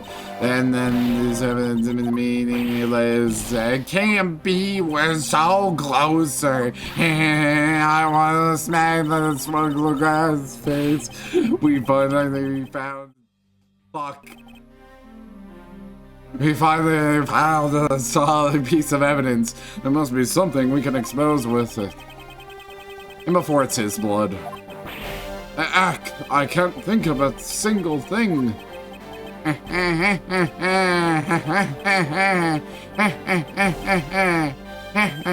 Now, if you'll excuse me, I'll be on my way.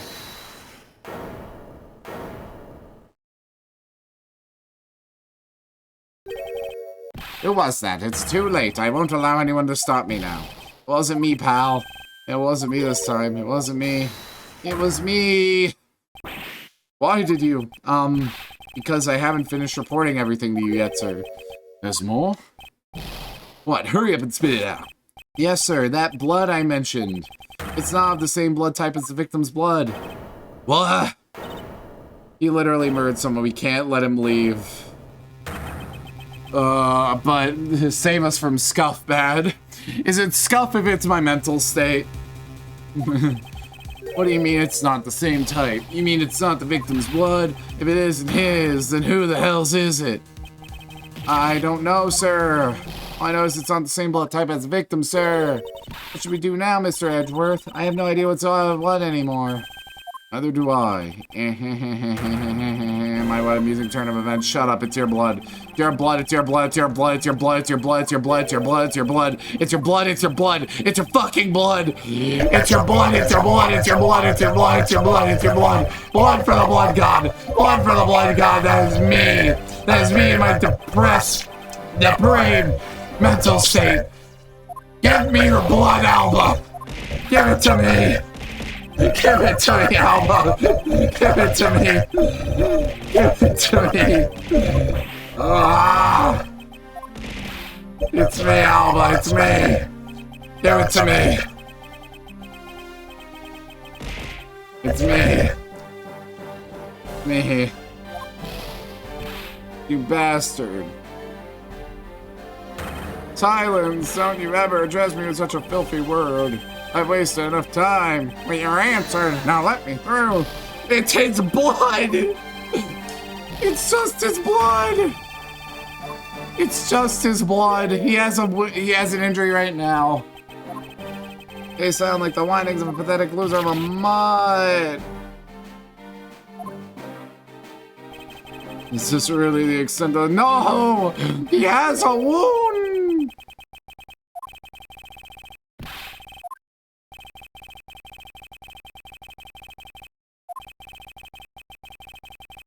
What does a man do? What can a man do except present?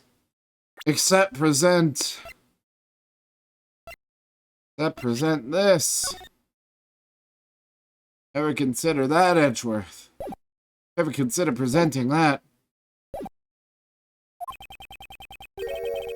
Turn it around. Just turn my way of thinking around. It's not whose blood is it, it's whose blood could get onto a box like this, and I think about that way. If the blood got on the box when the body was placed in the push cart, and the owner said blood must have been in the dressing room at the time. There's only one person that could be. Well, I must praise you for trying so hard. It's because of you kids I was removed from the center stage. I will be forced to live out the rest of my life in the shadows. Shadow the Hedgehog. I am all of me. Here we go, buddy. Here we go, buddy. Here we go. Here we go, buddy. Here we go, buddy. Here we go. Here we go, buddy. Here we go. Here we go, buddy. Here we go. Here we go, buddy. Here we go.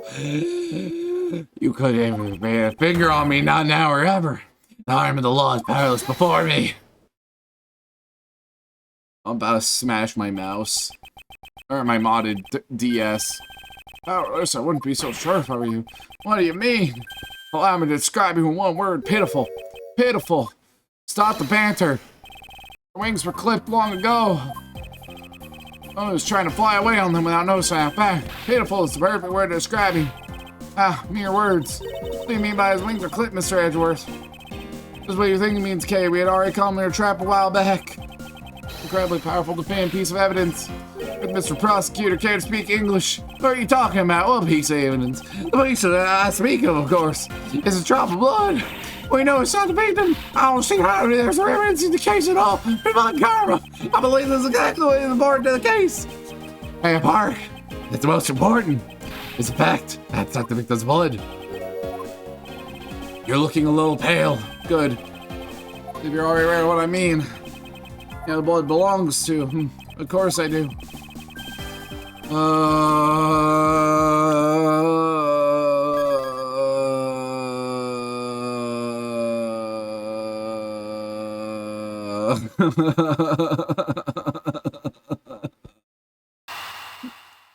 Finale day, everybody!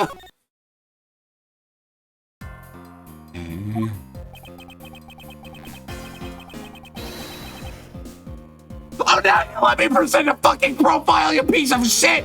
Fuck you!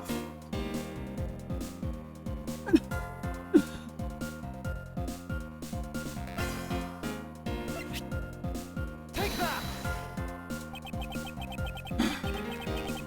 Fuck you! Fuck you, game! Oh my god. Finish it! I've been trying for 4 hours!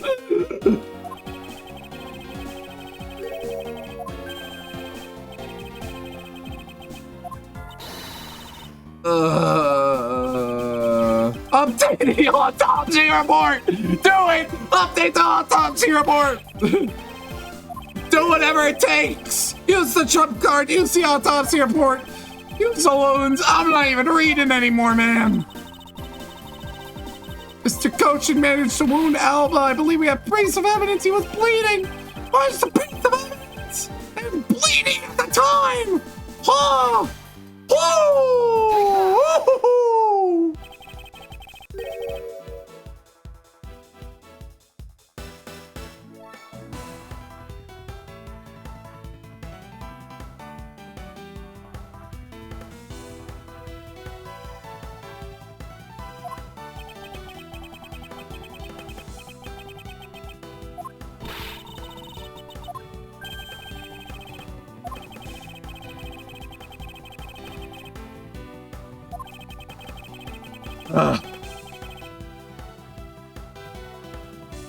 This has to be it.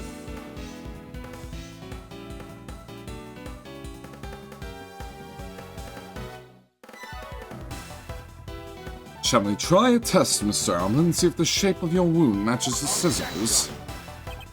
You really are something else, Mr. Edgeworth. You don't let a single thing slip by, no matter how insignificant the possibility. You're one to talk, Mr. Alba. You managed to give the law the slip for 10 years as the smuggling ring's leader. No matter the danger, you can hide every last ounce of fear and anxiety from everyone. You truly are one of a kind criminal. I'm the master of my fear. I would think that a person such as you could miss such a large thing. I believe I've overlooked something. You said that my wound was caused by Mr. Cochin, and that it was caused here in one of the theater's dressing rooms, correct? Yes, that is correct. I'd like to point out that it's simply not possible. My wound is a stab wound, and one that could only have come from a blade. I wonder where you would propose that such a weapon came from. Ah, this theater was packed with security guards. It would have been impossible for someone to come into this area with a weapon of any sort. Just as Mr. Alba was able to bring in the alabaster knife in the bouquet, there was some other way to sneak in a weapon of sort. Ah, but as long as you can't prove what the other way is, all your talk about Mr. Cochin stabbing me is pure nonsense. So if that other way does exist, you'd better hurry and tell me now. With pleasure.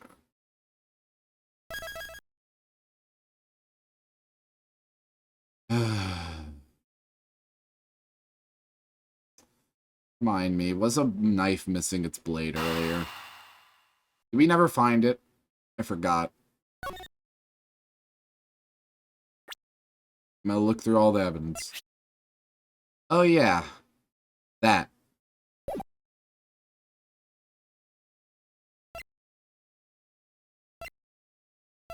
The only thing. Wait, what? This piece of evidence shows us how Mr. Cochin brought a weapon into this theater. Take that! Among law enforcement, this piece is known as the Yaltagarasu's key. That key! That's the key that my father stole from you 7 years ago. This is a very unique in that it is both a key and a knife, meaning that under the guise of a key, it could have easily been brought into the theater. No! Couldn't dispose of the knife that stabbed you. Therefore, you wiped off the blood and placed it back in Mr. Cochin's pocket. And after all, the key itself opens the safe in his office. And inside that safe, there was a document about Cadopian paper signed by Mr. Cochin. Want to make it look like Mr. Cochin died as the leader of the smuggling ring, but to make it so the police were the ones who opened that office safe. All that hard work to save yourself only served to destroy you in the end. Shall we try matching this knife's blade with your wound, Mr. Quercus Alba?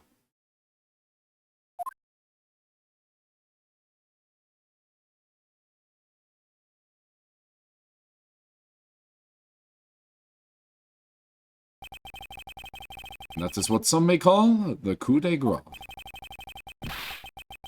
Possible. You can't take me down. Swine! All of you! Especially Manny Cochin! This is all because of that man's betrayal! He sought to steal control of the smuggling ring from me by removing me as ambassador, which is why he deserved to die bearing the guilt for all my crimes for me. That's why I sent out the Alcarasu's card, and how this incident was born. And he was supposed to be the smuggling ring's leader who was killed by the Alcarasu's, but I had yet another reason, yet another story that was supposed to play out. And he said was supposed to bring everyone to a close, and I would have gotten away with it too if it wasn't for you meddling prosecutors! Mr. Alba, I'm afraid there is one more question I forgot to ask. This country's, or Alabas, which country's court would you like to face first? Either way, it's game over.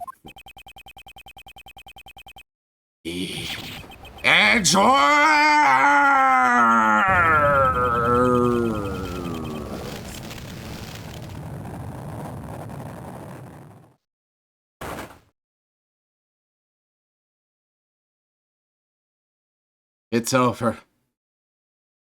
It's finally fucking over. We're gonna take an ad break. This will be a great opportunity for y'all to get some water, get some snacks, use the bathroom, whatever y'all humans need to do. We'll come back, see the aftermath. All that being said, bye for now.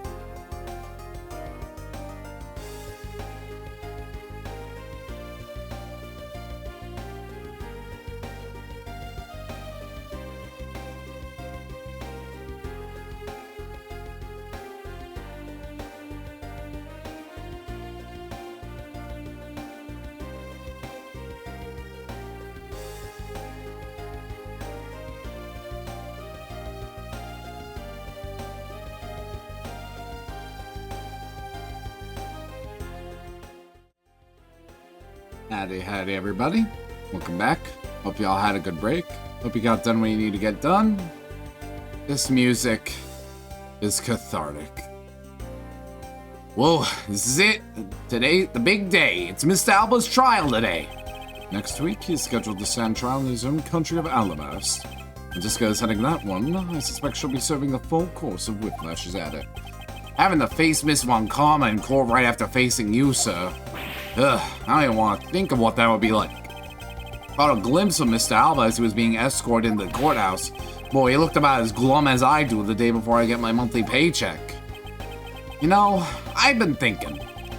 That flight attendant, even Mr. Portsman, were all Mr. Alba's secret agents. Correct? That smuggling ring was the common thread between all of the incidents. Cammy Meal was to provide support during smuggling ops using her job as an attendant. Mr. Portsman was to manipulate trials related to the ring to end in their favor. Ugh, I fly airlines, even the prosecutor's office. No one was safe from the smuggling ring, huh, sir? I suspect there are even more members of this ring spread throughout the world. Yeah, it sounds like such a big op, I can't even begin to imagine what it's like. What is it, detective? Ah, nothing. It's just, well, come to think of it. Mr. Ernest Omano's trial is also scheduled for later today, so I'm aware of that. Mr. Omano has been working with the smuggling ring now for over 10 years. He uses the Omano Group's various connections worldwide to assist the ring. Well, that has come to an end as his conglomerate is now undergoing harsh scrutiny. I owe Mr. Omano a debt of gratitude, but he must pay his debt to society. Well, with the arrest of both Mr. Alba and Mr. Omano, I guess that about wraps up the KGA incident as well, huh? I suppose so. The real killer in the KG8 incident 10 years ago was Manny Kocher. And 7 years ago, the killer in the second KG incident was Mac Rell. Those two facts are unshakable truth. However, it seems that a lot of effort was put into hiding these and other truths from us. I will expose it all at the trials today. You're solving cases left and right today, aren't you, sir?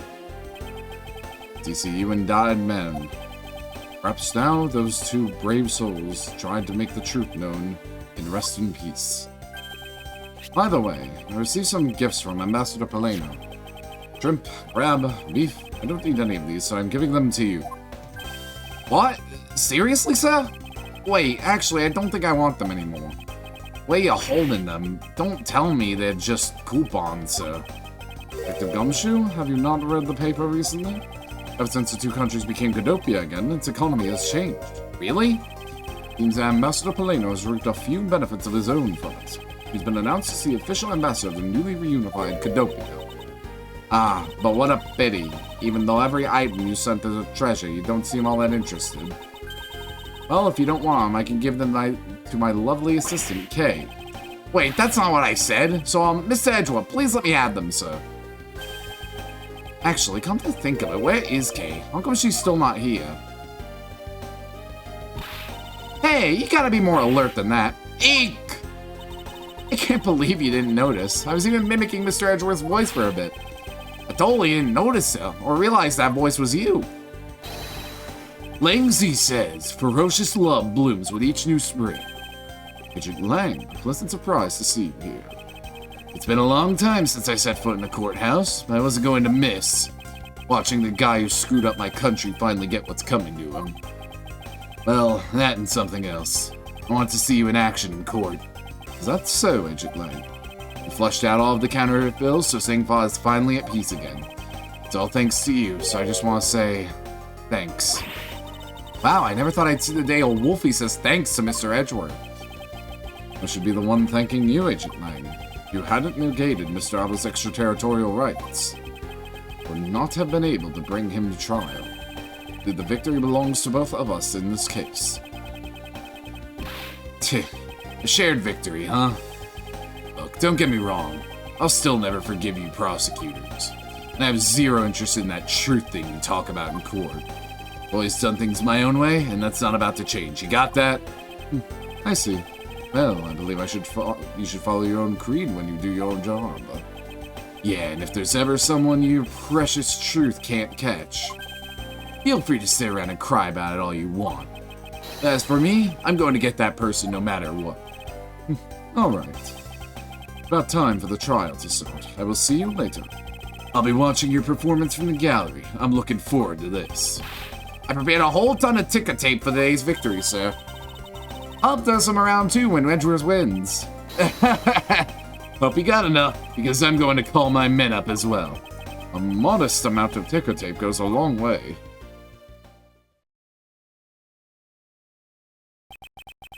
Scene shifts to the courtroom.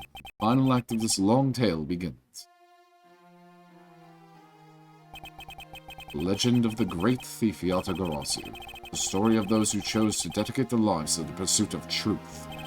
Prosecutors are those who seek a guilty verdict for the defendants they meet. To that end, you have no choice but to win by any means necessary. It was forced on me since I was very young. However, I no longer think that is all we prosecutors are. That is because...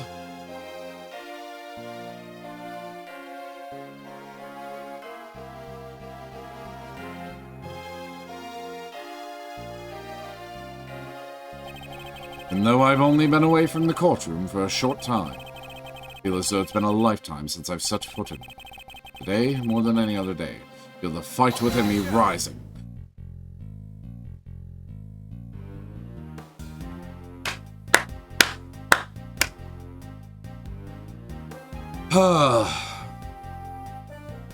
So, thoughts on the game? Oh shit, hold on, we got people. Oh fuck, I can't remember everyone's voices. I'm still free to serve in the friendly blue skies. Oh, so about my suitcases. I've been selling them on the internet and they become a real sensation. Thanks to the praise the art world has lavished on my work as being truly postmodern. The airline has chosen me to design a new line of fly jumbo jets. Just think, someday you'll just be able to take a ride in my pink-walled, yellow-seated jet. Damn, I'll go blind on a flight. I need to sleep, man. You go sleep, CC. Feel free to. I'm gonna just be watching the credits. Ugh. Because I really don't want to miss the dialogue. Edgeworth. Ah, that's rudeness of a rude man. Because of him, my time and money is wasted. But more importantly, I received the most prima stature, the Principality of Cadopia. It waits a bit light in my hands, but the Ambassador Paleno is most generous. You have a good night, man. Thank you for sticking around as long as you did. There was a way to pause it and just talk. You know what? Fuck it. Thoughts on the game? I was expecting it to be a lot more mid from the reputation I heard of it. I understand why it has that reputation, and I think it's a big shame. Investigations does a lot of things and has a lot of cool stuff that I like. It's just held back by like so many like minor things. It's just a kind of like scattered plot, as I would phrase it. And of course, this final case. Fuck this thing. With every fuck that thing with every fiber of my being. This case was miserable. It started off really strong and it became a miserable slog. It's just... it's a shame. There's a lot of love here, and I think that's why I kept playing it. All the characters from all the different segments of the franchise that showed up, lovely. See people like Meekins, even Emma showing up for a time. So it does kind of have that vibe of like just people being around for the sake of being around. Like Emma especially. Emma shows up once. It just kind of is there. Look, even she's acknowledging it.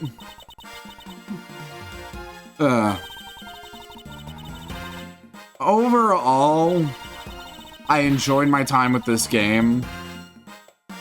But I don't think I wish to experience it again outside of a few specific cases. Like Case 4. Case 4 was good. Also, Callisto Yu, mwah, fucking love her. Detective Tyrell Bad. Probably one of my new favorite characters in the series. Man is giving Apollo a run for his money, I'm not even joking. Voicing all the characters was a joy as far as the stream was concerned. But it's just...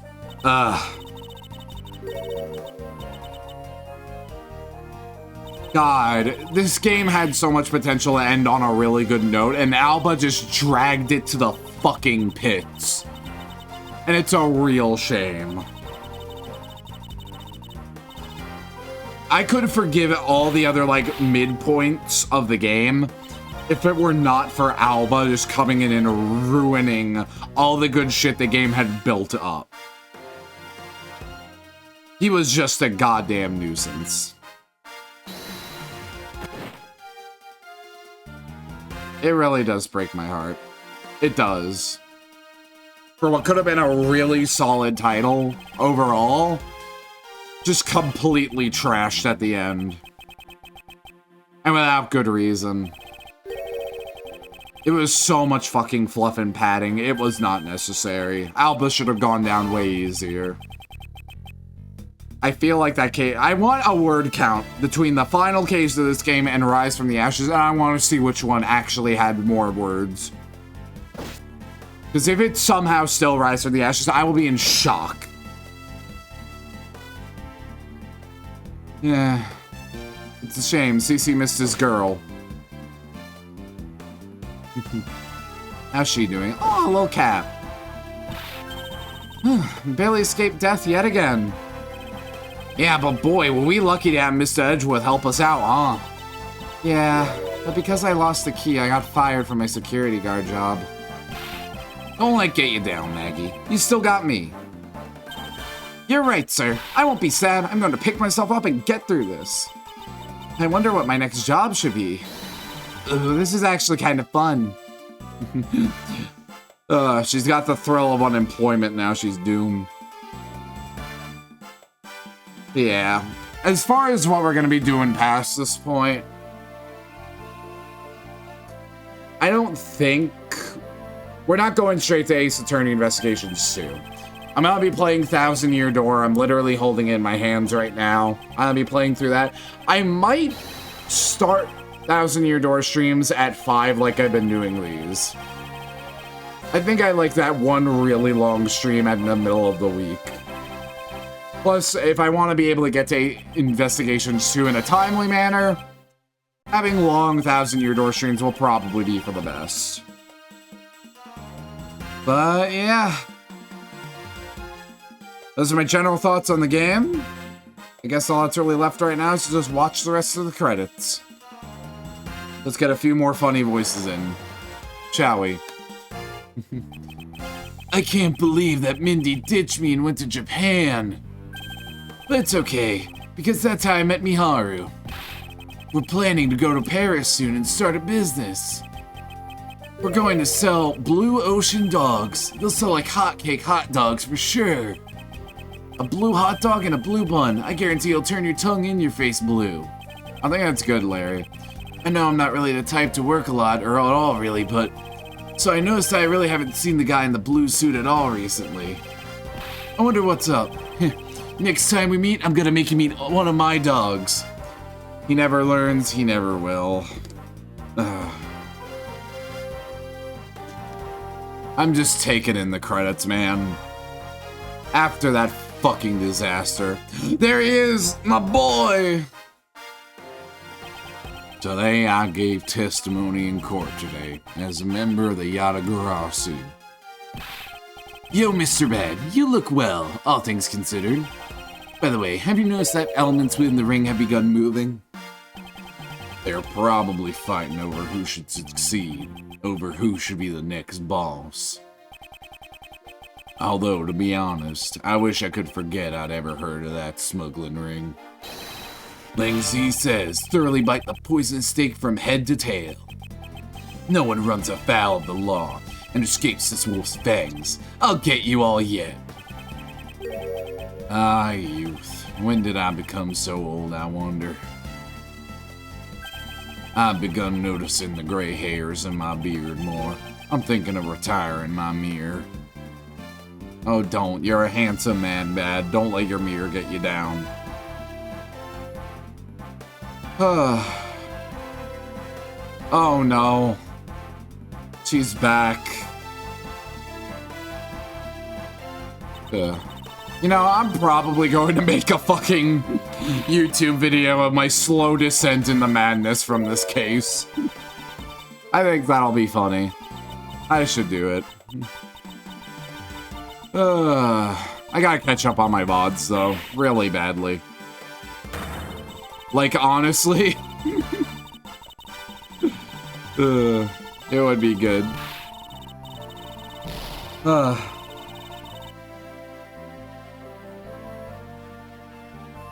While we're still in the credits, I do want to thank all y'all that did stick around for this really lengthy case. Just everyone who showed up in general. Oh, shit, hold on. I'll get proper thanks in a minute. Whoop, I feel so much better now that the trial's over. As always, your legal prowess was top-notch, sir. Yeah, nothing beat the look on Mr. Alba's face when he revealed the ring's secrets.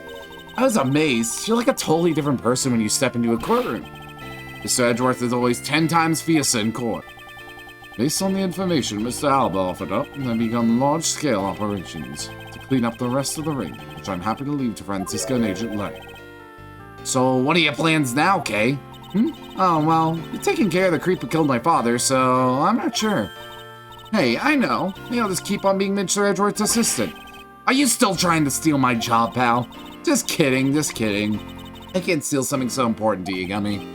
Ugh, what a relief. Okay. Yes? Even after all that's happened, are you still planning to become a great thief? Of course! But I don't want to tarnish the legend of the noble Yatagarasu. So I'm gonna hold off on doing anything until I make a tight 3-person team of my own. A 3-person team? A 3-person team of young beauties the same age as me if possible. With those criteria, I highly doubt you'll find the 2 other people you need. My father chose to fight for the truth. I think that's what was so noble about him. So you see, Mr. Edgeworth, the only things I will ever steal are the truths that have been hidden away. I'm going to work extra hard to make the world where the Yatagarasu isn't needed. Let's both strive for such a future. Well, I guess it's time for me to get going. I see. Okay, keep your chin up and stay strong, okay? Don't be a stranger. Don't worry, I'll be back. I'll be sure to break the lock on the window and sneak in. If you could, I'd appreciate if you came in through the building's front door. It's okay, Mr. Edgeworth. The lock on my window at home has been broken forever. Oh, one last thing before I go. Let's take a group picture. Just the 3 of us. Yeah, a commemorative photo. Every big case has to end with one. No. Edgeworth! Don't tell me you're camera shy, Mr. Edgeworth. Of course not, Detective. Come on, Mr. Edgeworth. I'm taking the picture now. Hey, come back here. Mr. Edgeworth, you can't run away from this, sir. Hey, Detective Gumshoe. Stop that. I can't be seen doing that. Okay, I'm totally taking it now. Say cheese! And thus the long tale of the KG-8 incident came to a close. It saw the demise of a smuggling ring and the birth of a little great thief. There is little time to rest and relax. I am eager to tackle the investigation into a new case. The reason for my eagerness is I want to pursue the truth, and I want to believe the strength of those who use the power of the law for good. Someone who has chosen to live my life as a prosecutor. That is my new creed.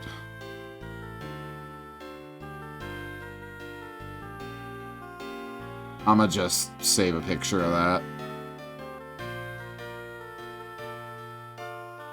For my own personal sake. Yeah, I can go there. Fuck it. He looks so mad in that photo, as he should be.